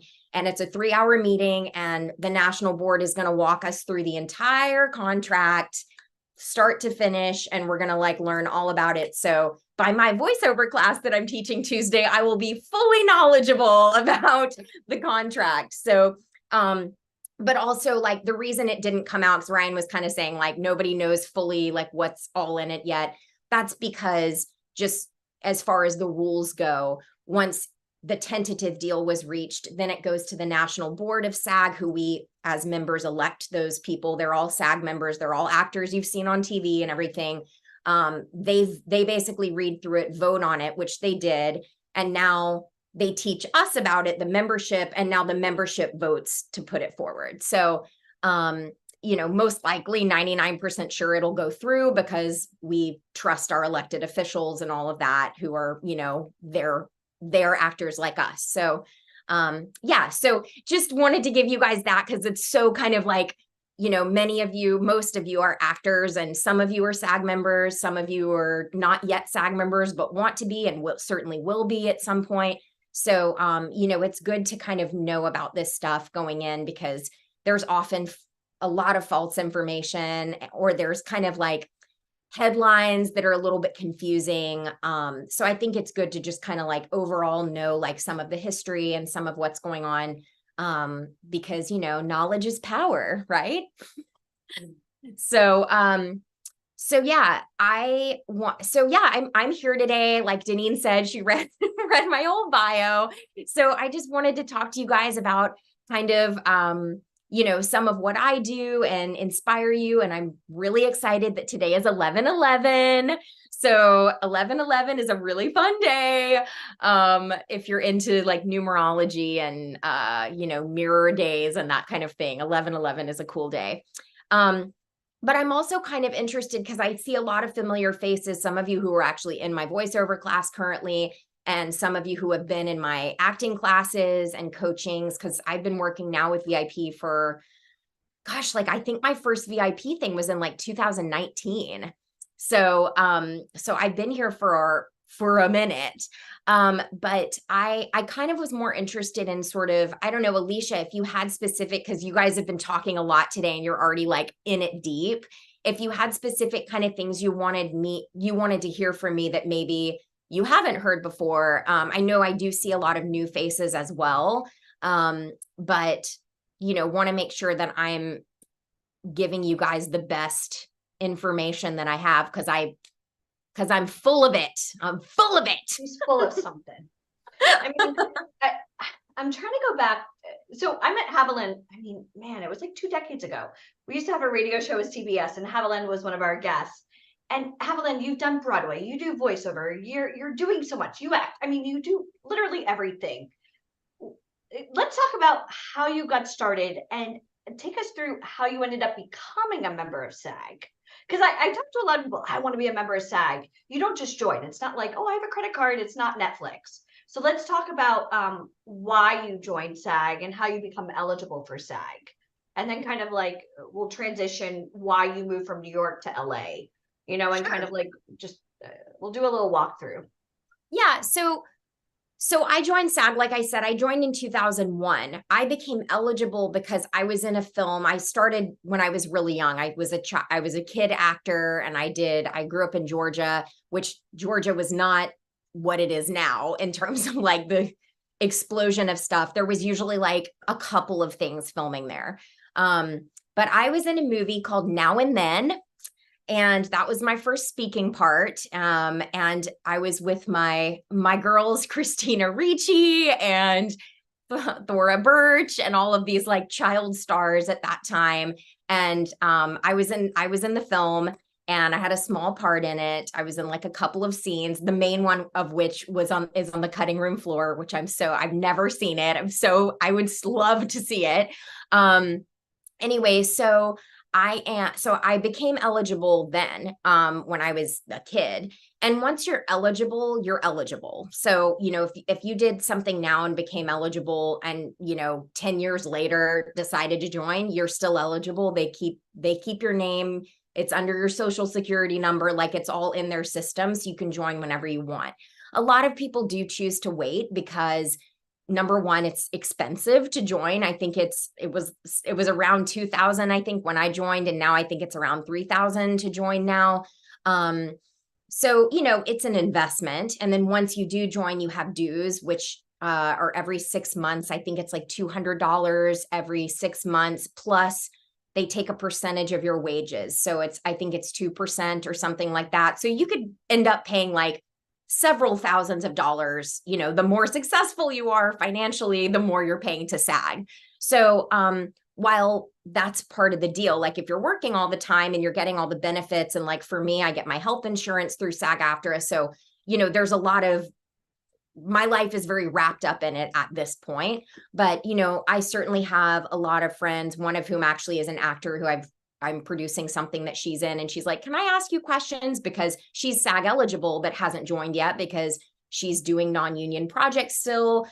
She's starting out and like doesn't necessarily have $3,000 that she can just throw away not that it's throwing it away, but it's kind of like, when is the right time? And I went through the same thing with equity. I joined equity in 2002, I think, or 2002, 2003. And a lot of my friends who were in school still at the time were very much in the same boat. Like, do I join Actors Equity because I'm still doing non-union theater? It's kind of like, you have to make that decision for you. And it really is very much an individual decision. And, people make it sometimes, talking to, if they're married, if they're, if they have kids, if they have a manager or agent who's getting them a lot of non-union work or opportunities, it really just kind of depends.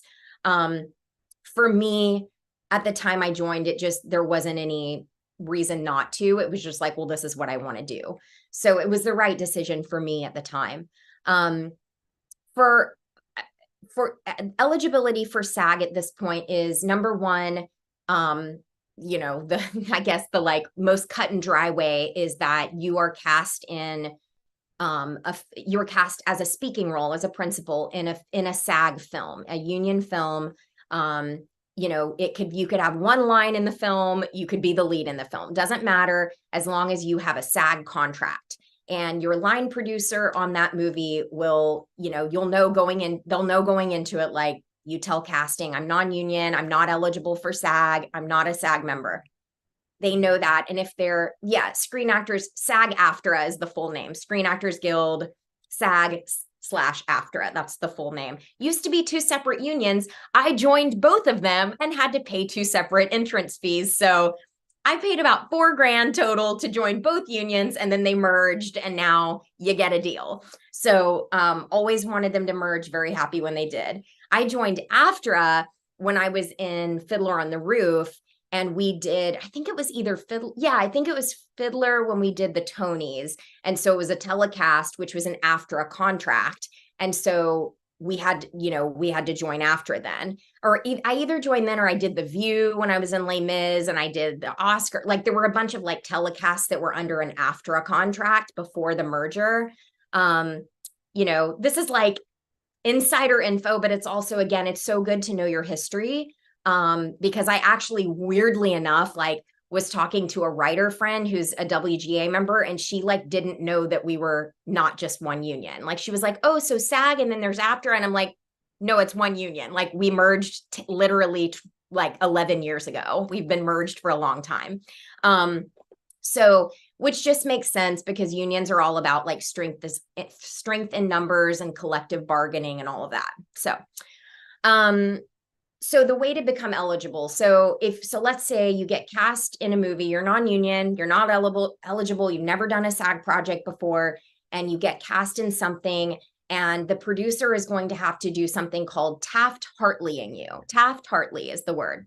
So if they Taft-Hartley you, it means it's a little bit of extra paperwork for the producer, but it essentially means they are acknowledging to the union, this actor is not union, but they are being recognized, with the same rights and privileges because they're working under a SAG contract. So that paperwork is so you're paid like you're a union member. You get the rate of a union member, the overtime, the meal penalty, all the different things that SAG members get. You're honored with that. And so at that point, if you work under that contract, you can call SAG the next day and join if you want. If you have your money and you're ready to go and you want your SAG card, you can join right away once you are Taft-Hartleyed. If you want to wait, you can. I know lots of people who do. You can work, and I don't remember the number of contracts. I think there's like 3, maybe something like that. I think you can either work 3 or 4 times on a SAG contract before you become a must join. And at that point, SAG is basically saying, okay, you're getting all the privileges, you're getting the rights, and we're protecting you, and you're getting all of the things that a SAG member gets. Now it's time to join. It wasn't like a one-off, one and done kind of thing. It wasn't a fluke. You're a professional actor now. You've worked enough under these contracts, and now it's time to put up the money before you can work again under this contract. And at that point, usually people are ready. They're like, all right, I've booked 3 or 4 jobs. I'm ready to go. I've saved up my money, and, now I'm a SAG member. So that's kind of the most cut and dry, like no confusion, easy way to join. I mean, not necessarily easy because you got to get cast, right? But like cut and dry. There's another way that a lot of people do, especially who are just kind of getting into it, and maybe they don't have an agent yet. Maybe they're not getting a lot of opportunities to even audition for union projects, which that's real. You can work as a background actor on SAG productions. Now, background work is much easier to get and I say easy, nothing is easy, right? But I say like easy in terms of you as a person without representation, et cetera, can go out and reach out to background casting companies, Central Casting, Sandy Alisi Casting, my mother's former company in Atlanta, Cynthia Stillwell Casting, these companies that did, background casting. You can reach out to them. You can submit yourself and say, I want to be a background actor, and, here's my information. With something like Central Casting, which they have LA, New York, I think New Orleans, Atlanta, I'm not sure, maybe Chicago now. If you kind of get signed up and get in their system and you start working as a background actor, you can sometimes you'll get a non-union voucher. Your voucher is, this is a lot of information. Some of you are like, you've heard it and you know it and whatever, but if you're totally new to this, don't worry. Like, this is also all information you can get on the SAG website. If you ever want to know, you can like dive deep into sagafter.com, and it explains all of this stuff in detail. You can read and read for hours on there. So if you're working background and does anybody have a question about what that means to work background? Like, I know a lot of you were like, you've worked background and but if anybody's like, I don't even know what you're talking about, like, I don't want to just keep proceeding. Anybody confused? Okay, good. All right. So you're working background, extra. It's an extra background, same, but people usually call it background now. BG for short, your BG. So if you're working background or as a stand-in, which is a highly specialized job, it was my first job when I was 9 years old. I was a stand-in for a series regular on a TV show, did it for 2 years, went to school on set, the whole thing.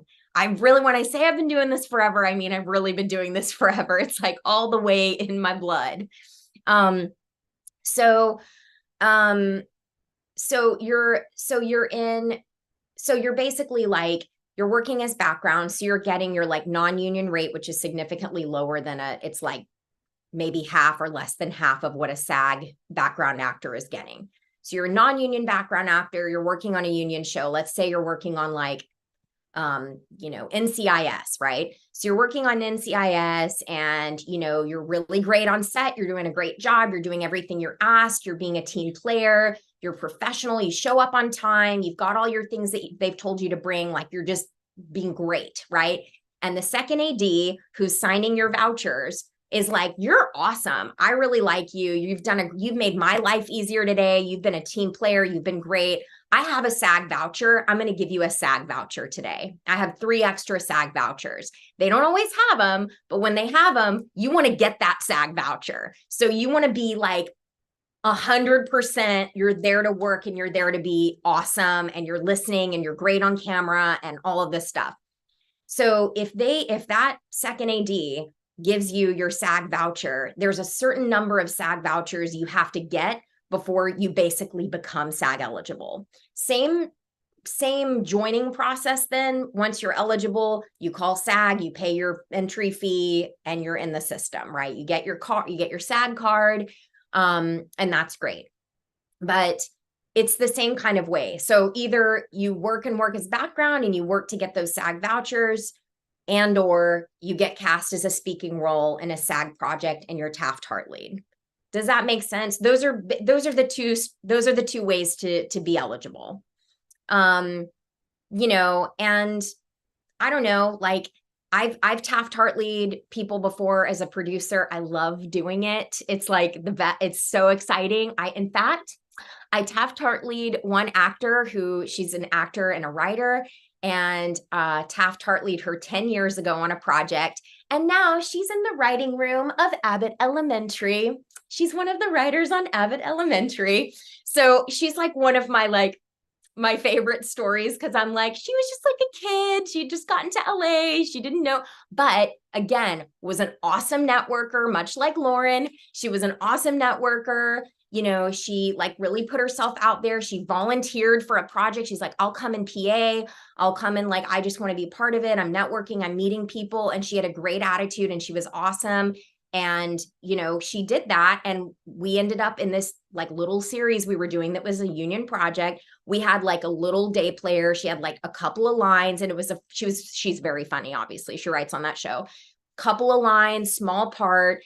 And I was like, hey, are you interested? Like, I can Taft-Hart lead you. And she was like, oh my God, yeah, that would be amazing. So, little things like that, just she put herself out there and was a team player, and she was rewarded for it. It took me maybe like 30 extra minutes of paperwork, but maybe an hour. It was a little bit more of a pain, but like also that changes somebody's life. You know what I mean? So anytime that you can do your part and then you pay it forward to the next person, like that's how I like to look at things.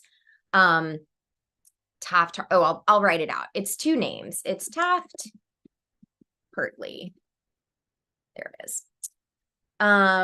Let's see. Is that the same as sponsoring? I don't know what that means. Sponsoring, like it's not the same as sponsor. I don't know what that means. Like sponsoring, like somebody who's not, like, to get their green card, I guess, is that maybe what it means?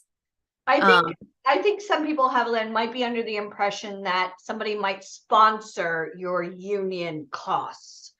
Do you remember how it was to join the union back then? Wait, say that again. Do you remember how much it was to join the union when you joined? I think it was around 2000. It was like somewhere around like 1800, 2000. I mean, it was a lot. I was a teenager. Now it's 3. Like it was a lot. $3,000 now. So for anybody on here looking for like speaking roles for TV and film, like star in the next Black Panther, no, fake. You can't star in the next Black Panther. I mean, again, like you need an agent. We'll go over this a little bit more in depth, but you have to be a member of the union. And I think a lot of people are under the assumption even like getting an agent is going to sponsor. Nobody's ever going to cover those expenses. No. Yeah. No. And you have to become eligible.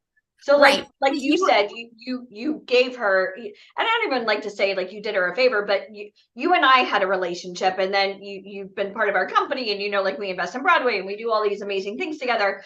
But you knew Lauren, you weren't just going to give her something just to benefit her. And I think a lot of people sometimes hold their hand out thinking that they're deserving to, get a Taft-Hartley, and that's not really how it works. And right. I mean, it's, nobody has just sort of like sat and done nothing and become successful, right? I mean, like, you are in control of your destiny, right? Like it's like, it's you, boo, it's you, right? Like you have to put yourself out there. And, I think ultimately, like, people find the people that support you, find your cheerleaders. Number one, be your number one cheerleader. That's just like a note for no matter what you're doing, no matter what industry you're in, like, be your number one advocate. Like, I always talk to my friends, and I'm talking like, at this point, y'all, I have like very, very, very successful friends, like people that are like big A-list stars, right? Or like big executives, big, writers, etc. And, they'll even be like, oh, I just feel bad about, when I'm starring, I feel bad about promoting something on my social media. And I feel like it's like, or they'll write shameless self-promotion. And I'm like, why should you feel shame for promoting yourself? Why? Why is that shameful to be proud of your hard work and your success? Why is that something you should feel shame for? That's ridiculous. And so anytime any of my friends say that, I will literally write on their post and I'll be like, I don't know why anyone should feel shame for their hard work and determination and sacrifice and everything and money and everything that you've put into your career. And you're telling everyone, hey, I'm on, I'm guest starring on this week's episode of whatever. And I feel that wasn't luck. That was investing. Oh, that was investment. And that was education. With no's and, that was, headshots. That was, audition. That was like paying for whatever. There was a lot of investment and a lot of work and a lot of artistry that went into that. It wasn't like you're just bragging. Like, I don't know. It's just not like you found like a winning lottery ticket. Like, you busted your ass to get there. Right.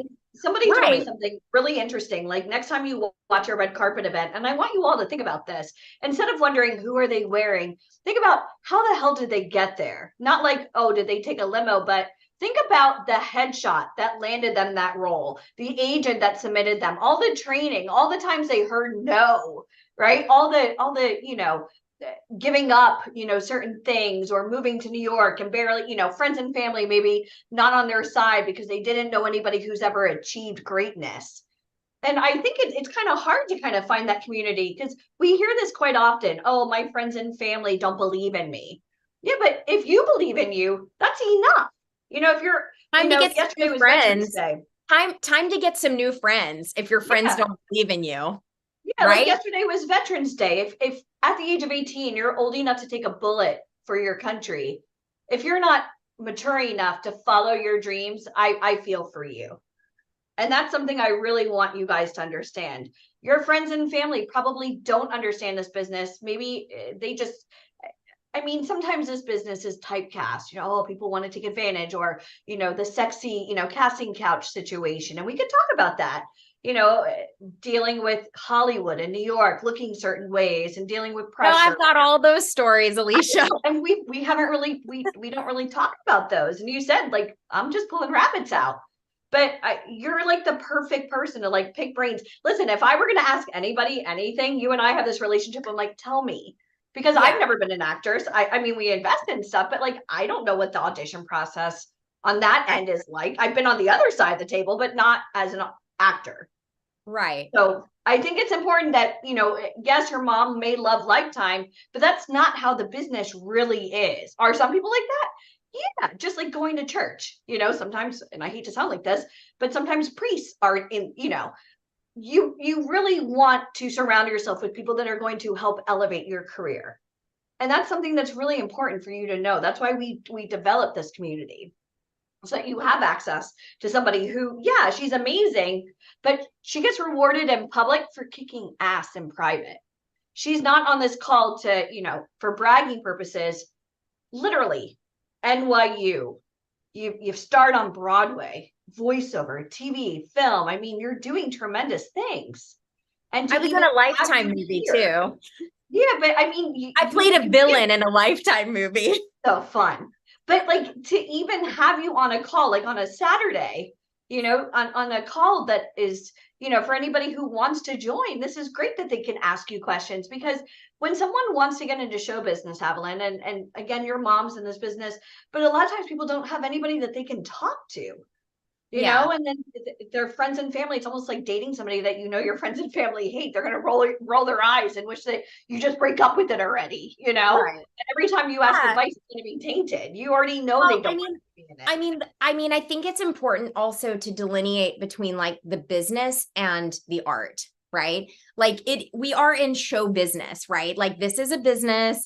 The actors strike, the writers strike was about business. It was about money. It was about compensation, like all of that. And I think that that's very fair, particularly for, for all of us, for all artists, but particularly for anybody who is a minority, particularly for women, people of color, queer people, et cetera, disabled people, et cetera. It's very, very important that you understand your contracts, that you understand the business, that you read every word of every contract, and you understand what you're getting yourself into, what you are promising and what you are being promised, that that you really understand that, and that you do surround yourself with, like Alicia said, people who can elevate your career, but also like, because I think there is a little bit of a stigma on that also, of like being, a wannabe or being a sycophant or something, and just kind of just looking for people like, what can you do for me? What can you do for me? But instead, I would like for you all to think like, okay, that person is somebody I admire, whoever that person or those people are, that person is somebody I admire, and they're within my reach. Like for me, Alicia, Ryan, these people that are within your reach, I admire what they do. Become invested in what those people are doing and think about, how can I help them? Because if you can help them, I'm telling you, like I've told you with somebody on this call, you have to bring value. We help each other, like bring value. How can I help them? And I promise you, it will come back to you. It is a cycle. It is about karma. It is like, this is how this business works, is like a little bit of quid pro quo, but like the quid pro quo can be a positive thing. It can literally, everybody needs help all the time. If anybody's out there, they need help all the time. They need help on, project they're working on. They need help getting to the right person. If they're trying to find the right contact for something, they need help locating this person. All of these things are positive things, right? And, I have been, over the past few years, especially because I was, I really grew up in the business, and I came up in like the 90s and, 2000s. And it was kind of pre like super crazy internet. It was pre social media. And, when I was coming up, what I was taught was like, don't you dare go into a meeting without having read that person's bio, knowing all about them, knowing what they're working on, any information you can find out about that person, not like creepy, like, like you're stalking them, but like in public information, professional information, my dad was a politician, and back when, you guys remember Palm Pilots? This is like pre-BlackBerry. It was like a Palm Pilot was like it was like pre-cell phones, and like it was basically like now like our address book and our like iPhones or whatever. But like he had like in his Palm Pilot, it was like all of his contacts and whatever. And he would write down like after an event or something, because he's just like freaking incredible. Like he's so good at this. And after an event or something, he'd go into his contacts and write down like, okay, her husband's name is Jim, and, the kids is a star football player at his high school. Like he would write stuff like that down to remember like, oh, not like it's a positive thing, right? Because you're like, oh, I want to do business with that person, or I'm interested, I'm invested in that person now. I know that they're doing great things and I want to be associated with them, right? In whatever way, or like they're really helping me out. I want to be able to, when I call them, to be like, hey, how's Jim doing? Or like, oh man, like is your son, like, is he still going to do that in college? Like it seems kind of ridiculous and it's a lot, but it's like on the business side of things, I think that's really smart no matter what business you're in. And for the artistry part of it, that is showing like, aren't you It shows you interested in care. humans? Like I, Yeah. as an artist, there's nothing I love more, you know, on an art, there's nothing I love more than acting. I love creating a character. I love being on camera. I love rehearsing with people. I love collaborating to make something happen. I love being on stage. I love being in a recording studio. I love all of those things. I'm tremendously passionate about those things, and I can talk about them all day, and I will do them all day for the rest of my life. I will never retire. This is what I love, right? But what makes me love those things is that I'm playing humans. I'm playing characters. I'm investigating, deeply investigating the human experience. And that is to help people, listeners, viewers, audience members, to feel more connected to each other, to feel less alone in the world, to love themselves more, you know, to feel less lonely. That's what I'm really passionate about. So when it gets down to it, you know, do I like looking pretty in front of a camera? Sure. You know, yeah, obviously. Who doesn't like feeling good and feeling pretty, or feeling, you know,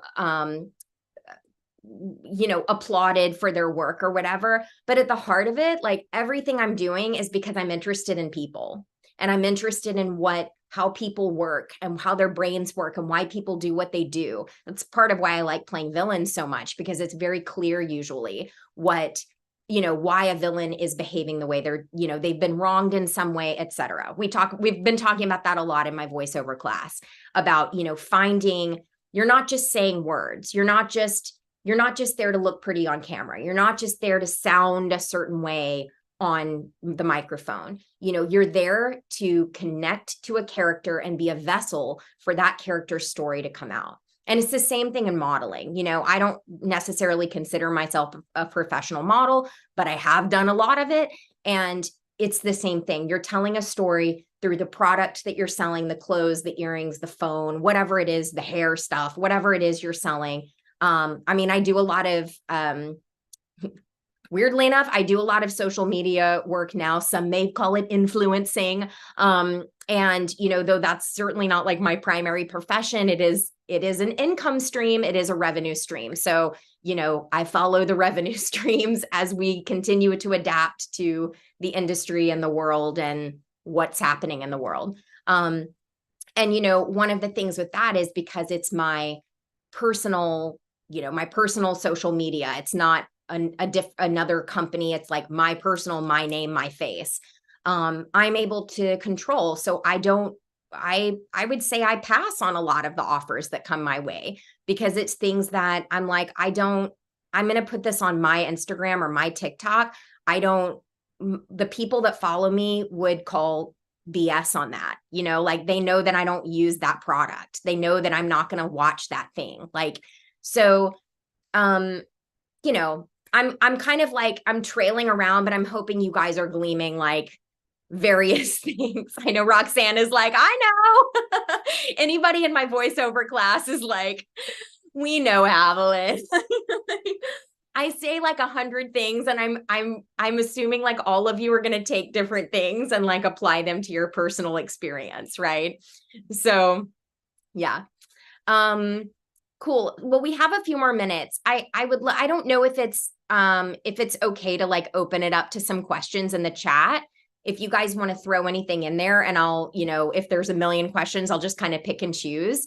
Because I've covered a lot of things, but also, on these calls, I think it's really important to kind of give a lot of information, because you all are in different phases of your career. You're doing, you're making different decisions for yourself. So the main thing I want to tell you all is like really, regardless of what you do, to really surround yourself with people that are your cheerleaders. And that isn't just like, that doesn't happen once and then you're like, great, I've got my team, I'm good to go. Like, I reevaluate constantly. Like, do I have the the best people surrounding me right now? Are there people in my life who are dragging me down, or who aren't believing in me, or who are kind of making me feel bad? And then also the same thing. Am I being a good friend? Am I being a good colleague? Am I being a good, collaborator? Are there things that am I cheering my people on? So I think, again, that goes both ways. Yes, people who cheer you on. So yeah. How did I start? How did my start actually happen? Somebody said, what's a SAG and GSA contract? I don't know what GSA is. Does somebody know what GSA is? I guess I could Google it. Can somebody Google it and tell me? Okay, so how did my start actually happen? So like Alicia said, my mom was in the industry starting when I was very young. She was the president of our community theater in Savannah. And because of that, and because of like at the time being married to my dad, who was a politician, and they were like a super political couple. She was like power politics wife. And everybody knew everybody. And so when films started to come to Georgia, my mom kind of knew everybody and kind of was like very like involved in everything. And so she was approached by starting to do locations, and then she started getting into casting, and then like her casting business kind of like took off. There was nothing, there were 2 casting directors in Atlanta in the 90s. That's it.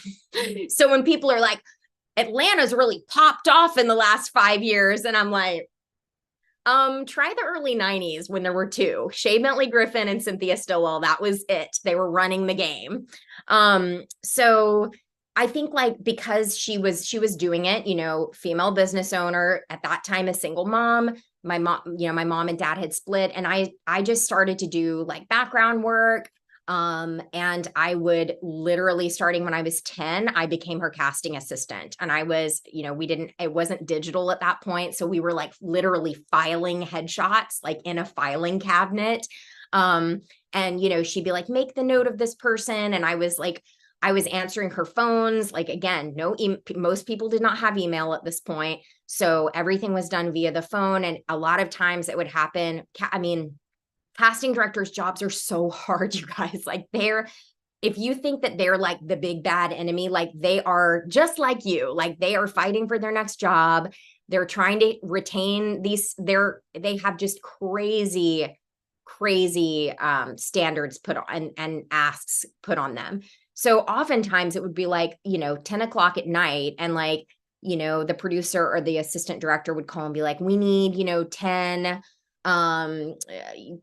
white women who are 18, but they need to look 13, and they need to be, 2 hours north of Atlanta tomorrow morning at 5 a.m. and it's 10 p.m. And you're like, cool. And so my mom would be like, okay, get up, kid, like go through the filing cabinet. Like, we got to get this going. And so it was just kind of like, that's how I started. So while I was like acting as a child, I was also very much on the other side of the camera, and really kind of understood like how hard everybody is working. And I mean, if you're on a TV show, everybody is just busting their ass. It is such long hours. And I'm talking like a normal day is 12 hours. Like a normal, like short day is 12 hours. A normal day is anywhere between 12 and 16 hours. If you get off after 12, it's like, great. So it's kind of insane. If you ask me, I think that like some major industry changes need to happen that would like alter that, but that's where we're at right now. That's what's going on. So GSA contracts, I've literally never heard of a GSA contract. I don't know. I don't know if a GSA, I don't know. I've been in the business for, decades. I've never heard of it. So I don't know if I don't know what that is.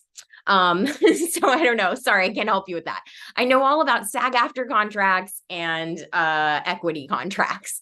But anyway, so yeah, I think that's mainly how I got started. I mean, I just started doing background work, and then I started singing in school, and I realized I really loved singing. And so I would look up auditions, when they were going on in different theaters. And then I started doing there's a lot of regional theaters that are not community, that are like paying, regional theaters in Atlanta.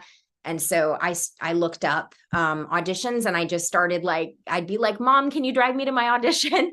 And I would, go and audition, and I would get cast in theater.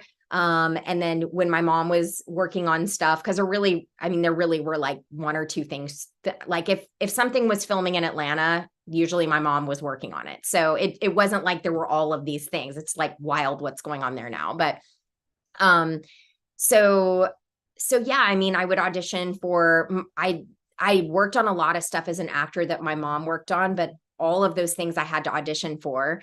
And it was almost like, because she was working on them, I felt like I had to work even harder to show that I was good, and that I was willing. I didn't expect to be handed anything. Because I definitely wasn't, I would just go in and would absolutely have prepared, and would go in, and sometimes I'd get it and sometimes I didn't. So yeah. Somebody said, with the long hours, is it difficult to get meals or breaks? Not when you're a union actor. You have to get a break after 6 hours. You get a meal break. And if they go over in 15-minute increments, you're given a pay bump. It's called a meal penalty. And production has to pay you. If they're late by 15 minutes or more, you get paid. So, and breaks, no, I mean, you get breaks all the time, because you're shooting, and then they're setting up for the next shot. So unless you're a stand-in, if you're a stand-in, you're working stand-in, it's hard to get breaks. You really have to advocate for yourself, especially if you're a series lead, stand-in. It's very, very hard work. But if you're working background, or if you're working as a principal, you kind of just do get breaks because of the nature of what's happening. You're shooting, then they're setting up for the next shot. Then you're shooting, then they're setting up for the next shot. So while they're setting up, you have a chance to go to the bathroom, go get a snack, take care of yourself. So, so a general service agreement. Okay, well, cool. I don't know. All I know is this industry, guys. I don't know anything going on outside. I know politics and entertainment. That's all I know. The other day I was like, what do people do who aren't in politics or government, or, or the entertainment industry? I have a cousin who works in insurance. She's an executive, for an insurance company. And I talked her ear off one night, and she's like, I can't believe you're this interested in my insurance job. And I'm like, but I play characters that aren't in the industry. So I need to know about what you do at your, during your day. So anyway, she thought that was really, really rich. Can you still do non-union work while in the union? Nope, you cannot. That's why a lot of people wait to join. Again, there was a lot of gray area in the beginning of social media. There was a lot of gray area with YouTube and that kind of thing, because technically when YouTube started, there was no union jurisdiction over really anything on the internet. There was no union jurisdiction on it until 2015 or something. I don't know the exact year, but so a lot of stuff that was YouTube series that are now on Netflix or Paramount Plus or Hulu or whatever, people did non-union because there wasn't even a union contract for it, because people thought at that time, oh, it's just this little YouTube thing. Which is why I think now the union is trying to get ahead of that stuff, to think, okay, in 10 years, what are the things that are out now that are just people are writing off as, oh, that's this little thing. If you ask me, TikTok is something they should be looking into, but just because I have thankfully had quite a lot of success on TikTok since the beginning of the strikes, thanks to the rabid fan base of Gen Z and whatever the generation under Gen Z is going to be called, who are just delightful youngsters. But yeah, I mean, I think that there's a lot of things like coming down the pike, but as far as doing non-union work, yes, you cannot do non-union work.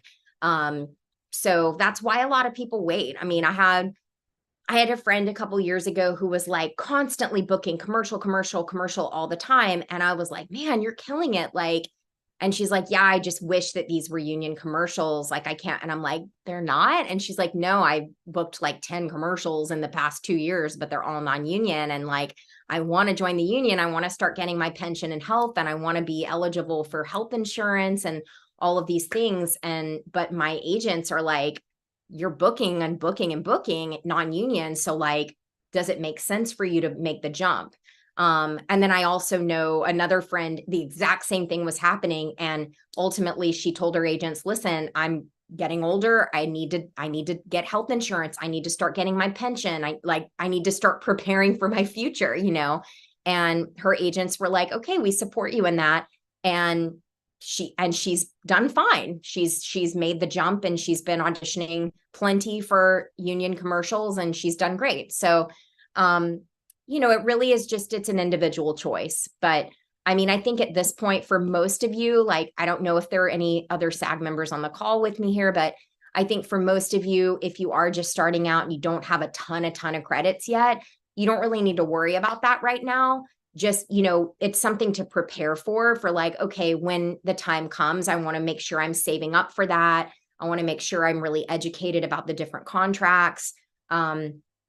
But, you know, in the meantime, just really focus on like building your resume, building your, you know, experience, but also building your craft, which is really, really a lot of what we work on in the classes that I do with VIP. It's, you know, whether it's an on-camera acting class, whether it's a voiceover class, which I'm we're doing the voiceover class for the next few months. You know, it's a lot of it is really like really identifying and being able to hone your craft as an artist.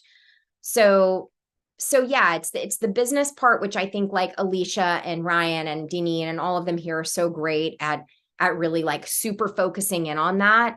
But then it's also about the artistry, which all of the coaches that they have, like me and like others, can come in and help you guys really hone in and focus on your craft, and surrounding yourself with people who are going to be your cheerleaders and who are going to understand, because, you know, of course, there's going to be people in your family or your friends or whatever who like don't really get what you're doing, but everyone here gets what you're doing, right? So that's why it's important to have like a little tribe of like your community of people that, you know, anybody, if you're in my voiceover class, like everybody in there is doing the same thing. Everyone can connect with each other and be like, hey, like, what did you think about whatever we talked about? Or did you understand? Or what was Haviland talking about? Or whatever. Like, you guys can like, you know, talk to each other and support each other and help each other. And that is who your community becomes when you need people to read, when you're doing audition self-tapes, you know, and you need readers.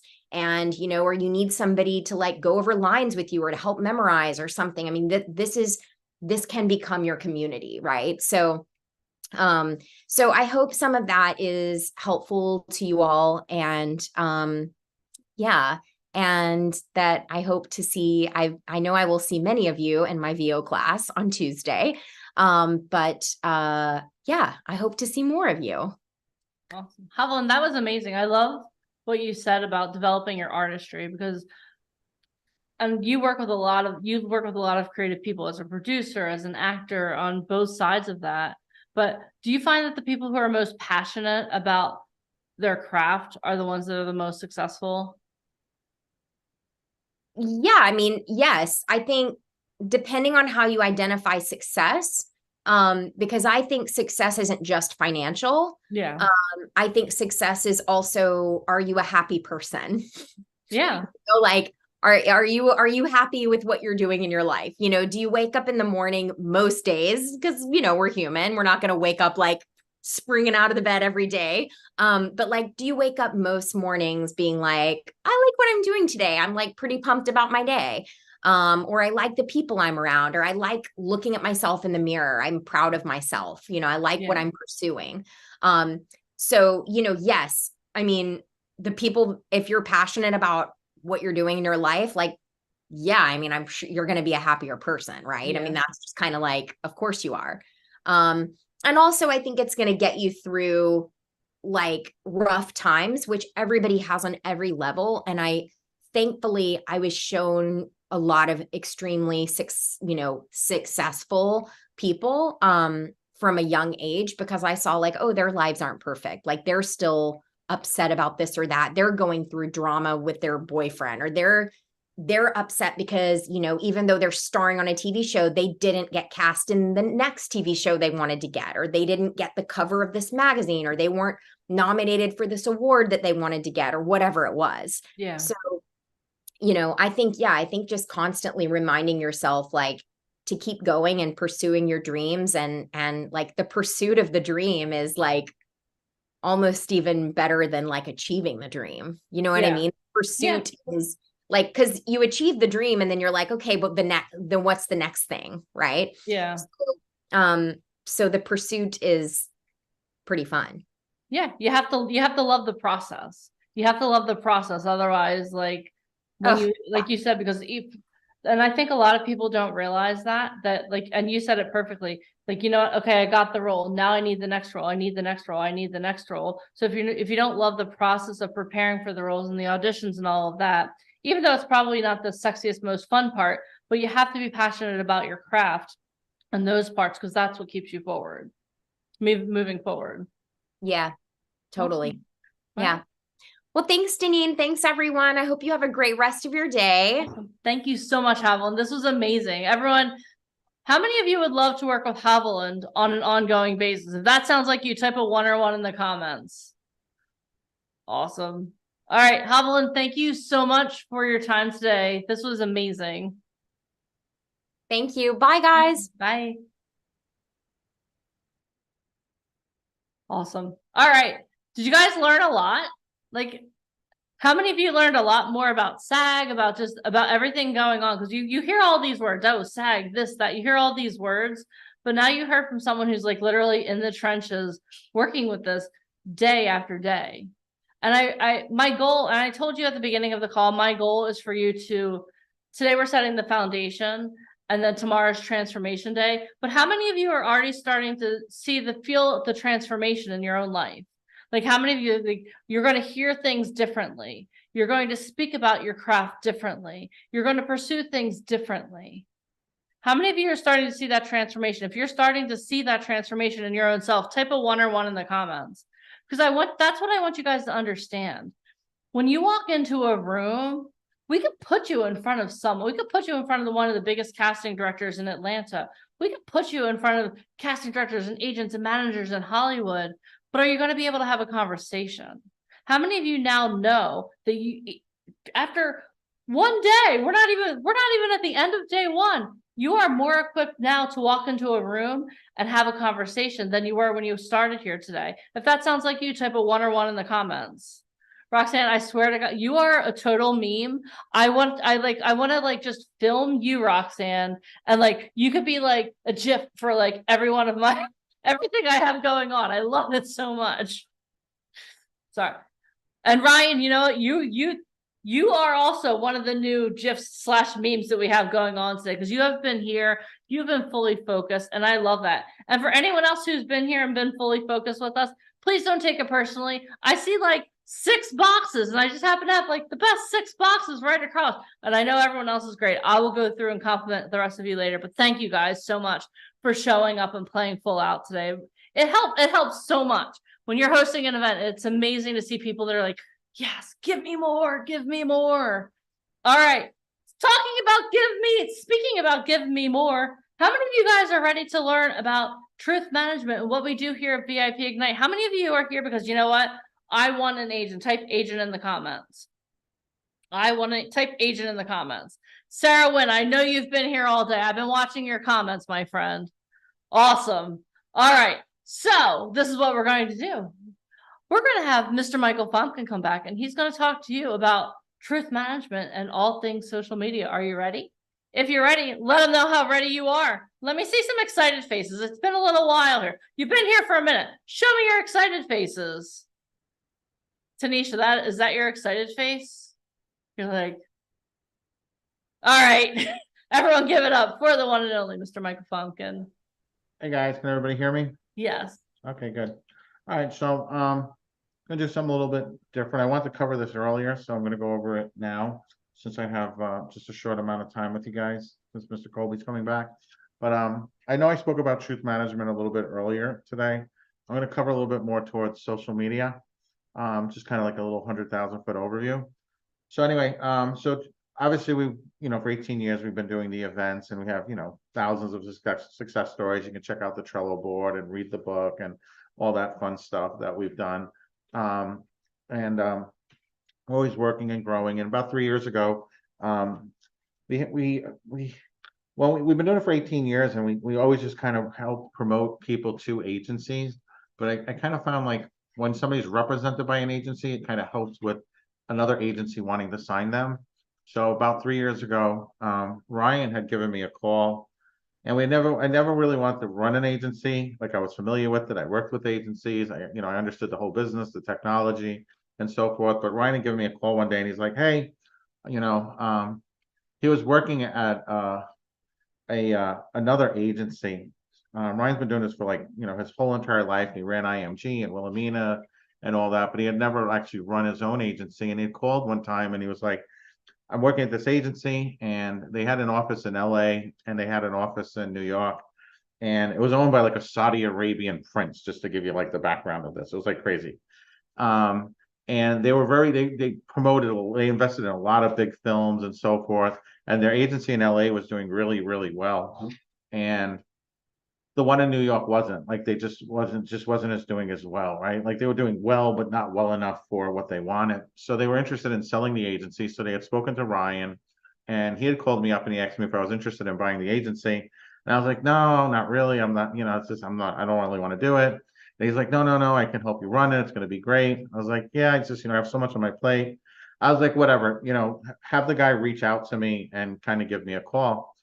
So I really wasn't into the idea. So when the guy called me, he's like, hey, Ryan told me to give you a call, and you're interested in purchasing the agency. And I was just like, for whatever reason, the mood I was in, I told the guy, I was like, well, I'm not really interested in purchasing it. I said, you're closing it, I'll take it over. And I was just really curious, like, how much you would be paying us to take it over. He's like, what? Pay you to take it over?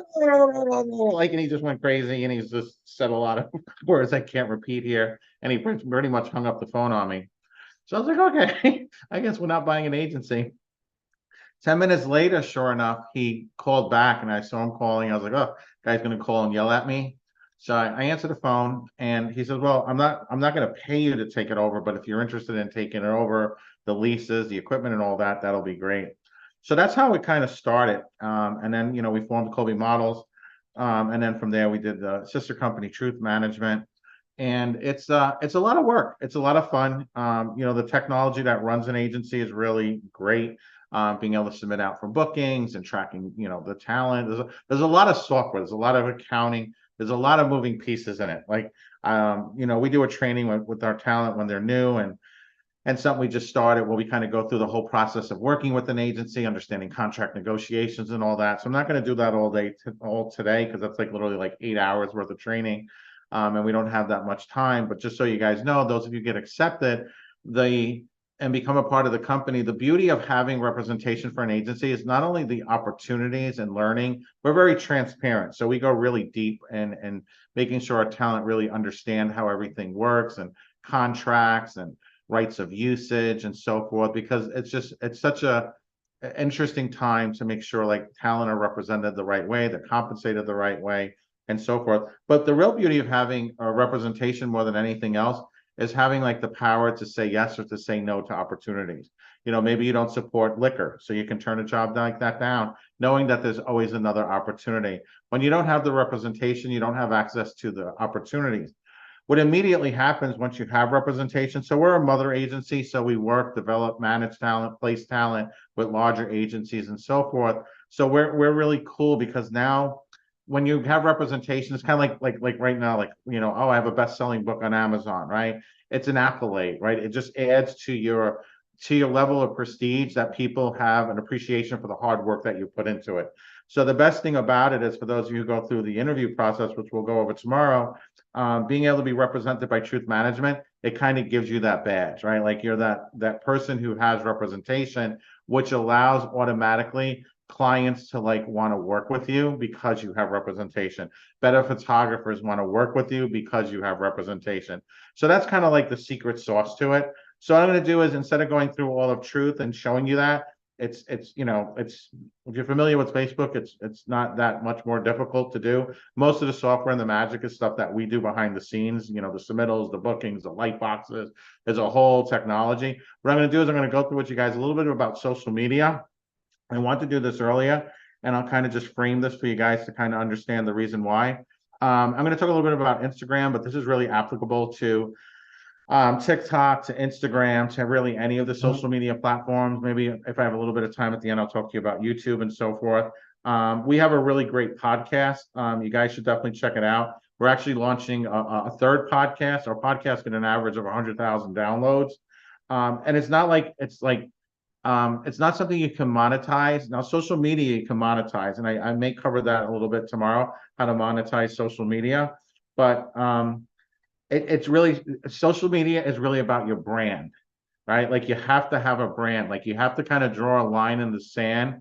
And when you have representation and you're kind of showing your journey, that's what gets people interested in you. That's how you get people to follow you. For TikTok, it's, a lot of controversial content can actually, get you some followers. You can monetize it, but it's not going to be like a long-term monetization, right? Like think of all the people who used to be on Vine. A lot of them are not around anymore. So it's kind of like you can go up really fast and go down. What I want to show you guys today is really more the science behind it, how to have like a long-term career where you're actually building a brand. You actually have a story and a voice. Because think about social media is like your platform, right? Like when I have a podcast, that's a platform for our voice. Like people can hear us, people can, know what we stand for. We can have our opinions. We can bring new ideas to a market. So social media is really beautiful in that when you leverage it as a tool. If you're just on it, right, then you're the tool because they're just using you, for their own purposes, right? That's the reason why it's free, because it's being used for targeting for advertising, which I'll go through in this.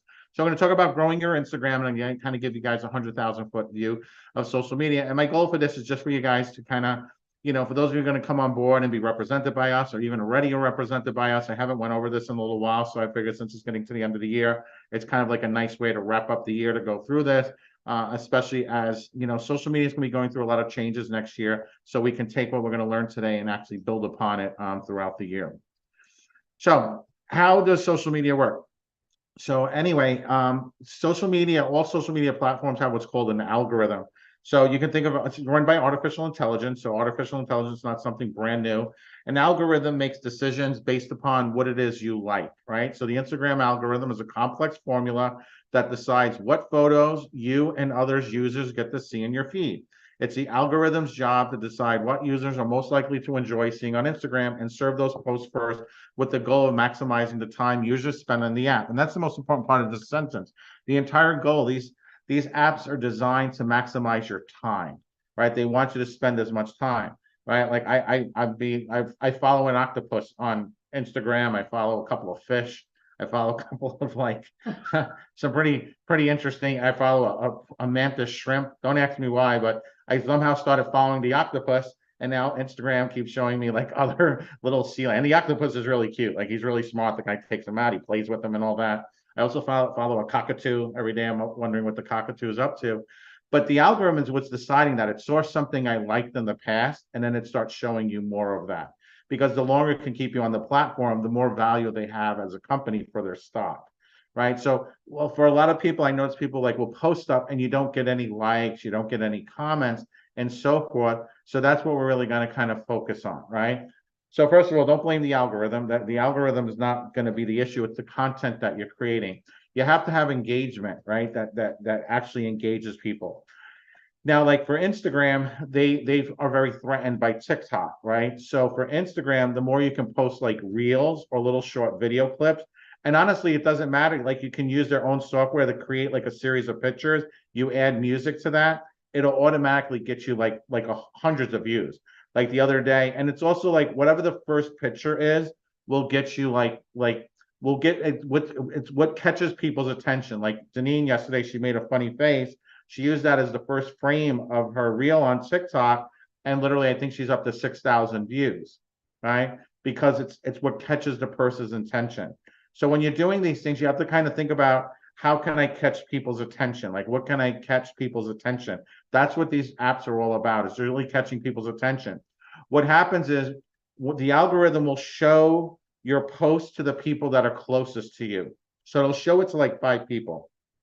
So even if you have 10,000 followers, your 10,000 followers are not seeing your videos or your images. It's just like the first of 5, 10 people that are closest to you are. If that content is engaging to them and they click like, right, that's like worth like a point. If they make a comment, that's worth like 2 points. They like it, make a comment and share it. Woof, that's like the lottery, right? The algorithm says, wow, they don't know what your content really is. They just know, wow, people like it. The moment that happens, they'll start showing that now to like 5 or 10 other people within your followers. So now more of your followers will start seeing it. One of the little hacks you can do is the moment you see people like clicking like or making comments, reply back to them. Like click the little heart, show, gratitude that they commented on your post, and then comment back to them, oh, thank you so much. Don't cut and paste comments. Make it like the first one, like heart, thank you. The next one, thank you, little, hands or a little smiley face. Thank you so much. Make each one a little bit different so they're unique. They can be in the same genre, but just uniqueness, because Instagram does track that, TikTok does track that. The moment you start doing that, it's showing engagement. So even though the engagement's 2-way, it's them engaging with it and then you engaging with it, it'll start showing it to more people. What'll happen is once it gets to around 20, 25 people, the algorithms, TikTok, Instagram, so forth, will then start showing it to people who do not follow you. So it'll actually show it to people who do not follow you. Now, when you have really engaging content, and then now people have never followed you, have heard of you before, they start engaging with it, it'll start showing it to more and more and more. And that's how you create a viral content. Okay. You have to have like a system for this. Like you have to post consistently. It doesn't mean you need to post for like 3, 4, 5 times a day, but you should post at least honestly, it used to be like 3 times a week. Now it's probably, to really get like yourself going. Like if you want to be like an influencer, you're probably going to be posting like 3 to 5 times a day, but 1 or 2 will get you going. But you have to kind of decide what it is people that are following you like, right? So if you're trying to follow in the modeling and acting industry, you need to create like creative content around that, because that's what casting directors and so forth are going to be seeing, right? So obviously engagement counts more than ever. Differentiate yourself from the noise. Photos and videos are treated equally. That's outdated now. Videos are treated much more highly than photos. And then whether you have a business or personal account, obviously for most of you guys on here, you'll have a personal account. Eventually you can get it like verified. They do charge a small fee for that. It won't help with engagement so much, but if you wanted to, start running ads or stuff like that, you would have to change your account over to a business account. I'm not going to go into that in detail tonight because I don't think that's super important for everybody, but in the future we can talk about that because it'll help you boost posts. Every influencer, everybody you see, Mr. Beast, you can name any one of them. They are paying for traffic. So they're a business account. They find a post that goes viral, then they pay Instagram and they pay TikTok to show it to even more people. So just so you know, like if you're trying to compete with 1 million views, 500,000 views, and you're trying to do that just organically, it is not possible. The game is rigged, okay? Because how do they make their money? By selling ads, right? By boosting a post. So you can pay to have more people see your content. How influencers do it, they don't just pay randomly any post, right? Because you can get content, but is it really people? What's the benefit of it? Tomorrow, we're going to talk about user-generated content and how to monetize that. So today, I'm kind of just giving you a little bit of a foundation for you guys to stand on. Stick to a consistent posting schedule. The more that like you post like at least once a day, twice a day, the algorithm will treat you different, right? And then obviously having like captions or having like some type of witty content. A lot of people will just scan over the content, they'll watch the video. They're not going to really read everything, but like a catchy headline, It's like, I was on set. Guess what happened next? Like things like that that create curiosity will get people to kind of read it. Like you have to be like clever. If you want to be like really clever with writing, like there's like little tricks. You can go on like Reddit and read like people's commentary on Reddit. Even people will use like Amazon.com. If you go through the reviews on Amazon, you'll see the way people like word things are like kind of clever with headlines and so forth. There's a gaming site called Steam. The writers on Steam, they're like college students, they're all like super witty. So like you can also use Chat GPT. I mean, tomorrow maybe I'll do a little Chat GPT training, but you can use like Chat GPT, like give me 10 witty curiosity headlines for my social media content. Like Chat GPT can write like a lot of great headlines. Writing all the content that's not quite good, there's ways to train it, like called personas, but that's a little bit more advanced training that we wouldn't have. I do that for our talent. I do kind of a little bit more advanced stuff with them. We do like once a month. They're called like implementation calls, where I'll go really deep dive. But I just want to give you guys like enough of a basis just to improve it, because even if you make a 10% improvement in your social media, it's still going to be helpful. All right. So, factor number one is going to be like how interested somebody's going to be in your post, right? The Instagram algorithm predicts which posts you'll like the most based on a few different factors. First, the posts that end up on the top of your feed are the ones you're most likely to engage with. So think about like what you're seeing on your Instagram. Like I tell people all the time, if you give me your phone in 5 minutes, I can tell you who you are without even talking to you, because I can see what you're clicking and liking. You can change like the algorithm. Like if you picked up my phone or played around with my social media, you're going to see people like Bobby Finaro. You're going to see people like Haviland, because I'm consistently engaging with their content, sharing, liking it, and so forth, making comments on it. So Instagram will keep showing me that. We have what's called like a Dream 100. Like if you were to write down, hey, like say like a great trick is you go to IMDb, it's the Internet Movie Database. You can see all the productions that are coming out next year. So all the TV shows, the movies that are actually coming out, right? Legitimate source. And you can research. It shows you who's cast in the movie, who the producer is, who the director is, who's the casting director. You can actually take those people, search them on Instagram, search them on Facebook, follow them, like their content, share their content, right? And then Instagram now says, oh, you like the casting director for the new Fantastic Four movie. Let's show you more content from that person. And actually, let's show you some of the content that they're interacting with. So you can train the algorithm to be whoever it is you want to be.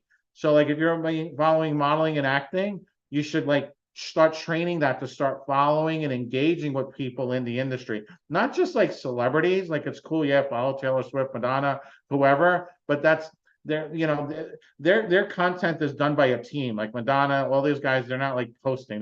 They have like an army of people working with them, controlling all that. There's a whole army behind that, which we can talk about in the future. But it goes by post you viewed, post you liked, post you commented on, post you shared, friends you interact with, stories you watch. They track. So when you stop on a story or reel and you start watching it versus swiping really quick, it now knows you like that and starts showing more. And I'm sure you guys are kind of like, as I'm talking about this, it makes sense, right? Because now you're like, oh, okay, this is why I always see that person. So you just have to start changing your algorithm to start seeing the stuff you want to see, right? Instead of just octopuses, cute puppies, and my birds and all that I have on mine. But I do have a mix, so I go back and forth. I know, I just love that octopus. You guys have no idea how interesting this octopus is every day. So it's just your behavior. It's not just your behaviors that affect post ordering either. The algorithm also uses image recognition to and analyze the content of each post. Think of it like an invisible hashtag. Say you frequently engage with pictures of cute puppies, right? I mean, who doesn't really? The Instagram algorithm will give preference to dog-related posts when constructing your feed. So now this is like done in very Disney-esque like, right? So now also think about like your political standings and the things you believe in, right? When you start clicking on certain political stances or, certain things that may be on the fringe or whatever they may be, Instagram will instantaneously start showing you more of that, which means you put yourself into an echo chamber too, right? So now you're not hearing both sides of an argument. You're only hearing one side, right? If you were clicking on Trump stuff all day, guess what? That's all you would keep seeing, because the people behind those are pushing that agenda, right? It's a political year next year, right? So we're moving into a presidential election, which means, guess what? the rabbits, the bunnies, and the elves, right, are going to be in full force. Okay, and just to let you know, these budgets, like these presidential budgets, are in the hundreds of millions of dollars. Okay, I personally know the people who run the email campaigns, the text messaging campaigns. Okay, these are 90% of the political budgets are spent on social media, just so you're with 90%, because you influence a person. If you're only exposed to one idea all day long, you tend to believe that, right? And then some people are more susceptible. That's where you get conspiracies, right? People showing up, places they shouldn't be, saying things they shouldn't be doing, because they're being constantly fed that information. So you guys have to kind of walk above that and be aware of that. Oh, wait a second. Why do I keep seeing there's the earth is flat? Well, you started reading other conspiracy theories, and now all of a sudden you start seeing others. Just to be aware of that. I want you to be aware. Don't let the social media control your thoughts. Be able to say, wait a second, what's the agenda behind this? Like, why am I seeing this? What's the push behind that? And just to let you know, like, who here has ever tried to unsubscribe or stop text messages, right, from like political candidates, right? And then you still get them, and you're like, why do I keep getting them? Well, the law for regular people, if you unsubscribe or you click stop for text messaging, the law says you have to stop. But if you're a political candidate, the law does not apply.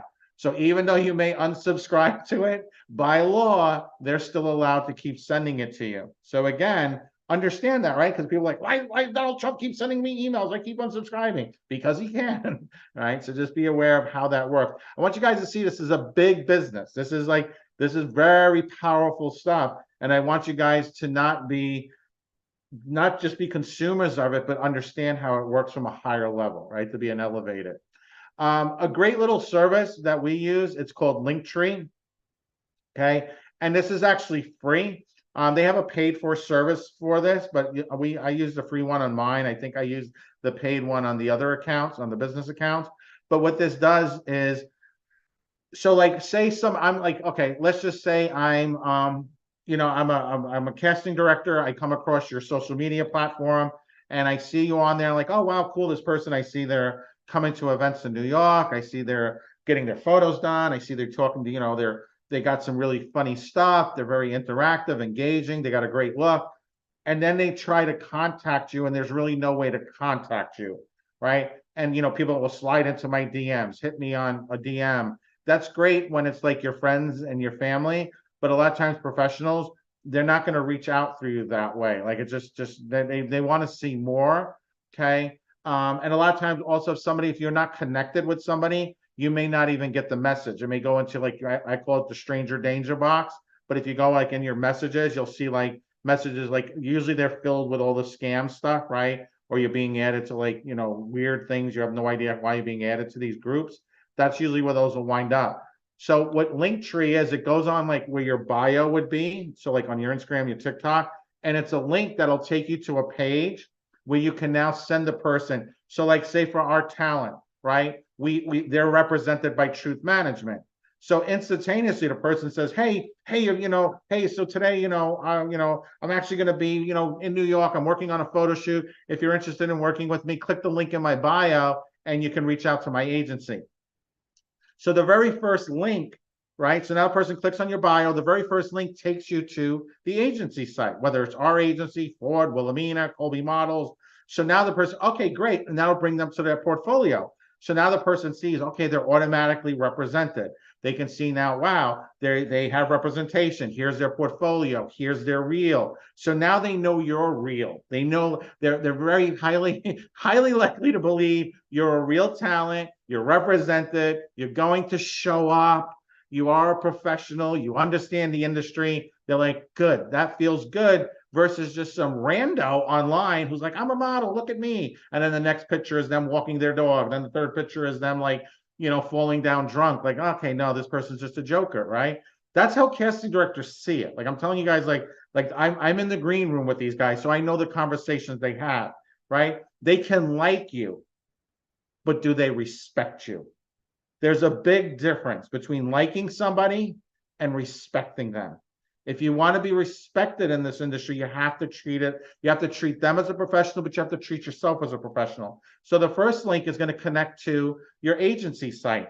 Now, for our talent, we interview them on our podcast, right? So we'll interview like all of our talent on our podcast. We create a really cool podcast with streams on Apple TV, on Apple, and Amazon and Sirius, like everywhere. It goes out everywhere, right? So the second link can be like, hey, check out my recent podcast interview, right? The third link is we create a blog article for our talent. So we actually write about them in the press. So now that's like the third one, right? Oh, for me, like for mine, it's like, here's to my personal website. Here's to the company website. Here's if somebody wants to register for open call. Oh, here's an article I, did in Forbes magazine. Here's, a link to a podcast, one of my favorite podcast interviews I did. I'm in the top 4% of podcasts with Tony Robbins, Dean Grazio, Russell Brunson. Here's the link to that podcast. It's about proof, proximity, and power, right? It's on Entrepreneurs on Fire. Here's a link to Amazon, for the book, #1 bestseller book, right? So you can create these links, right?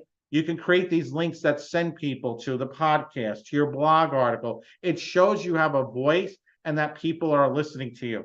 So like you can literally take somebody who's brand new to the industry and create that influencer, right? That foundation. It's a framework, like building a house, right? You don't just, you find the ground, you put your flag in it. That's what you guys are all doing right now. You have the ground, you have our company, you put your flag in the ground. I want to be a model actor musician. Now we start building the framework for the house you're going to create. And that house is the representation of your career. So LinkedIn is something I highly recommend. Again, it's free to use, so it's a free service. If you wanted to update it, you can. I think it's like $2 or $3 a month. It's very inexpensive. And then you could just do all the fancy stuff, make the colors, and do, the little bit of more tricky stuff. But you can see it works on Instagram. It works on TikTok. It works on, Twitter here, but it's called X now, YouTube, and so forth. Because what this does is it creates a central platform. So all your social media, you direct the traffic to one place so people can get in contact with you. And by putting up that barrier, right? And I know Deneen touched this earlier, but for a lot of you guys, like I'm going to give you an example. There's a guy living not too far. He lives a few neighborhoods over from me. And where I live is really nice. But if you go a few neighbors over, it's a little bit rougher, but it's still nice. But anyway, if you go to this guy's house at night, he's got all these lights. His whole entire house is like lit up like the 4th of July. He's got like these like warning signs. He's got all this stuff, cameras everywhere, right? It looks like Fort Knox at night. And I said to Deneen, I was like, wow, boy, oh boy, if somebody was going to break into somebody's house, you ain't going to break into this guy's house. He's got like warning signs, like you will be shot on sight. Well, the reason why he did that wasn't because he was thinking ahead. His house was robbed in the past. So he waited until something bad happened before he took action. So for a lot of you guys that are getting contacted by all these weird companies and all that, well, think of just having the agency and having this in place. It's like that guy with the lights around the house, with the signs, warning, unless you're real, proceed with caution, go away.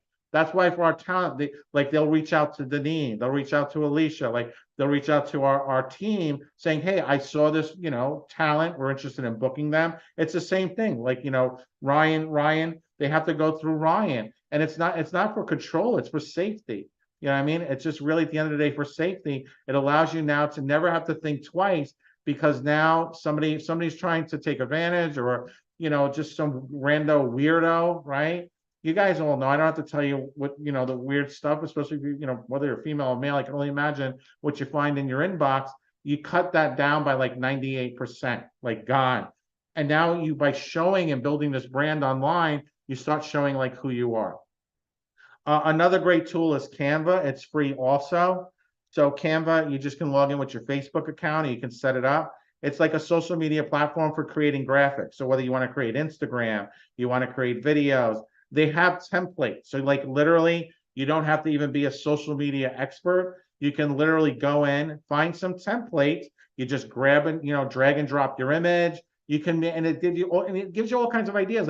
Like social media is like, give me social media ideas, like templates. Give me, Look at what Mr. Beast is doing. Look at what like some other models are doing. Put up your favorite quotes. Like when you offer value in social media, you'll get a lot more followers. Hey, I'm a brand new model. Like today wasn't a great day, but this is what I learned at the end of the day. You make a video about it. Hey, I just started on my journey. To be honest with you, I'm scared. I know what I want. I know where I'm headed. I was on a call today. I learned this, or I was on a call today and I learned a lot from Haviland. These are some of the notes I wrote, right? And then you tag Haviland in it. Guess what Haviland's going to do? She's going to click like, she's going to make a comment on it, and most likely she'll probably share it. Now, all of a sudden, guess who you're exposed to? Every single person that follows Haviland, right? Like you're one of her students. She's your coach. This is a connection. You're now connected to somebody who has like 1 million followers. Like you do this process over and over again, right? And you use something like Canva. It's free. It has the templates, and you play around with it, right? You get creative, right? You have fun with it. So instead of, people all the time say, I don't know what to do. I don't know where to begin. I don't know how to start. There's so much things you can do. Right? Again, building the framework. Now you start decorating the house. Now you start putting up the walls, the windows. Obviously, for our company, we do the heavy lifting, and we bring you to this place where you get to meet these people. We sign you, we represent you, we cover all that. But on the other side of the coin, these are the things you can do to help your agent, to help yourself, to build your brand up online. Okay. So create great content, right? Creating great content takes hard work and consistency.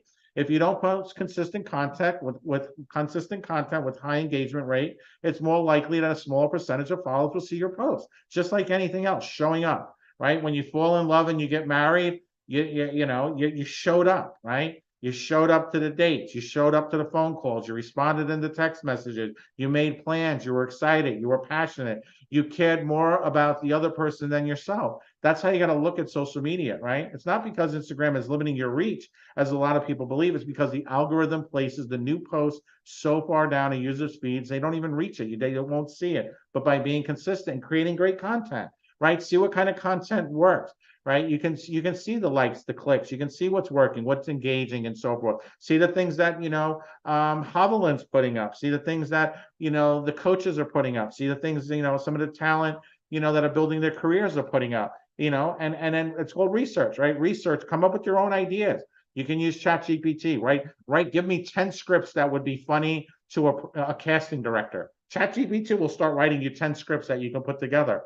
And guess what? This is also giving you practice. It's giving you practice in a little bit of editing skills, content, learning how to use lighting, start questioning, how can I make the pictures better, right? Like you saw like the names on camera today. I was playing with the lighting at like 5 o'clock this morning, making sure that her lighting was good. Right. I'm in a temporary studio that we're still building out, but I did my best to kind of get it right, to get it so she looks good on camera. There's a whole process behind that. When I have a question, I understand how to make a shadow disappear, I go on YouTube, I watch a video. So all these things are really helpful. Like, we do a certification for our production assistants.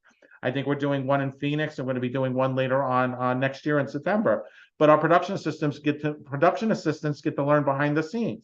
Like Tina Harding, she's actually one of our production assistants. So not only is she an international speaker, a model, an actress, a fitness guru, all these wonderful things, she's also a certified production assistant who's worked on set multiple times. Like, I'm excited to come to New York because I know there's not even a doubt in my mind that shoot and everything will run perfectly because Tina's on set.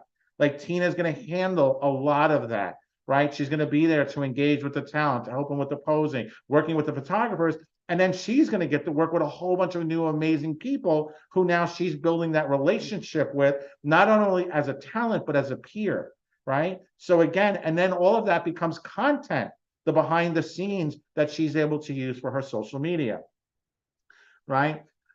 Advertising team, right? So, who are you appealing to, right? When you think about like advertising, are you Coke? Are you Pepsi?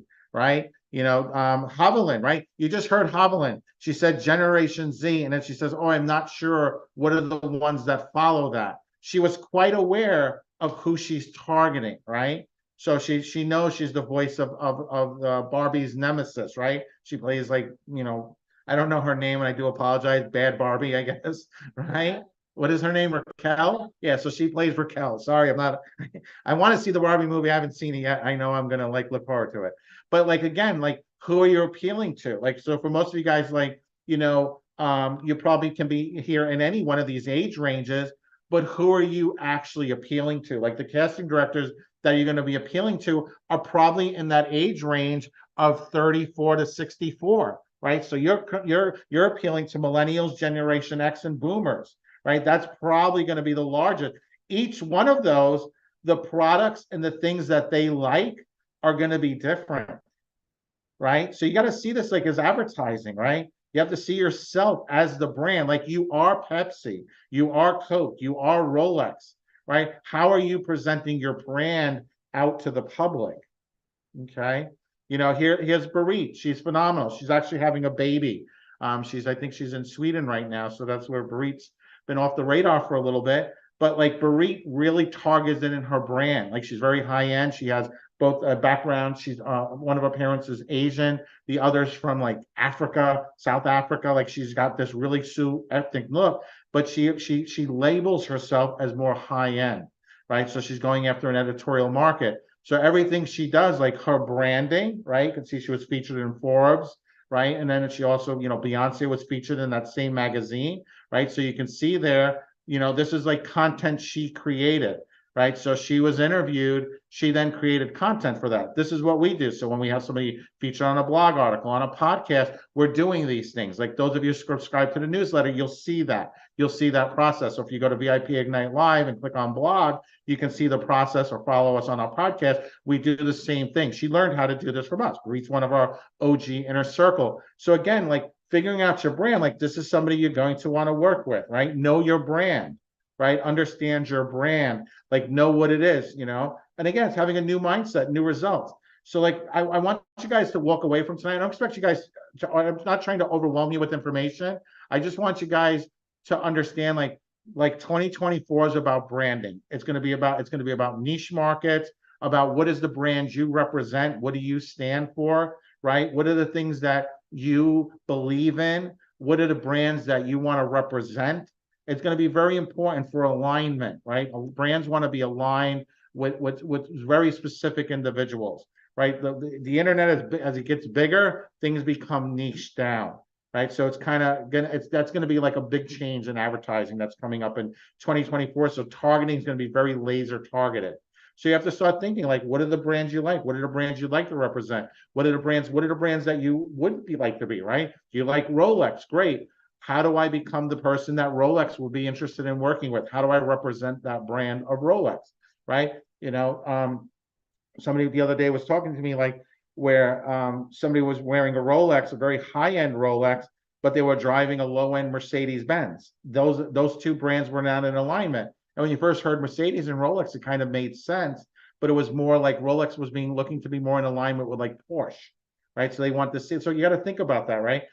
How you can align the product choices you already have, the images that you're using. Obviously, the most important thing at the same time is having versatility, especially when you're kind of new in your career, because you're kind of trying to shoot at a couple of different targets and seeing where they land, right? Which are going to be the best ones.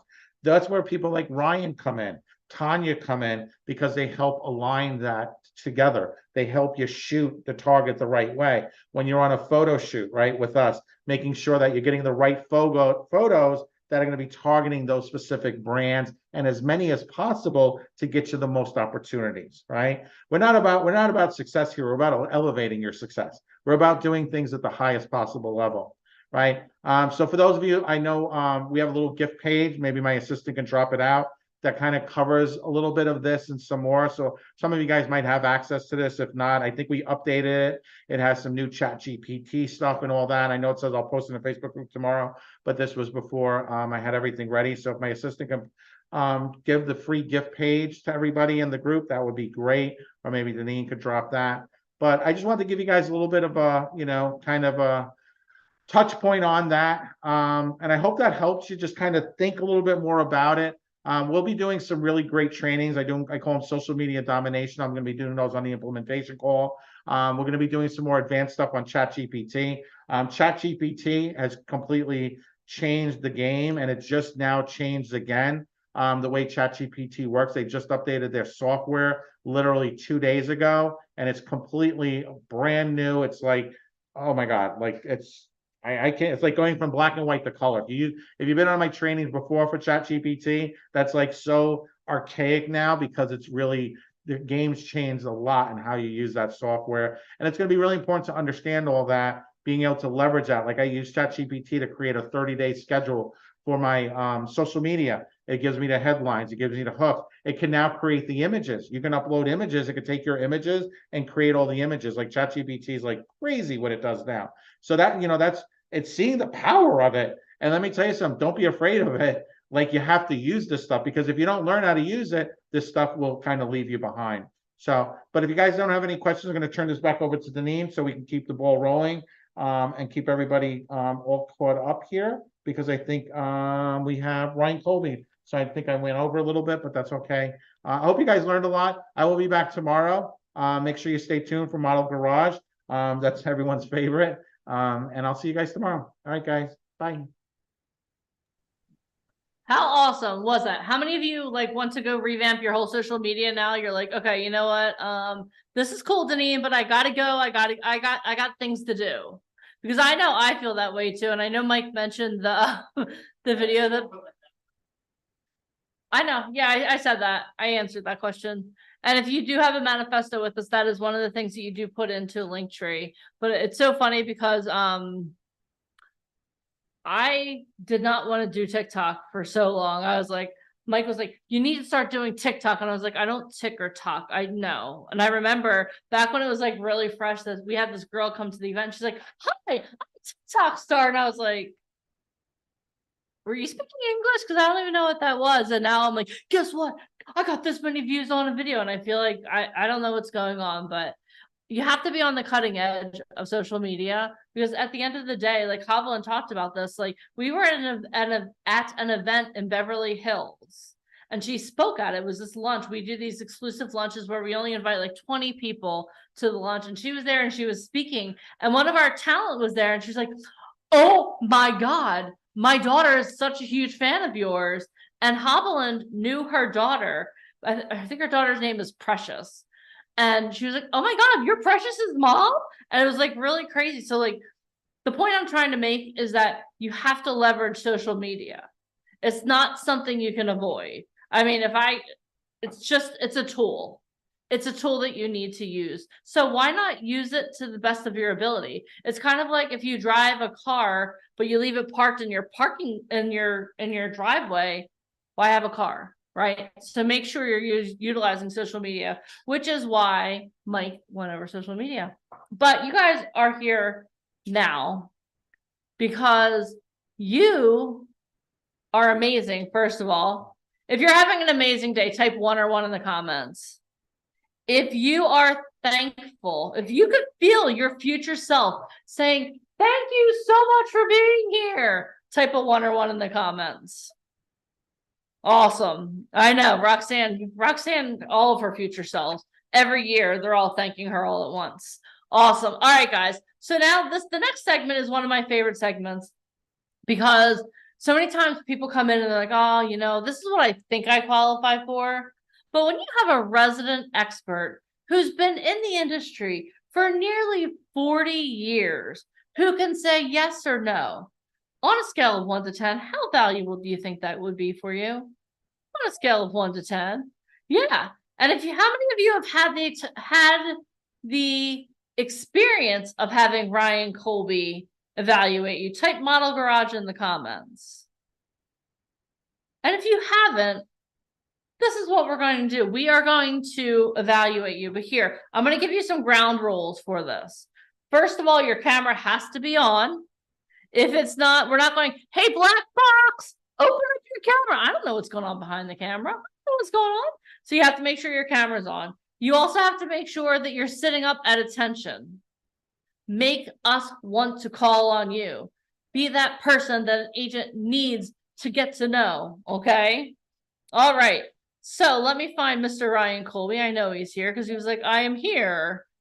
The beauty of this is he texts me and he's like, hi, Deneen, I am here. All right. Here, let's do this easy. Ryan. Oh, there we go. Okay, Mr. Colby. Add pin. Hello, Ryan Colby. We'll pull on adding pin. Ask to unmute. And hold on, we're going to bring Hey. Alicia K back on too, because this is their favorite segment. I like it All when right. Deneen hold imitates you, on. Ryan. How was she? Go ahead, give her a critique. Give her a what? Good. How was Deneen at imitating you? Was it good? Oh, I didn't hear her. Oh, okay. Great. Thank goodness, because I would get in so much trouble. It was I so didn't hear good. her. Oh, You know how's what? the calamari? Hold on. Mm. The best person in the whole entire world to do a Ryan Colby imitation is not here. That is Phil Sullivan. Phil Sullivan, America's Spot Got on every Oh. time. the Cosmopolitan. All right. Well, we are here and we are excited for this segment, which is Model Garage. And I'm going to leave it into your hands, the two of you, to go ahead and pick people. I've already told them they have to be on camera. They have to be sitting up. They have to make you want to call on them. So let's do this. Model Garage live. It's happening right now. All right. So this is pretty much like how Model Garage works. Have you ever seen one of those types of shows where people don't know what they qualify for? They don't even know what to wear in their closet, right? So imagine pulling up to Colby's Garage here, pulling up, and here's Ryan with his cute little like medical coat, and he's going to diagnose exactly what it is that you qualify for. You know, people maybe want to get into acting or modeling. He's going to tell you which coast you belong on. Are you more New York or LA? Maybe it's personality, maybe it's just your look. Also, what type of characters you could play. Also, how he would dress you. Now, Ryan, one thing we didn't even mention is you're a celebrity stylist. Now, you dress one of my all-time favorite people, Ben Affleck, Liam. Who else do you? I've been working with Liam for the past week.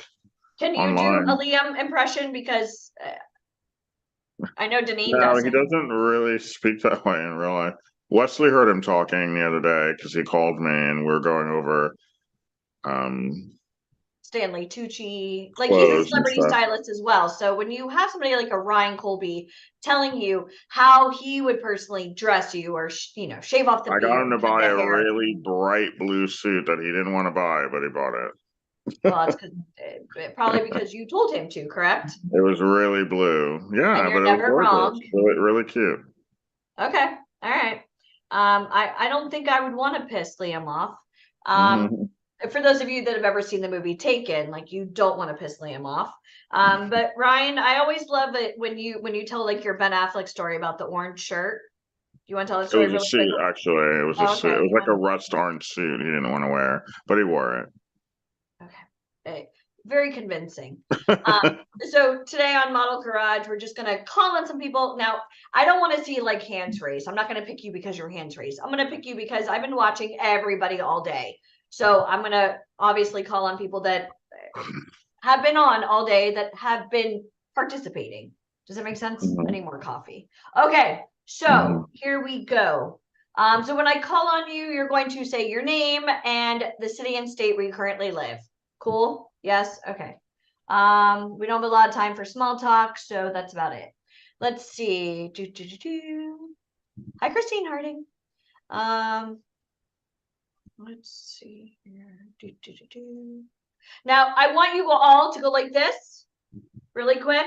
This is grow thick skin, because Ryan, sometimes he starts off very sweet and other times it's pretty bitter. Just putting it out there. Okay. So we just grew some thick skin real quick. Heather Hare. All right, so Heather Hare is coming on. I'm gonna pin you real quick, which sounds really dirty when I say that. I'm gonna pin you like as though I'm a wrestler. But this is Heather. So Heather, introduce yourself to Colby really quick. Go ahead. Hi, Colby. My name's Heather Hare, and I live in Warren, Texas. Warren, Texas. How old are you and how tall? I'm 43, 5'3". 43, 5'3". Okay. All right. You have a good commercial look. You look younger. You look 32, 35. So that's good. Can you put your hair down? Is it nice and long? Yeah, it's long. Yeah, it goes down to my waist. Okay, you may want to trim that a bit. It's a little too long to be 5'3". You don't want the eye level, you don't want the eye line to drop down to your knees when people are looking at you. So sometimes on shorter people, long hair doesn't work. It just makes you look shorter than you are visually. You don't have to get a bob or anything, but you know, it's definitely can't be to your waist. That's just a bit too long. Maybe to your, you know, breastbone, you know, stuff like something like that. Or even a little longer than that, that's fine. You can a little longer, but not to your waist. Okay. But you have a good commercial look. You have good makeup on right now. It looks very pleasant, very commercial. You could wear this to a casting. It's a little heavy on the cheeks, but you could definitely wear something like this to a casting. I would definitely put you in a junior executive role, an assistant role, a lawyer, a mom, a young mom who's got like a, you know, 4-year-old, 5-year-old, 10-year-old. I would probably play that, a young wife, you know, both working husband and wife, white collar situations. I would definitely promote you in some sort of avenue like that. As far as your city, I would probably, if you're in Texas, I would probably do Dallas and Atlanta because Dallas has a good commercial market where they have the whole mom thing, the lifestyle thing. They do a lot of lifestyle there and with families, and you definitely fit that market. But I would also, in a bigger market, which would be Atlanta, which is kind of near you, I would do Atlanta or LA. I think you have more of an LA face, so I would start there. As far as shooting, I would do headshots. I would keep it kind of businessy, but not too businessy. I would definitely do some sort of, you know, nice taupe or light peach blazer, some sort of blouse underneath that complements that color, a nice skirt, a pantsuit, definitely a pair of jeans and a t-shirt and a denim look, denim jacket look, or even a faux leather jacket. I would for sure do some sort of wrap dress to make you look like a high-end assistant.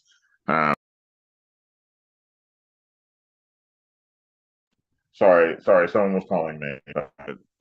It knocked me off. Can you hear me, everyone? Yes. Yes. Okay, sorry. When someone calls, it knocks me off. Anyway, I would definitely do that. So I would definitely keep you into the early 30s to the mid 30s and run that range of careers / lifestyle scenario. Okay, good. Is that Okay. helpful, Heather? I hope. Because I know that, Rye, when people typically want to get into show business, they run out and a lot of times they get these uber sexy photos, hair is incorrect, wardrobe is Oh yeah, incorrect, no, makeup no. is incorrect. And then they're getting photos that like their friends and family want to see and casting directors. Oh no. You need really simple things. I wouldn't put any more makeup on you than you're wearing right now. Maybe a little bit of a lip just to deafen it, but I wouldn't do any more than that. And keep the hair natural, a little bit of a wave, maybe straightened, and that's it. That's it. That's it. And that can take you to, you know, professional and to a young mom. Like I wouldn't change it. I wouldn't do anything else. Okay. But if you do have waist length hair, it definitely needs to be cut. That's it's too long. So Okay. Thank you. Okay, perfect. Sometimes he starts off with like cougar, hooker, so we never know what's going to come out of his mouth. That's why we threw. I mean, sometimes he says you look cheap, which that's always just, you know, like a Band-Aid, we just rip it off real quick and then, yeah, the first one, sacrificial lamb. Okay, but you know, I go off of people that are, you know, shining bright and okay, let's see. Yes. Okay, let's see. Okay. Ryan Rosie, I hope I said it right. Yeah, you said it right. Okay, good. Yeah, I'm Ryan Rosie. And you? I'm Ryan, can you see 29. him? Yes, I can. When he talks, I can. Okay, so I'm gonna remove your pin. Not saying I don't love you, Heather. Okay, there you go. I'm 29. In Helena, Alabama. and I'm 6'3". Okay. You have an excellent look. You could work tomorrow. You have a great look. You're 6'3" for real? Flat? Okay. Like 6'2", 6'3". Okay, that's fine. You look like a boy I used to represent years ago who was Dolly Parton's nephew named Brandon Trentham. If you look him up, you look just like him. And it's funny because I just spoke to him like 3 days ago because he had sent me an email about something and I called him to see if it was still happening, some sort of party he was having. He's now in his like late 30s, or I think he's like 37, 38. But I found him, he was a bartender at a bar and I was in this hotel judging I think I was doing the Elite Look of the Year calendar or Getting something. Cosmos. Yeah. Yeah, and I was getting a drink and he served it and he was amazing. And he came to New York and he did really, really well. And it took me 6 months to find out that he was Dolly Parton's nephew. He never told anybody because I guess he didn't want to use her as a stepping stone. And I just found out somehow, I don't remember how, but he was really nice boy. He modeled for years. He was a staple doing Bergdorf's, and he was a really, really good commercial model. And you look literally just like him. Isn't it? When the screen came on, I was like, Brandon. But Well, I think he has like the Colby model bone structure. Can you stand up for me? He does look like Brandon Trentham. Allie, go on your phone and look up Brandon Trentham. I know who he is, but he kind of reminds me of Ronnie too. He reminds me of like you look like you should be on like Gilmore Girls. He looks like a romantic I've never seen a Hallmark movie, right? Yeah, definitely. Yeah, I could see that. Okay, so what about the facial hair? What about like is the hair? I can't see him unless he's talking. I can't see him. Okay, go ahead, Brian or Ryan. Keep talking. Can you see me now? Keep talking. It activates with the voice. Start singing a song. Just keep talking. Okay, now I can see you. I'm sorry, I don't know that Zoom just works that way. It's activated by the voice. Yes, I can see you doing all of those things she said. 6'3" is a good height. It's a little actually kind of tall for television and film, but that doesn't really matter. William Hurt is 6'5", Liam Neeson 6'4". There are lots of tall people in Hollywood. It's just men are usually between 6 and 6'2". But for modeling, it's great. TV and acting and modeling are different. There's similarities, but they do prefer guys to be at least 6'1" so they can fit you in the frame. Then they have to reframe things if you're too tall, like 6'3", 6'4", 6'5". But they'll do it if you're worth it. Obviously, William Hurt, Liam Neeson, Ed Begley, all of these guys were 6'5", and they made it work. But you have a great look. Mississippi, or what did you say? Alabama is not a hotbed, obviously. There's nothing going on there. No. So unfortunately, there's nothing you can be doing there that would be of any advantageous to your career. But if you got great pictures, definitely LA. You're very, very, very, very, very LA.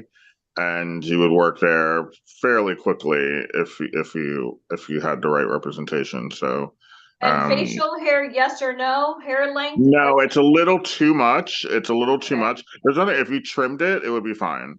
Okay. It's a little too long, but it's fine. The facial hair is fine. It's just a little too long.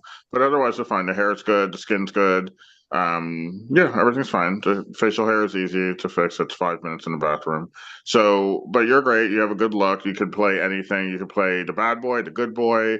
You could be I could see you based upon your eyes. I could see you being nice, but you could probably also be mean and sinister. So you could probably do both. I could see you being the young go get him lawyer, or I could see you being the sneaky, sleazy lawyer. I could see you doing both easily. You also remind me of a little bit is that guy who was on How to Get Away with Murder, the brunette who's gay on that show. He was super slimy, constantly, lying and manipulating people. So I could see you playing that role. He says this all with love. Again, he says this with love. There are facial features that are indicative to villains, and there are also facial features that are indicative to ingenues, and sometimes you can have both. So, and you happen to have both. So you do have facial features that are indicative to villains, and there's nothing wrong with that. It's not a bad thing. I have the same facial features.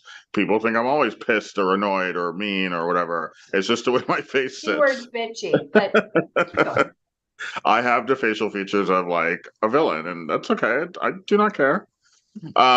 So I'm just saying that. But I but could I see you could see playing him a playing like a love interest on like Lifetime. Correct me if I'm wrong. Where he's like a little bit overbearing, but he's also like a serial killer. Can you guys but see I could that? also, but we have a little treat for you tomorrow. So you better be on the call. You better be on the call tomorrow. Okay. Something about what you just said, Allie. So you better be on the call We're tomorrow. gonna have a serial killer on. Great. No, you said something else that will be on the call tomorrow. I'll go back and watch the replay. Anyway, but yeah, you have a good look. You just need photos, a little bit of training. You're a little, 29 is an okay age. You do look younger. You look maybe 24, 25, which is good. But I would start now before, especially that kind of look, that kind of leading man look. You cross that age number, and then you go into character, which is nothing wrong with that. But you want to capitalize on leading man while you can. I look a lot younger when I shave. Yeah, I'm sure. I'm sure you would. I'm sure you would. For cigarettes, but I'm sure you would. I'm sure you would look several. Yeah, I'm sure you would look 23 if you shaved. But just saying that the competition is fierce. There's a lot of guys that kind of look like you running around LA with their headshots and books. So you definitely want to seize while the iron is hot. You don't want to wait. A lot of people just chill and wait, and then they're 32, 35, and there's nothing wrong with being 32 and 35, but there are a lot of people that could have been doing this when they were 25 and they just didn't do it, So. True. Thank you. True. So as far as photos, like what would you dress him in? Like a suit? I would definitely put him in suit at 6'3". You definitely look strong in a suit. I would definitely use suits. I would do sportswear. I would do athletic wear. I would do the whole gamut to cover all the bases. You could look younger, more collegiate, and then you could look like you're 30 something, a little scruff and a nice gray suit. Then now you look 32. Now you look like you are,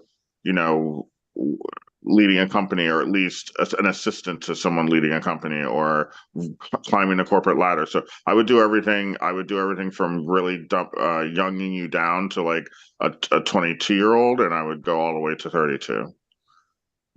With the clothes. I mean, meaning like I would do sportswear, I would do color for the younger shots, and then I would do darker grays and browns and navies for the older shots.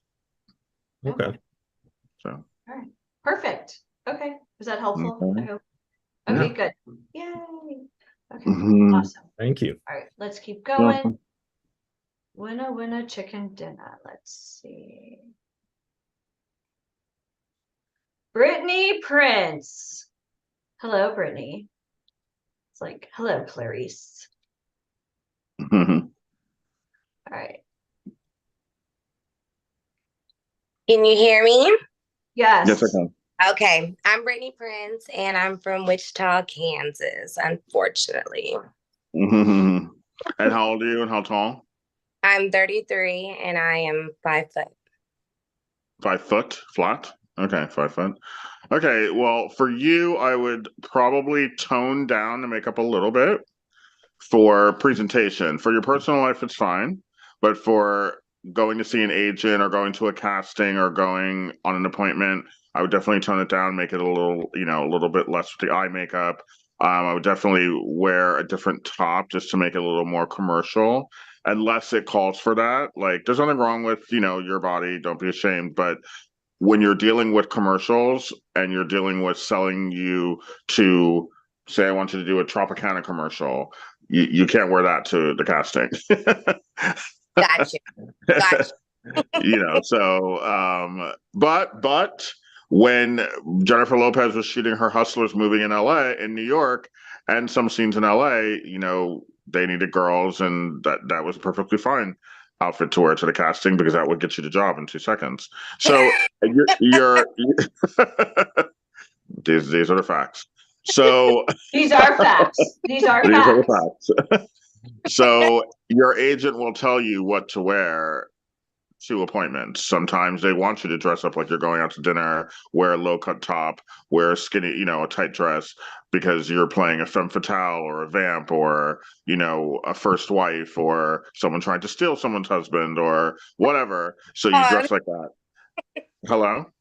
Or then they want you to tone it down because you need to be a detective, you need to be a doctor, you need to be someone's mother, et cetera, or a teacher. Like, so it just depends, and your agent will tell you what to do and how to dress according to the appointment. But I could see you doing both. If you tone down the makeup, I could see you being like a teacher, some sort of sassier type of teacher.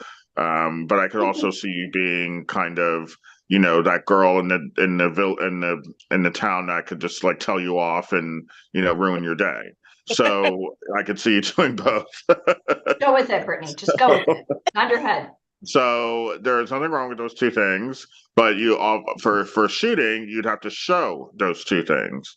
So those two aspects of a personality. So I would definitely commercialize you up with a denim jacket, a t-shirt underneath, a pair of jeans or a denim skirt or a pair of denim jeans, flats, make you smile, less hair, less makeup, put your hair to the side or in a ponytail, make you look as young as possible. Then I would put maybe a little bit more makeup on you and have you do something.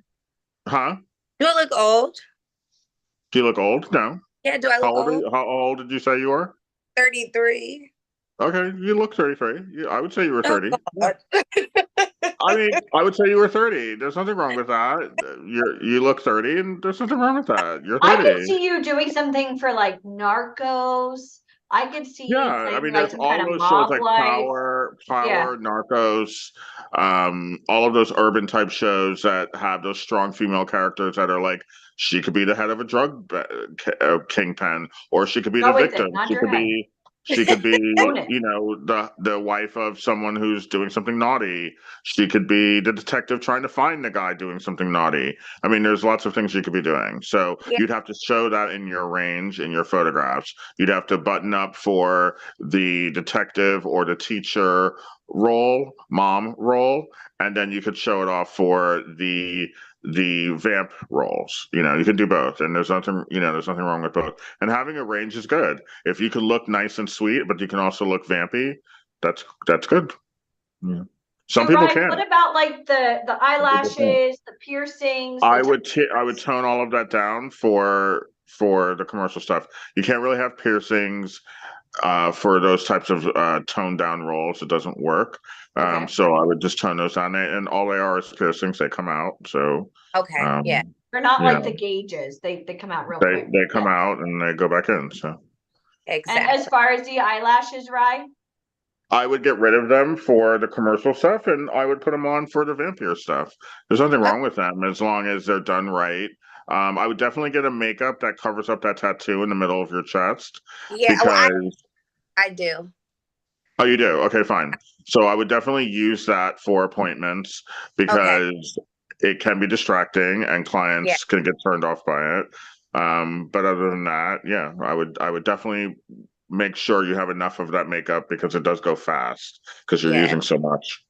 It takes Yeah. like triple the amount than face makeup, to Okay. cover.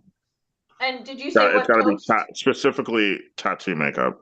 I would start with New York. She's more of a New York type of demeanor and look, and I would start with New York. Okay, cool. All right. Thank you. Thank Mhm. All you. right. My 3-year-old screaming, Uncle Colby, why can't I be part of this? Not today, kid. Okay. Let's see. Hold on. I'm looking at everybody. I'm looking for happy faces. Boy, Rye, you've been really nice today. Well, no one looks awful. Jericho Anthony Del Rosario. I just wanted to say it. So just go with it. Hold on. You absolutely say correct. How are you guys? Oh my God, I'm so excited. Okay.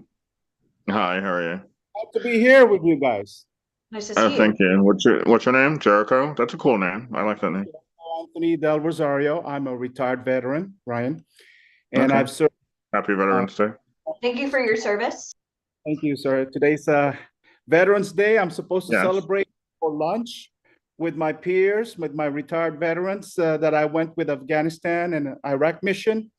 And Mm-hmm. I'm very glad that I served for the military for almost 24 years. Little hardship family, but you know, times sometimes cannot be always balanced and fair. You have to give some little sacrifice to the country. But the family, I've been married for 45 years with lovely daughters, and I'm 64 years of age, if you don't mind telling. But No, that's fine. I've been casted when I was, before I joined the Army, I was casted from Central Casting Agency.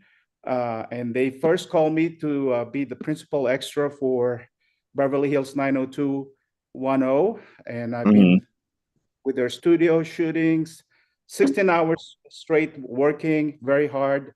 And then until they were about to give me a role with few words with the high school yappies to like an under 5, yeah. Yes.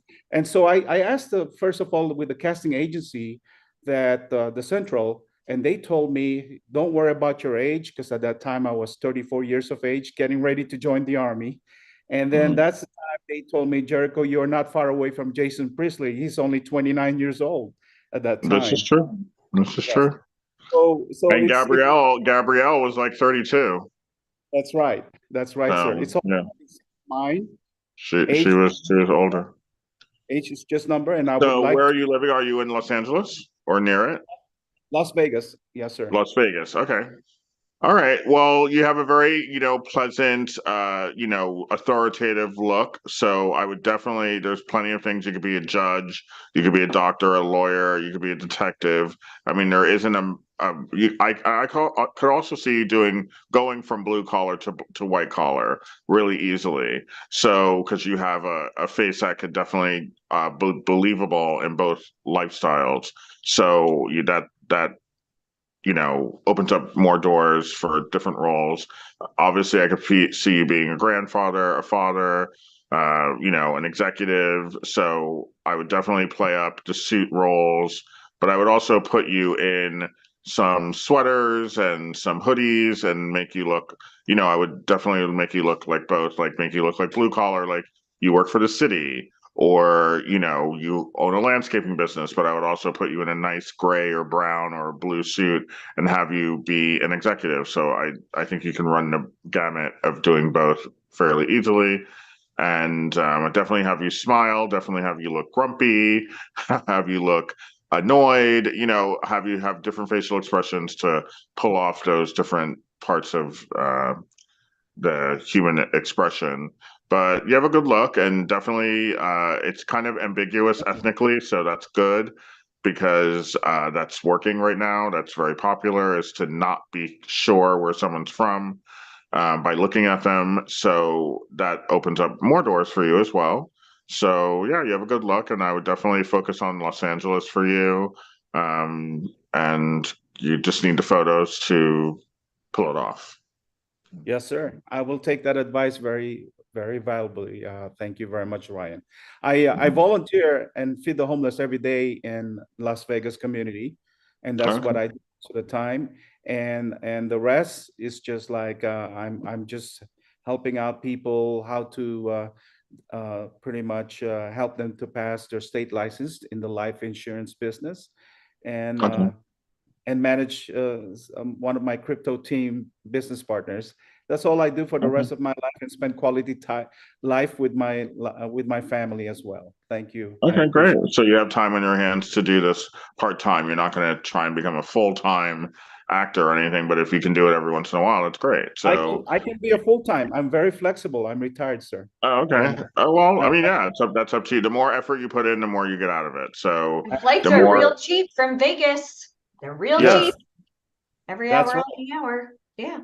I'm looking forward to work for Mark Wahlberg here. I've heard that he's doing some kind of a casting here too as well for his future projects. I don't know what they're probably going to start soon now that the strike is over. So maybe you'll hear something about it this week.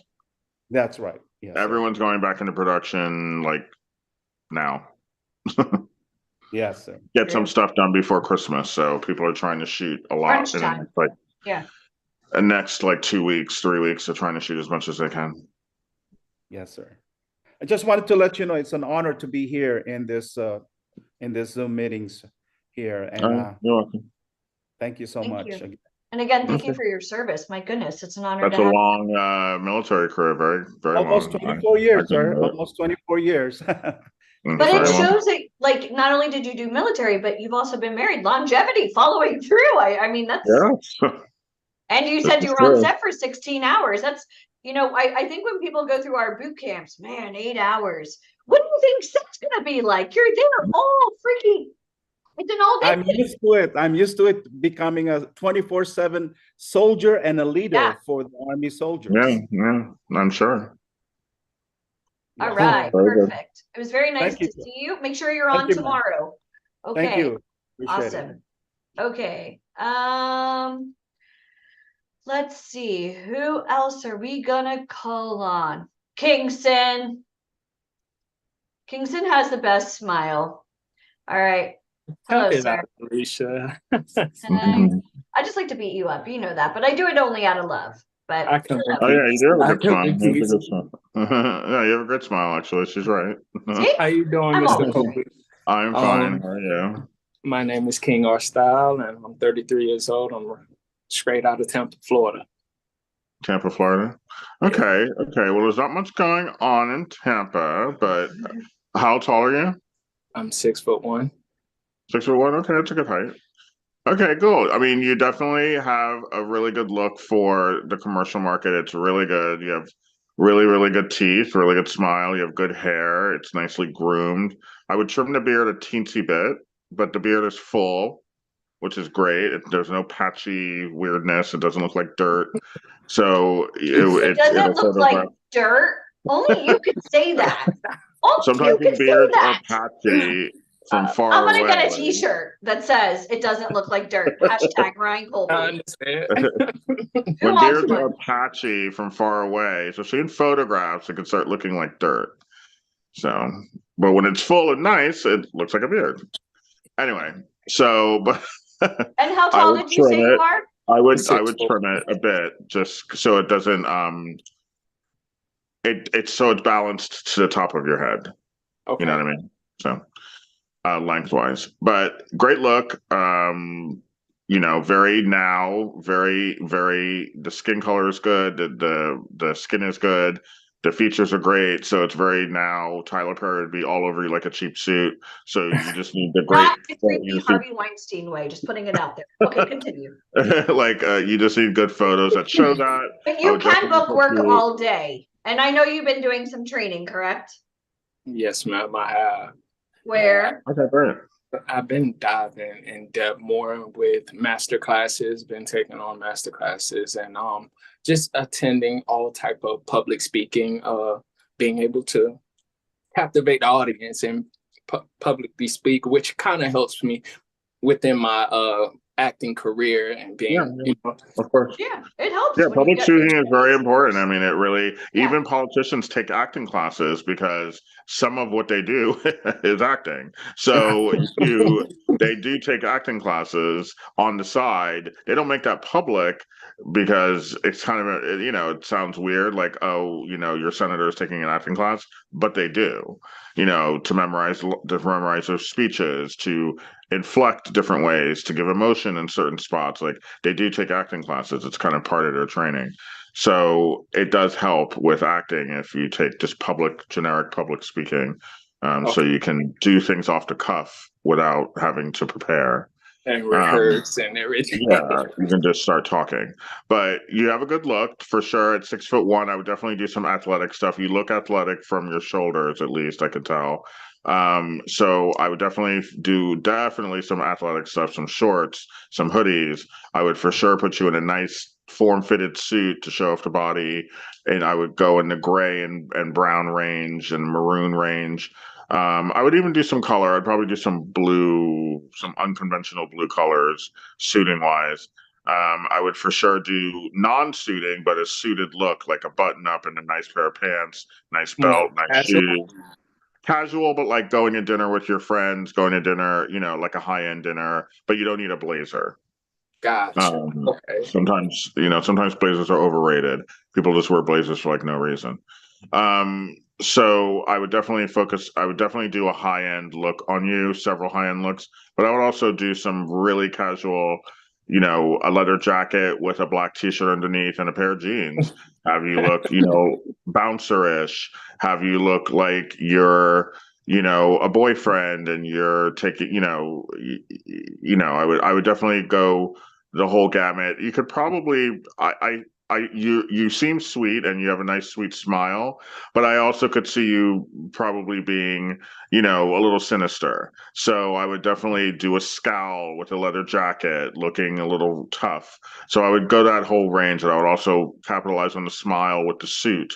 I would capitalize on the smile with the athletic wear. So I would just do both to cover all your bases.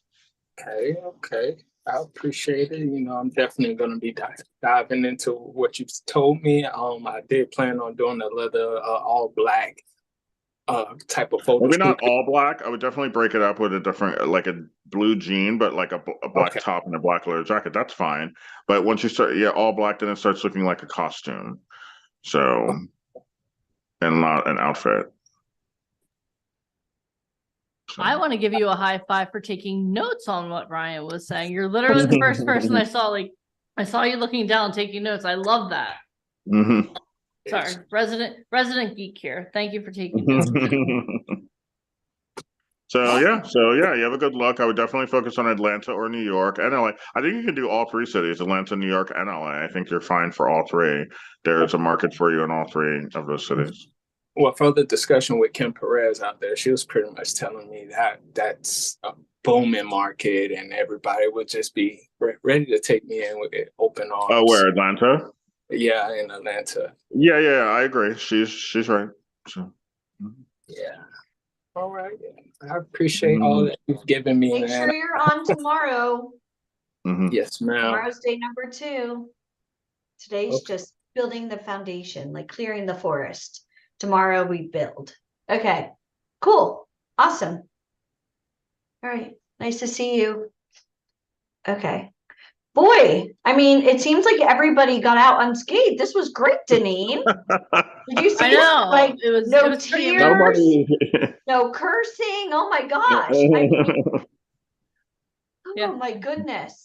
That was awesome. Thank you, Ryan. Thank you so much for going through and evaluating everyone. And thank you for everyone who participated, because it could be a little bit scary. The former art director of Vogue, you never know what he's going to say. You heard from him earlier, and he doesn't mince words, shall we say. So, but I think that's what you need to hear, not just like, because again, people, 5'4" or whatever it is. Oh, I want to be a model. Oh, but I'm too short. No, you can be a model, but you need to know what you qualify for. Oh, commercial print catalog.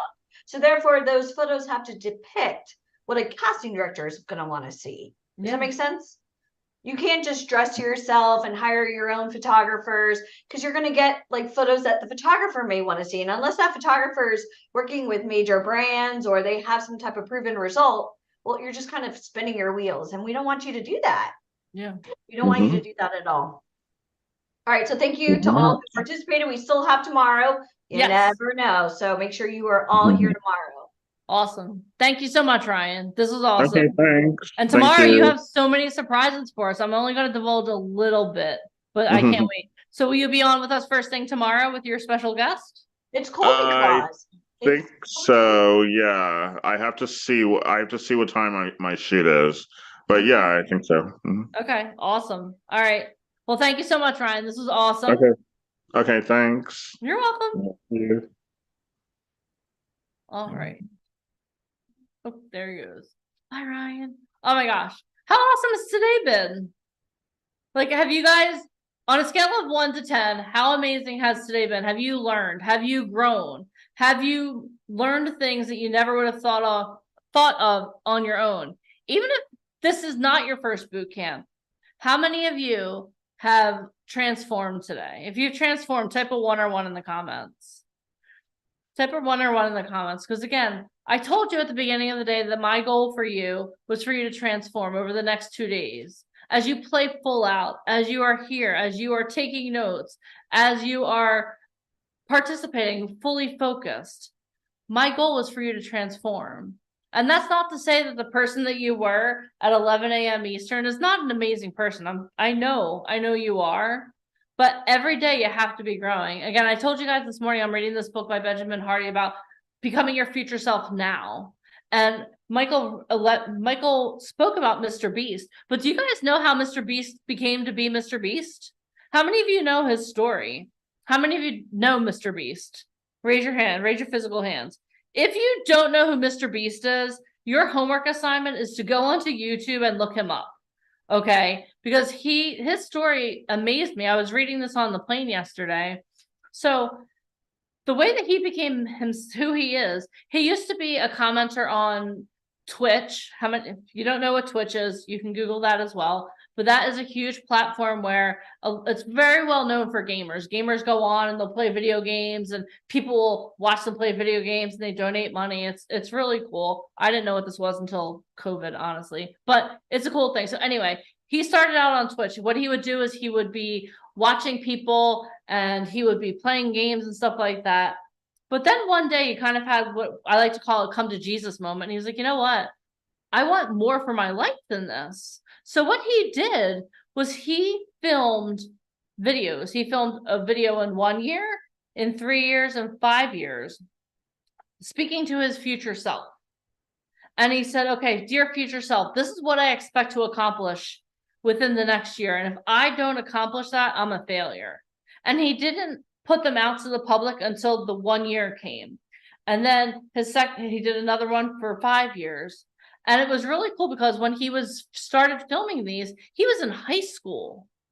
And for his 5-year video, his future self in 5 years, he said, listen, I don't know where I'm going to college yet. I don't know what I'm majoring in, but you know what I do know? That I'm going to show up every day for the next 5 years. And if I don't have 1 million followers on YouTube, then I'm going to consider myself a failure. I was like, damn, how many of you are that dedicated to your future that you're willing to speak to your future self and say, hey, future self, this is what I expect out of you? How many of you have ever thought about that? This has been mind-blowing to me. So if you don't know who Mr. Beast is, he has over 10 million followers on YouTube. And he's known for doing crazy things. Like he will make you stand in a circle until the last person falls out and they just can't do it anymore. He does a lot of really crazy things, but he also does a lot of philanthropy. He gives back so much. The way he truly gained traction was because he would do different videos where he'd be like, okay, it's my goal to earn $1 million for this organization or that organization. And he consistently achieves those goals. Now, you might be thinking, Denise, why are you telling me this story right now? The reason I'm sharing this with you is because you're here for a reason. You're not here by accident. I mean, if you're here by accident after 6 hours on a call with us or 7 hours call, I feel bad for you. That's a huge accident. But I don't believe in accidents. One of my mentors is Tony Robbins, and something he teaches consistently is life doesn't happen to you, it happens for you. And this is what I want you to think about tonight when we end this call in a couple minutes. You weren't here by accident. It wasn't an accident that you were here. You made a choice. You took action. This morning we talked about there are 2 different types of people. There are dreamers and there are action takers. There are oh my God, it's my dream. I want to be a model. I want to be an actor. I want to be a musician. I wanna. But you dream passively. You dream when you're asleep. You dream when you're doing other things. A lot of people fight with me. Oh, I dream when I'm awake. Okay, well, that means you're daydreaming while you're doing something else. It's still passive. It's not active. But you're here because you took action. Maybe you saw an ad on TikTok. Maybe you saw an ad on Instagram. Maybe you saw an ad on Facebook. You clicked a link, you put in your information, you got a Zoom link back, you put it in your calendar. Then this morning you were like, oh, maybe you got a text message from Alicia this morning saying, hey, we're going live now, or hey, we're going live now. Whatever it is, you took action to be here. And this is a 2-day event.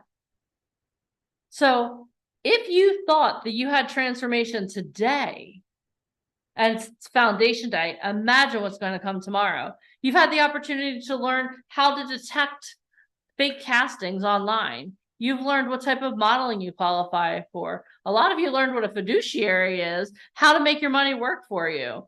You learned how to, like, how can I have the government invest in me? Sign me up for that one, government. You learned what type of modeling you qualify for. You heard Ryan and Alicia go back and forth about the SAG strike. And you heard Hovland talk about that as well. You guys are more informed right now than 99.9% of your competition. And that doesn't even include us talking about social media, you having the opportunity to learn about how to leverage your social media.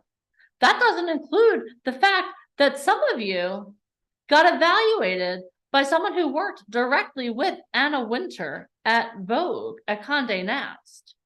Let that sink in for 2 seconds. Not everyone has this opportunity. You know why? Because not everyone is like you. Not everyone is an action taker, but you are an action taker. So this is a 2-day event. And if you thought today was amazing, can I give you a sneak preview of who you're going to meet tomorrow? Would that be okay? Type a 1 or 1 in the comments.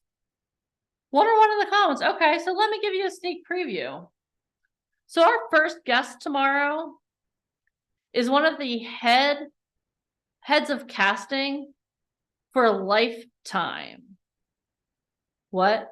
How many of you have a secret addiction to those movies where Alicia, you and Ryan, it's not a secret. Ryan was like, yeah, I can't wait. We never leave the couch. We solve all the crimes together. They really do. It's insane. But the awesome thing about this we love is this man that you're going to hear from, he cast one of our talent in a movie. And I know, Kingston, you're from Tampa, and Ryan was mocking Tampa. There's nothing going on in Tampa. Do you know where they film a lot of Lifetime movies? Right here in this area. Thank you very much, Mr. Colby, go on with your bad self. He just doesn't like to leave Manhattan. He doesn't understand there's a whole country. No idea. No idea. Anything south of, I guess, he's Manhattan, not doing it. He really is not about. No. But so tomorrow, our first guest speaker is going to be one of the heads of casting for Lifetime. How many of you would love the opportunity to be cast on a Lifetime movie? Raise your hands. How many of you know that for those movies, that's where a lot of talent get their start? One of our talent, he cast in several movies that filmed right here in Tampa. But he's looking for new talent because with Lifetime, they look for new talent. How many of you are new talent? Raise your hands. How many of you are going to be here tomorrow? Raise your hands. If you're not going to have family members, what? Wait, really quick. How many of you guys would have family members freaking out that you were on Lifetime? Like, how many of you guys have, like, my mom, my aunts, my cousins? My sister would pass out and die. Oh my God. It would kill my sister. Especially holiday. Oh my God, forget it. Yeah. Okay. So that's how we're starting our day. Our next guest speaker is a multimillionaire who has put aside, well, he hasn't put aside, he lets money work for him, okay?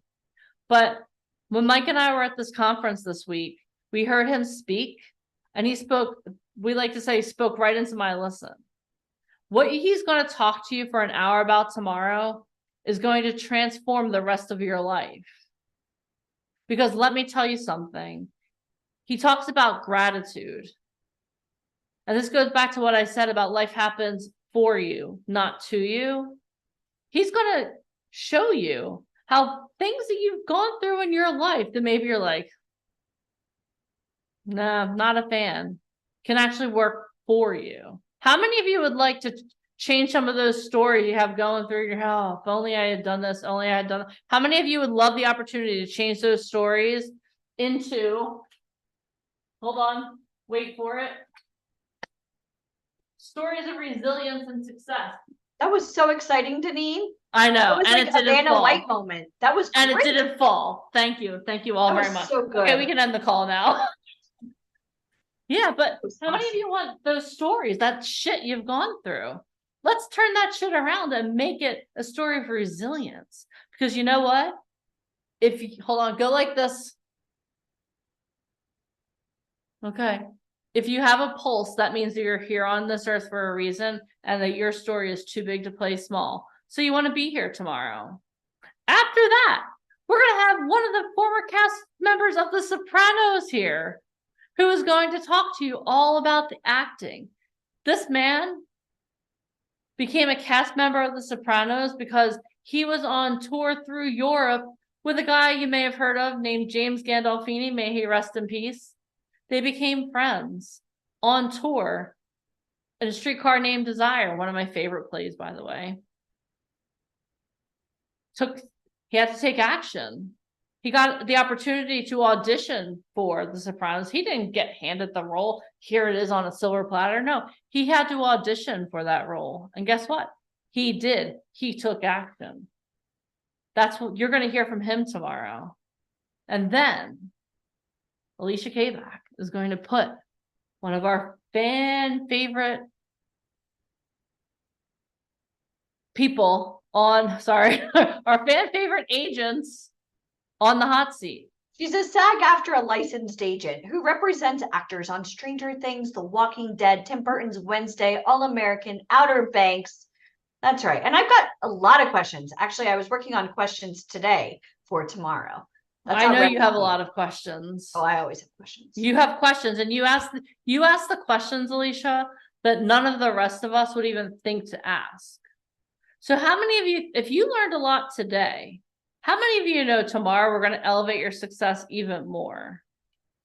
How many of you would love the opportunity to meet us face-to-face live in person? Do you think that might be pretty cool? You're going to have the opportunity tomorrow to find out how to come to an event where you're going to actually get trained. You're going to get more tools in your tool chest. You're going to get the photos that casting directors are looking for, because it's our goal for you to start booking work. How many of you want to start booking type a 1 or 1 in the comments. Type a 1 or 1 in the comments. So here's my question for you. Are you going to make your future self proud tomorrow? Yes or yes? No, it's not an option for me.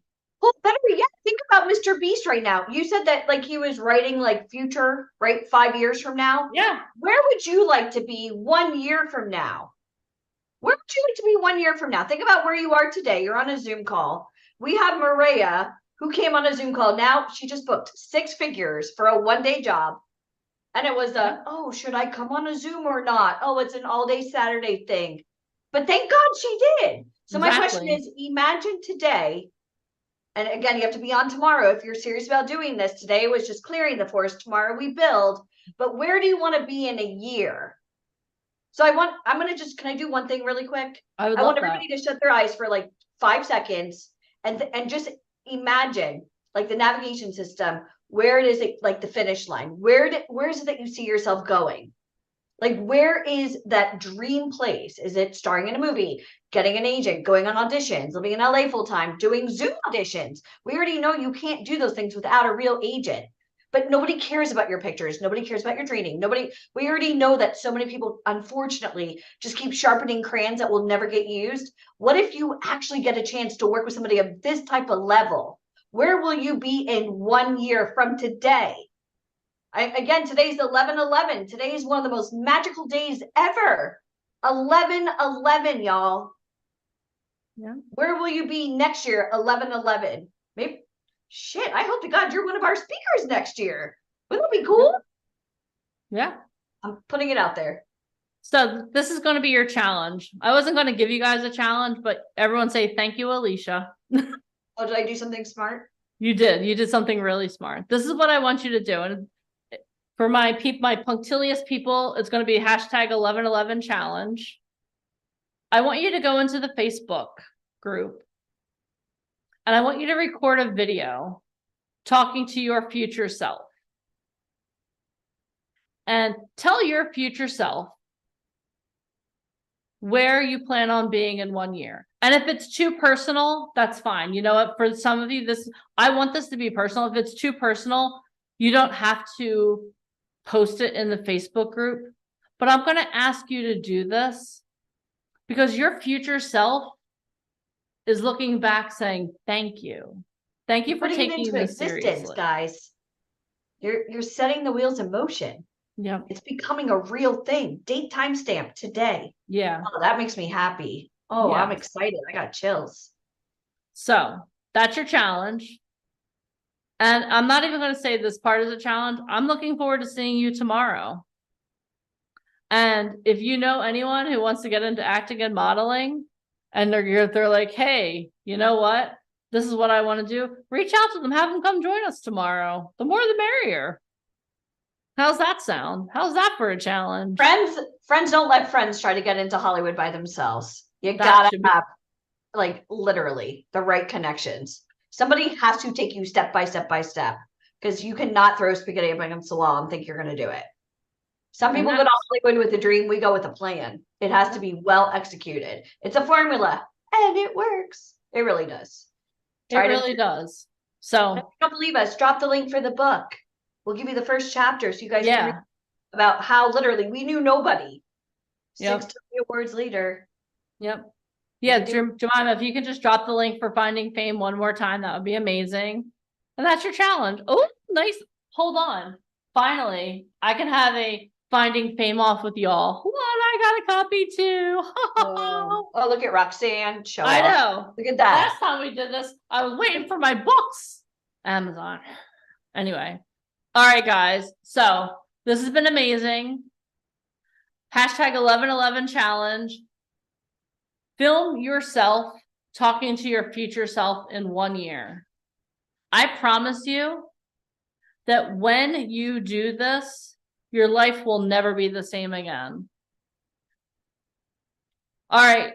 That's all I have. This guys are amazing. We will see you tomorrow morning, 10:45 a.m. Eastern Standard Time. Yep. Same link as today. Same link. Same link.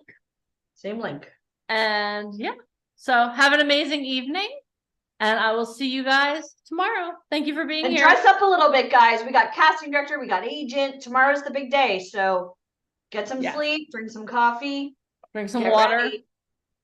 Yeah. Follow through. We already talked about reliable people, right? We talked about liability. So tomorrow's like a callback, right? We're going to see who's serious. Tomorrow's the callback. I know nobody would be on this call unless they were really serious. No excuses. If your excuses outweigh your dreams, we got a big problem. So tomorrow's the follow through. All right. Right. We got to implement. Tomorrow's the day. All right. Bye, everybody. I can't wait to see all your dear self. Right. Dear diary. Bye, guys. Have a great night. Bye, We'll see everybody. you tomorrow. Bye. Bye. Good night. Good night.